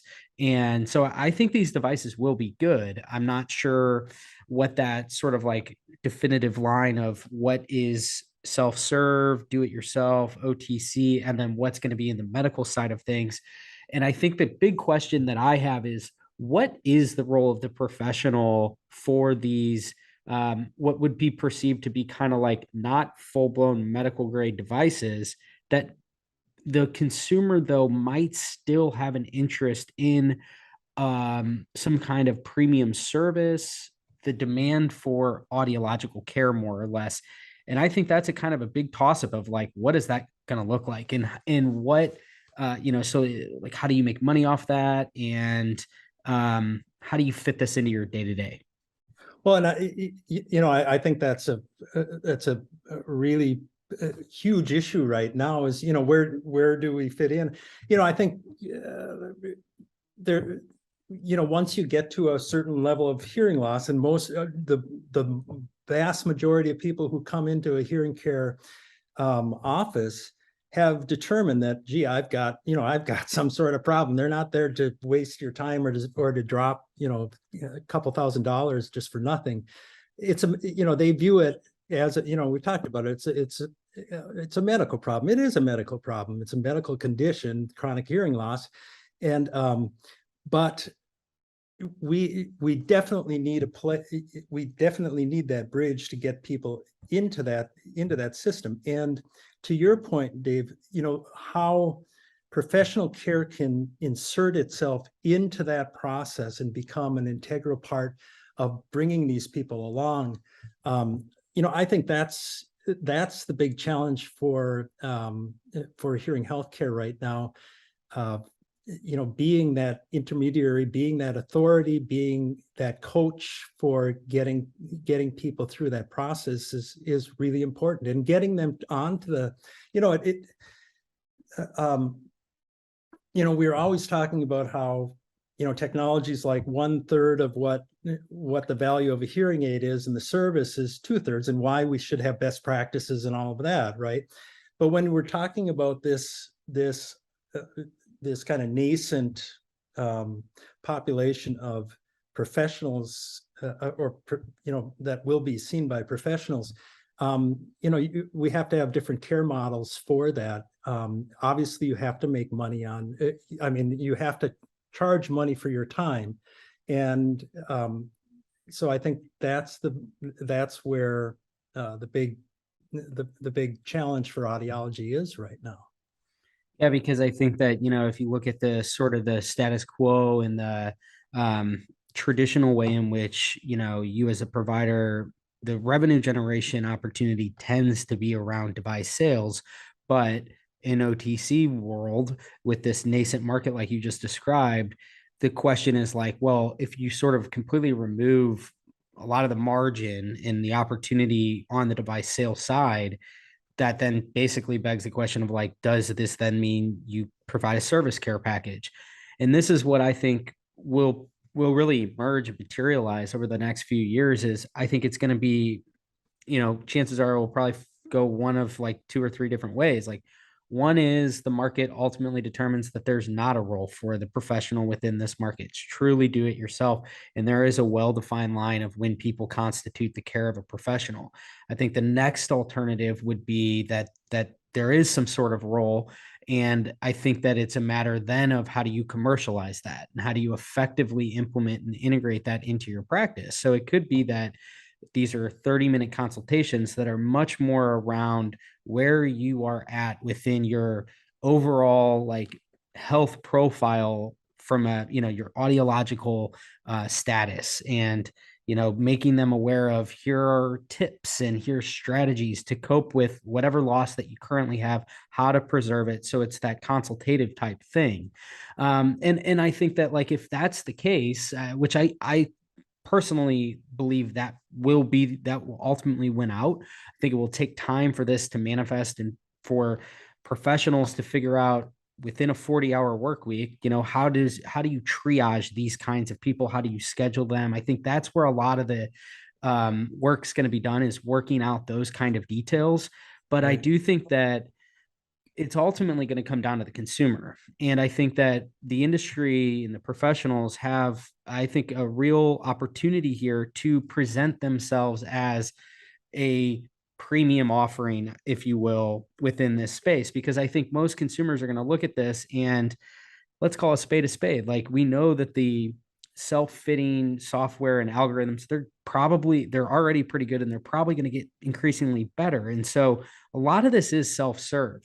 And I think that it's like, will there still be a demand from people to say, I still want some type of hand-holding, or I want to go through an expert for this? And that's, for me, it's a gray area, but you can see how this is going to kind of take shape. At least that's the way I'm thinking of it.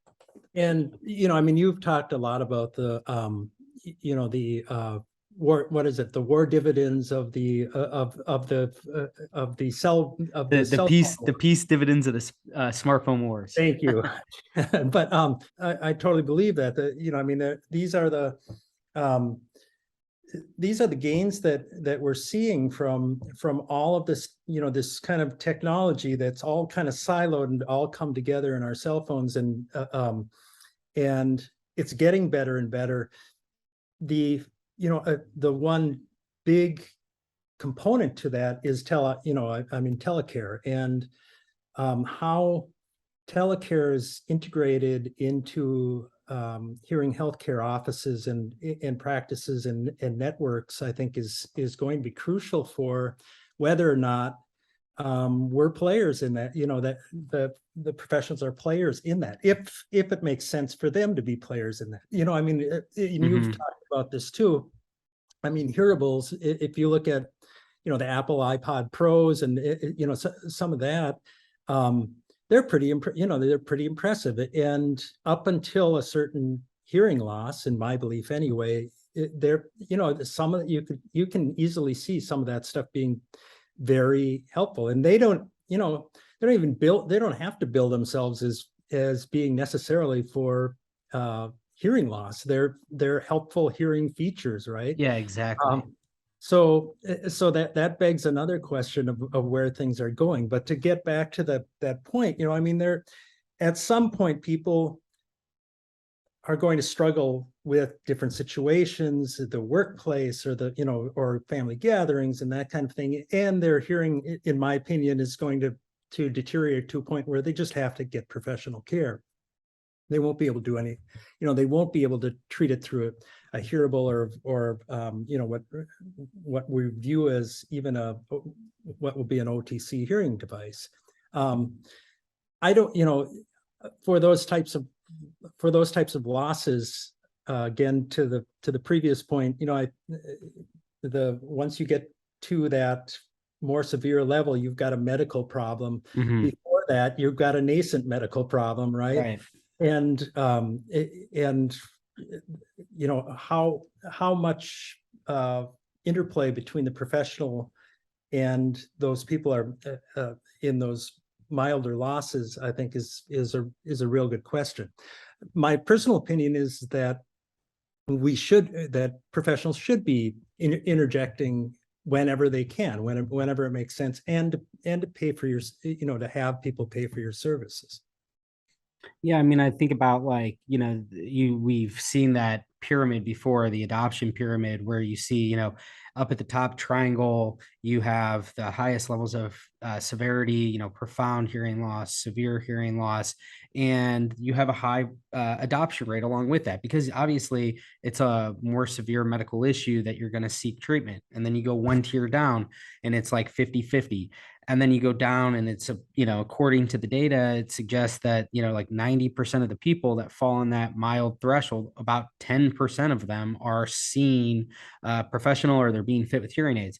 And again, that comes back to this point of, like, I don't think that we're really even, as an industry, servicing these people to begin with. And that's why I do think these are kind of two separate markets. Right. And so we have years and decades of how you go ahead and you treat the people that have the medical, moderate and upward levels of severity, like who constitutes a hearing aid patient today. Right. And what I think we don't have clearly defined is these people that they might not even be ready for a hearing aid. And so now you have all these new alternative devices that are coming out. I had Geoff Cooling on this 100th episode, and he said something that really stood out to me, which is like, Apple isn't going to be looking, the way that they're thinking about this and their framing is not, we're going to go after the hearing aid market. I don't think that there's probably any internal discussions that are being had like that. I think rather what they're saying is we want to serve the AirPod population with more advanced features. So they're just looking at their own user set, and they're probably thinking, well, if hearing healthcare features and augmentations and sound enhancements are something that our consumer base is responding positively for, we're going to continue to build things for them. And so I think that's how we need to be thinking about this, is that these consumer technology products and these companies that reside behind them are looking at this, I think, more around, I don't know if their calculus is like, how do we solve hearing loss? I think it's more of how do we continually cater to our existing customer base and increasingly up the ante of sophistication of features. And some of those features very well could be hearing health augmentation type things that, their motivation though isn't really like, I think in our eyes, we see everything through this proxy of like, it's all about solving hearing loss and treating hearing loss. And for them, that's not really what it is. You're absolutely right. They, what they want to do is sell their widgets. Right. And it has to do with, if it goes it enters into our realm, they don't care that they're selling widgets. Right. Exactly. But some of them are, I'm always monitoring, what's coming out, and I saw Samsung just came out with a new one, but a lot of them have the two microphones on two external microphones and an internal microphone, and they're talking about transparency modes and ANC, automatic noise cancellation and all of that stuff. And, it's whatever sells, but it certainly goes into our realm, and it can be applicable for people who have mild hearing loss. Well, good for them. Right. Right. I mean, in many ways, these are building blocks. Like, I think a lot of what Apple's building are, you could see these as being foundational building blocks of what developers might ultimately build. I mean, if they kind of like start to open these things up, and they're already doing that, like the inertial sensors within the AirPods are now kind of like, third parties can access that. That's how the now defunct Nupal, what they were doing was they were tapping into the accelerometer data. And it was actually an amazing use case, because wherever you were looking, it was doing like beamforming. And so it was doing like a directional microphone kind of thing. And that's carrying over to some of the new technology that we're seeing now, right? Exactly. And so I think like you got Apple, you got Samsung, like all of these consumer technology companies, trust me, they're not looking at this and saying, how do we compete with Sonova? Right. They're saying, how do we compete with each other and maintain our dominance in our market share there? And it just so happens that the battlefield might just kind of bleed on over into our peripheral industry over here, which I think is a huge net positive, because the way I see everything right now in terms of how do you increase adoption? Well, one of the ways that you can increase adoption is making people aware of these features in the first place. I think that like one of the most telling pieces of data that I've ever come across that really sticks out in my mind is like hearing aid satisfaction rates are actually pretty high, but penetration rates have historically been plagued in like just mired in like 30% land. Right. And so it's like people like these things, but yet we can't get anybody to really seemingly wear them. But then again, I don't mean to interrupt, but Brent Edwards did an article for us many, probably 10 or 15 years ago, and Brent's with NAL, and but he pointed out that what you're talking about with that triangle, Dave. Mm-hmm. You've got all those people down there, but they're not really hearing aid customers, right? And it goes again to what we were talking about. That's not our market. It wasn't our market. Right. certainly companies within hearing healthcare have taken aim or tilted at the windmill of that market. And I'll just say it, they failed miserably because our distribution model basically isn't set up for it. Yeah, exactly. It's a medical distribution model that's trying to appeal to a consumer set. Right. So so again, going all the way back to our to the beginning of our conversation, it's not our market. They're two separate markets, and however we can interject and get people from that market educated and moving toward a professional hearing care model when they get there, when they need it, the better off we're all going to be, the better off they're going to be. Yeah, I think that like the best way to kind of tie a bow on this whole thing is exactly like you said there, which is the question isn't like, will OTC be a thing? Will it be viable? Like the consumers will ultimately answer that question. The market will respond to that. And it might not have anything to do with like it's not really in the control of the hearing industry and the professionals. Right. However, the big thing that I think continues to be up for grabs is what will that role look like if we are going to interject ourselves? And I think there's going to have to be a massive rethink because you can't fit a square peg in a round hole and just say, well, we have this medical model of access and distribution. You got to come and see a provider, in a sense, they're a gatekeeper.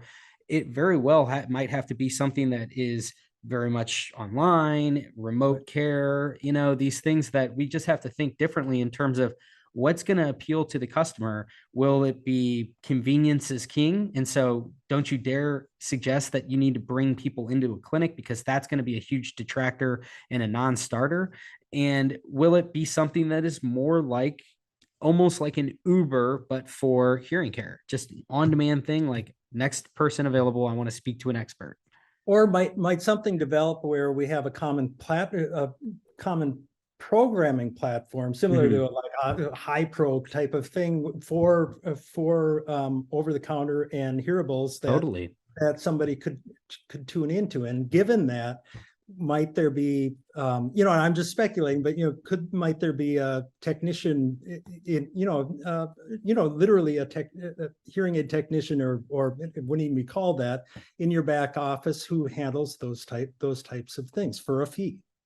I mean, exactly. I think just look at the way that business is conducted now. You see it in all different walks of life. Like, just look at the way that the pandemic just kind of altered people's minds in terms of delivering groceries and food. And so you have like mom and pop restaurants now that have to have it, they were really tasked with like, you have to come up with a way that's conducive to the new habits of the buyer. And so you got to create a solid pickup system. And maybe you got to use these like DoorDash and Grubhub and these different things. And so I think that like, we're probably not going to be immune to the same sorts of changes within this industry, which could be a big net positive. I mean, it really could be that for this secondary market, and I think it's important to just continually emphasize, this is a new market.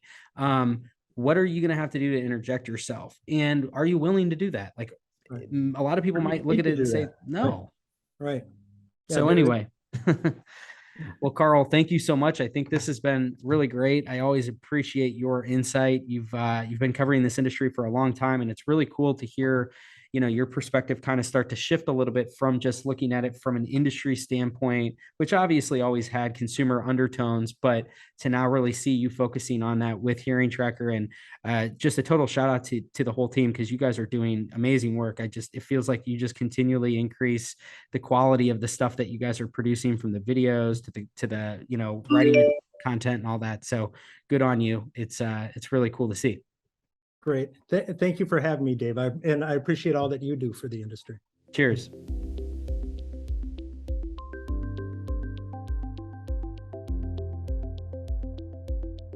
Okay, so last but not least, we have Dr. Grace Sturdivant with us here for episode 100. Thank you so much for partaking in the Future Ear Radio podcast up until this point. You were on episode 93 back in May, which was a fantastic conversation, really delving into the business of hearing conservation and your OtoPro Technologies business. So wanted to bring you on as the closer here to maybe give some final thoughts about this whole theme of like, what's on your mind, what's on your radar, what excites you about the hearing healthcare space here in August of 2022? Thank you so much. It's really an honor. I didn't know I was the closer. Yep, best for last. I hope this can be interesting and entertaining and motivating. But I was so excited to get your email that you were going to be doing this and asking, what we're most excited about for the future of our field. And I am very optimistic about the future. And I'm optimistic for a number of reasons. The audiology field, I feel like we're in a time of uncertainty for a lot of providers. However, I'm very optimistic. Like I say, Odo Pro, as we talked about on the other podcast, was born out of a passion project to get out in front of the problem and to prevent and delay the problems before they start, before intervention with hearing aids is needed. And what I'm finding is that younger and younger generations of people who are involved in high risk, noisy activities are motivated and interested in protection and preventative care. And the stigma is minimizing as my clients get younger and younger. And I have, I'm thinking of a guy who saved up and is working his first job, and he's working with a railroad. And he was willing to sacrifice and put money aside for quality hearing protection because he sees it as that important. And I'm very thankful that with Odo Pro and with our growth, it's given us a voice to be able to reach more and more people in the public where they are before they would have ever sought audiology care in the beginning. And we are able to make referrals to local points of care for those clients for the future, so that they will seek intervention with hearing aids much sooner than they would have otherwise, because I want to start people with that local point of care before the problem comes about. So to prevent and delay, but then to intervene early. And so that's truly what has me the most excited, is that I believe that audiologists can and will be the gatekeepers to hearing healthcare. And I believe that in supporting each other and referring to each other for our own specialties, we can all rise together in the public perception and be the experts and be the people that the consumer wants to consult with before they make any sort of a purchase, whether it's protection, personal audio, or hearing technology. Yeah, that's just really, really well said. And I like every aspect of that, from we can do more from a hearing care perspective, like there's a lot more opportunity around these quasi relegated areas of the scope, like hearing conservation, that I think it's not as if it hasn't really been present. It's just not been prioritized. And I think that, what's been a very big revelation for me is with this podcast, what I've really learned is how you can actually commercialize some of these additional aspects of audiology. And with you specifically, it's the business of hearing conservation. And I just think that it speaks to what makes me so excited about this, what's trending right now in this industry, which is, I think it's this reawakening of we need to practice the entirety of the scope. And it doesn't mean that, if you're a private practice owner, that you need to do all the things that we've talked about on this episode, from, auditory processing disorder or balance or, tinnitus, hearing conservation. I think that the fact is that there's a lot of other ways you can position your value. And you can take bits and pieces of it. So you don't have to have a whole practice that's entirely devoted to hearing conservation. It can just be one element of it, or you partner with a specialist like yourself so that you're mutually there's reciprocity. It's like I'm sending you people and you're sending people through my doors. So I just, it speaks to just this theme of practicing audiology fully and understanding how to make money doing all these other things, knowing that definitely it's going to come back around in a way. I think that hearing aids will still very much be a thing, but as soon as you elevate the other things, I actually think it makes the hearing aid sale that much easier. Oh, hands down, absolutely yes. We as audiologists have, rightfully so, become very wary of anything that even looks or smells like a third party. And we've become so driven by what the hearing aid manufacturers are handing to us. And I have nothing, hearing aids, there's such a value to those practices. And we know that that is a growing industry, and there's going to need to be more and more people who are focused on being the experts in hearing aid technology, knowing what's the latest, greatest, and then how to work that particular software. While I want to encourage every young audiologist to become fully trained in the full scope of practice, I also encourage audiologists to find their niche, to find what they love and what they're best at. Maybe it's a number of different things. Maybe you do have a multifaceted practice where you can focus on hearing protection and hearing aids, or vestibular and electrophysiology monitoring. There's so many things we can do in this awesome field that we're in. And so I don't think everybody needs to do everything. One thing that I'm trying to do with OdoPro is just send quality referrals. We are in no way a third-party program. We don't want anything to do with your hearing aid sales. We simply want to start a local point of care and get people into proper hearing protection, and then set them up with a trusted referral to, this is going to be your go-to audiologist in your own backyard going forward. And in that way, we support each other and we raise each other up. It also takes the pressure off of those practices to be the experts in hearing protection. If you're focused on hearing aids, what I'm trying to do with OdoPro is be like this marketing arm that gets out in front of the problem and sends people to your practice. And then we take the time and energy to research all the products and tech specs and figure out exactly what this hunter needs according to how he hunts, what gun he shoots. I mean, that's a lot to try to take on if you're trying to run a hearing aid practice. So all that to say, whether it's the hearing protection specialty or whether it's tinnitus or balance or auditory processing, let's eliminate the sense of competition, refer to one another, and build each other's practices up. And in doing so, we elevate the public perception of the audiologist in the community as the experts in our given field. And then we all rise together. Yeah, I mean, I think that I'll use a personal example here of how you and I have worked together now. A friend of mine, he was down shooting and he wasn't wearing ear protection. And long story short, he basically gave himself tinnitus and a little bit of a temporary hearing loss. And so he comes to me and he's like, "Hey, I know you do a podcast and I think you're in the hearing care industry or whatever." And he's like, "Do you have an ear doctor that I can go to about this stuff?"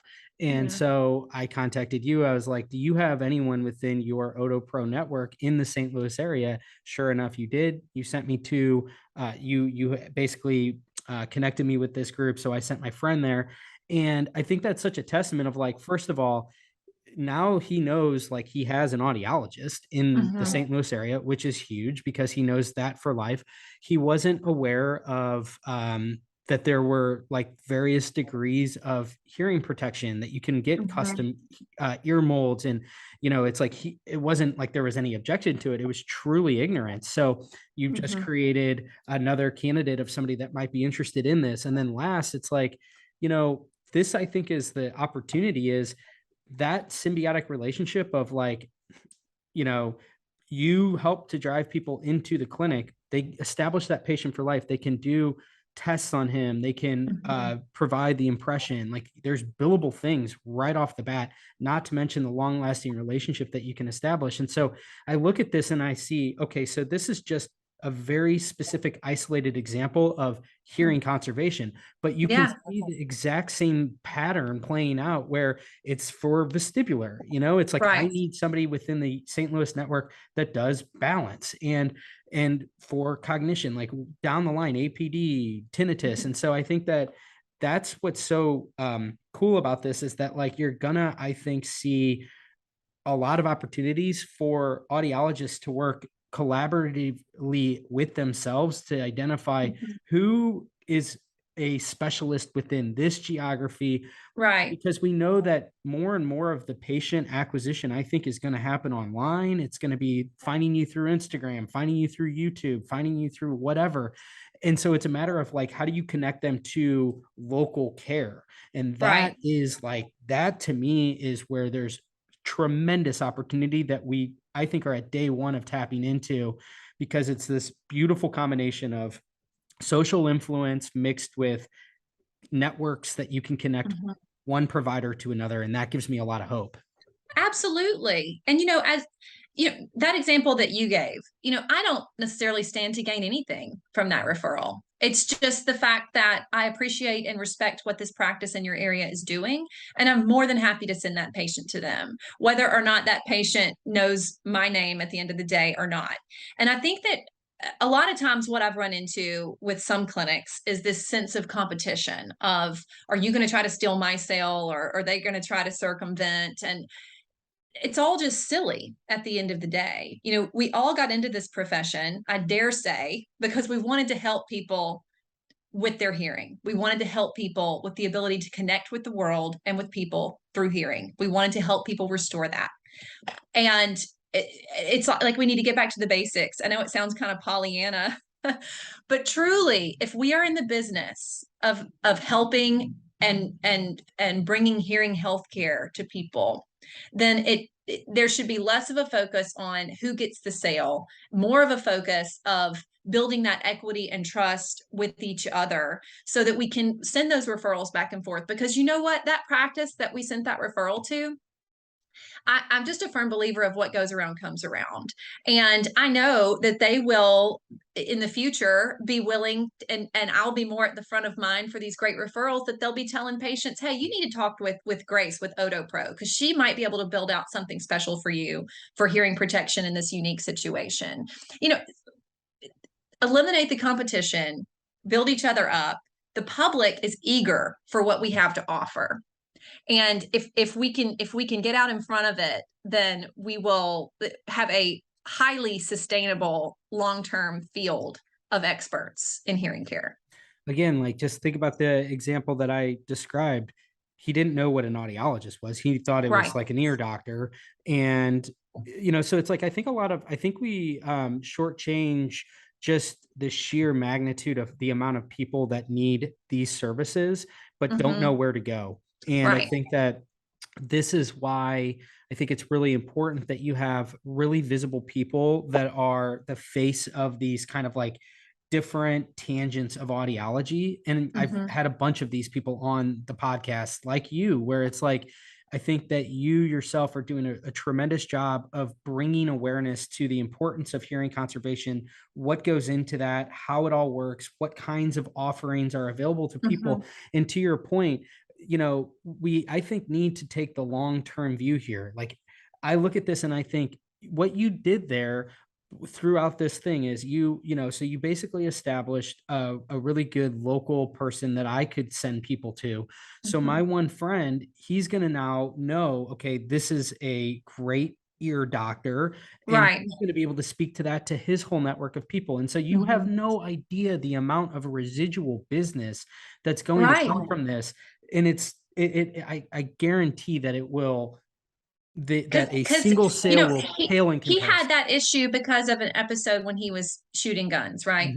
Well, odds are he shoots guns with other people who shoot guns recreationally. Yeah. And that whole community of people who likely doesn't know what an audiologist is or where to turn for these issues, just like it is exponential. And those are all people who will need hearing aids and who we don't want to wait the average of 7 to 10 years from the time they're really feeling the hit of a problem to when they walk through the doors of a clinic. So if we work together, we can change that. And if we focus on our expertise and the education that we can provide to the consumer, the sales will come. I'm a firm believer, education, expertise first, and then you are going to be the trusted source for the sale of the products that are going to pay your bills. And think about the way that it expands and diversifies the patient demographic. As soon as you start to move out from under just being pigeonholed as a hearing aid dispenser, salesperson, whatever you're perceived as by the public, you start to move out of that. Suddenly, like, this is something that feels a lot more approachable and suitable for a young person who might be, the only reason they would come to you is from a preventative standpoint. They want to just better understand this. They want to get fitted with custom earplugs. So what does that do? Again, it's all about like this aspect of building a network of patients for today and then patients for tomorrow, knowing that there's so much residual patient acquisition that's going to come along with that, just simply by word of mouth within their market. So I just feel like we're at a really good and interesting time right now where I think the industry as a whole is recognizing that we can be so much more. And again, I wouldn't be surprised if, as this is all happening, like simultaneously, that like the hearing aid sales have never been stronger, because I don't think it detracts from hearing aids in any way. I think it simply is re-elevating everything else to a similar playing field so that we're prioritizing everything. Right. Yeah. And there's a general distrust, at least with my own little sample size of people that I speak to about hearing aids. There's a distrust of the hearing aid industry. And for whatever reason you want to buy into. But I think that's all the more compelling evidence as to why we as audiologists have to value and charge for our services and not strictly rely on those products. We have expertise that people are willing to pay for, and there is a significant value with that. And unbundling those services, I'm such a strong proponent of, because let's bring that sticker shock price tag down. Let's demand it from the manufacturers, and then let's separate and recoup some of our expenses through billing for our services. Totally. There's got to be a shift, and I do think the shift is coming. And I think that when audiologists are really brave enough, it's scary to think of separating that out and trying to tell someone, we're not trained as salespeople. We're trained to be hearing care experts. But if you're not willing to sell and you're not willing to value your services and your expertise, then you're left just with raising the prices on the hearing aids. That doesn't do anybody any favors. Like, I feel like a good example of this is, for a long time, it's been common to provide a hearing test free of charge, which I think on the surface, it's like feels altruistic and all that. But I think that part of the issue is that the bait and switch in the public's mind tends to come from this feeling of like, I came in, I got tested, and then now you're saying that my only solution is this, X amount of device.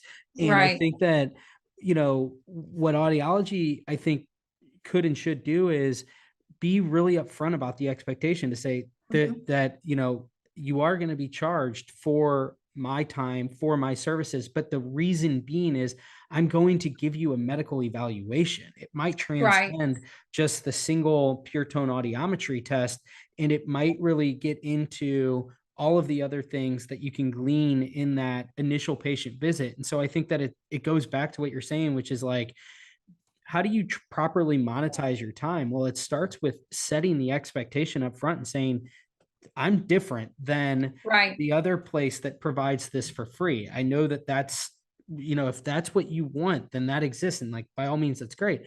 But the reason that I'm charging for this is and lay that out. And I think that that's so much of it is just expectation setting. Well, and then maybe what's best for the patient is not a traditional hearing aid from one of the top manufacturers. One thing, I don't know if you've had Heather on with Tuniversity, but and what she's doing. I love what they're doing with Tuniversity, and the fact that they're providing education for audiologists to be able to expand their practice beyond the traditional hearing aid with other products that may meet the client's needs better and at a better price point that suits them. It pained me to see patients when I was in the medical setting who were scraping together all the money they could to try to get into an entry-level hearing aid pair. And we are seeing more and more options that are coming in at lower price points that are not your traditional hearing aid. And I don't think we need to be afraid of those. I think that with the proper counseling and the proper education for the patient, some of those products can be used very responsibly to meet the basic needs of patients who simply cannot afford traditional hearing aids. And we need to have more to offer than just that. Couldn't agree more. And I think that it's really just like, does your business model line up with that? Where, if the traditional business model is you make a profit margin on the device sale itself, you're probably pretty conditioned to high profit margins. And I think that, with these OTC devices and these things that are coming down the pike, there might not be much profit at all. And so it kind of begs the question of like, should you even be charging? Like, would it make more sense to sell these things at cost, but make it very clear and say, you are going to pay me for my time and my services, and just make them aware that like, look, you can go your own way and you can do this yourself by all means, or you can, basically just set that boundary of like, this is what my expertise costs. And it doesn't have to be exorbitant or anything like that, but I think it's this idea of just like kind of reclaiming your value and saying, yes, especially as an audiologist who has the AUD, who's gone through all the time and effort to get that credential, you want to make sure that thing's valued. And I'm not saying to just artificially jack up the prices of people coming to see you, but it's understanding what's your break-even rate, and what level of profitability do you want to make, and does it have to necessarily even come from the device sales? Right. I don't think it does. I was on the phone just yesterday with a practice in Palm Beach, California, looking to refer a patient for ear mold impressions. Now, this is a patient that is in the US for 1 week. He lives in Australia and was trying to avoid all the international shipping fees and hassle. And so while he's in the States just this week, I'm trying to get him an appointment to get his ear mold impressions made. So this is not a potential long-term client for this practice. They know that. I was very transparent about that. And I said, so what would you charge for a visit to strictly make the ear mold impressions and hand them to him at the conclusion of the visit? And I'm hesitant as to whether I should say the amount or not, but I respect it. It was a hefty amount. And they said that is the minimum price of a visit, of an appointment on our schedule. It's going to carry this minimum price. And it's a heck of a lot more than what all the other 250 practices currently are charging for ear mold impression services only. But honestly, I respect it. And I said, I will pass this along to the client. And if it's a deal breaker, just know that this is a lot more. But I respect that is what you need for that appointment slot. And I honestly think more of us need to be doing the same. Yep. I couldn't agree more with that. I think it, again, is just a matter of figuring out what does I think it's just kind of like putting pen to paper and figuring out, doing the calculations and figuring out, looking at your profit and, your P&L and kind of just looking at the guts of your business and figuring out what do I need to make in order to be profitable. And I think that what I think is one of my big takeaways from this whole episode 100 is like on a 40-hour work week, there's more and more types of blocks that you can set on your calendar. And that to me is really exciting. And I think that what we're going to have to figure out over the next few years that has really, I think we've made giant strides already, is figuring out how do you properly monetize all of those new blocks.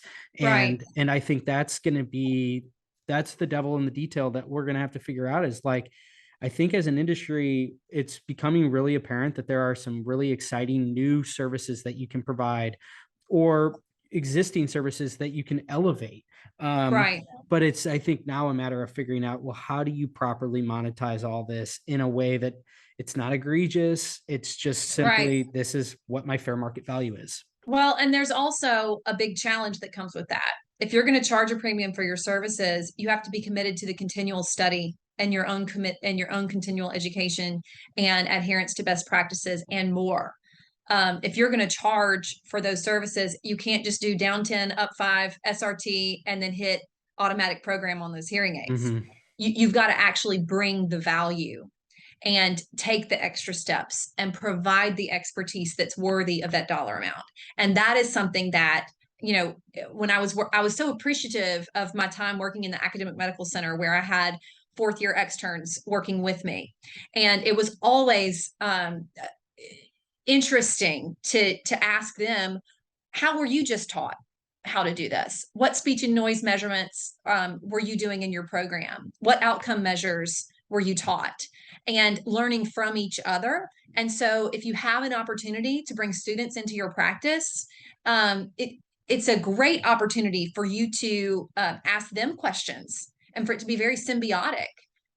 where you have the experience to convey to them and your tried and true methods, but then it's also very worthwhile to hear about what these students are learning, and then try to bring some of that into your own practice. And in doing so, it challenged me to stay on top of things, because when that student said, "Why are you doing it that way?" I had to be able to answer it. Yeah. And that's something that takes a lot of work, and we're busy, and we're trying to make ends meet, and we're trying to get the charting done, and it's very laborious, but I do challenge all of us as audiologists to stay at the top of our game and continue to learn. You can't stop learning, and you can't take the easy way out. There's an easy way to fit hearing aids, and there's a right way to fit hearing aids. It's very different. I love it. That's like a mic drop moment right there. Perfect way to kind of wrap up episode 100. Always be learning. Keep challenging yourself, I think, to just kind of figure out, how do you innovate a little bit? How do you incrementally improve your, whatever setting you're working in? Mm-hmm. Because I think that the thing I've really taken away from these first 100 episodes is like, the opportunity exists, and it exists in a variety of different ways, but ultimately it kind of boils down to, are you willing to pursue those things? And it usually involves getting out of your comfort zone, because you're going to be uncomfortable, because you're probably learning a lot. And it takes, the ability to kind of shake away the complacency and be like, as comfortable as I might feel right now, chances are I need to be pushing myself a little bit, so that in a couple of years from now, I feel just as secure as I might feel today, because I've basically future-proofed myself in a variety of different ways. Mm-hmm. I agree. Awesome, Grace. Well, thank you so much. I appreciate you being on episode 100. And that concludes this mega episode of Future Ear Radio for, I guess, the first season of the podcast. That's awesome. You're doing great work. And I appreciate you doing this podcast. I am a fan, a listener myself. I appreciate it. It's an honor that you had me today. Thank you. Awesome, Grace. Well, thank you so much. Thanks for everybody tuned in here to the end. We'll chat with you next time. Cheers.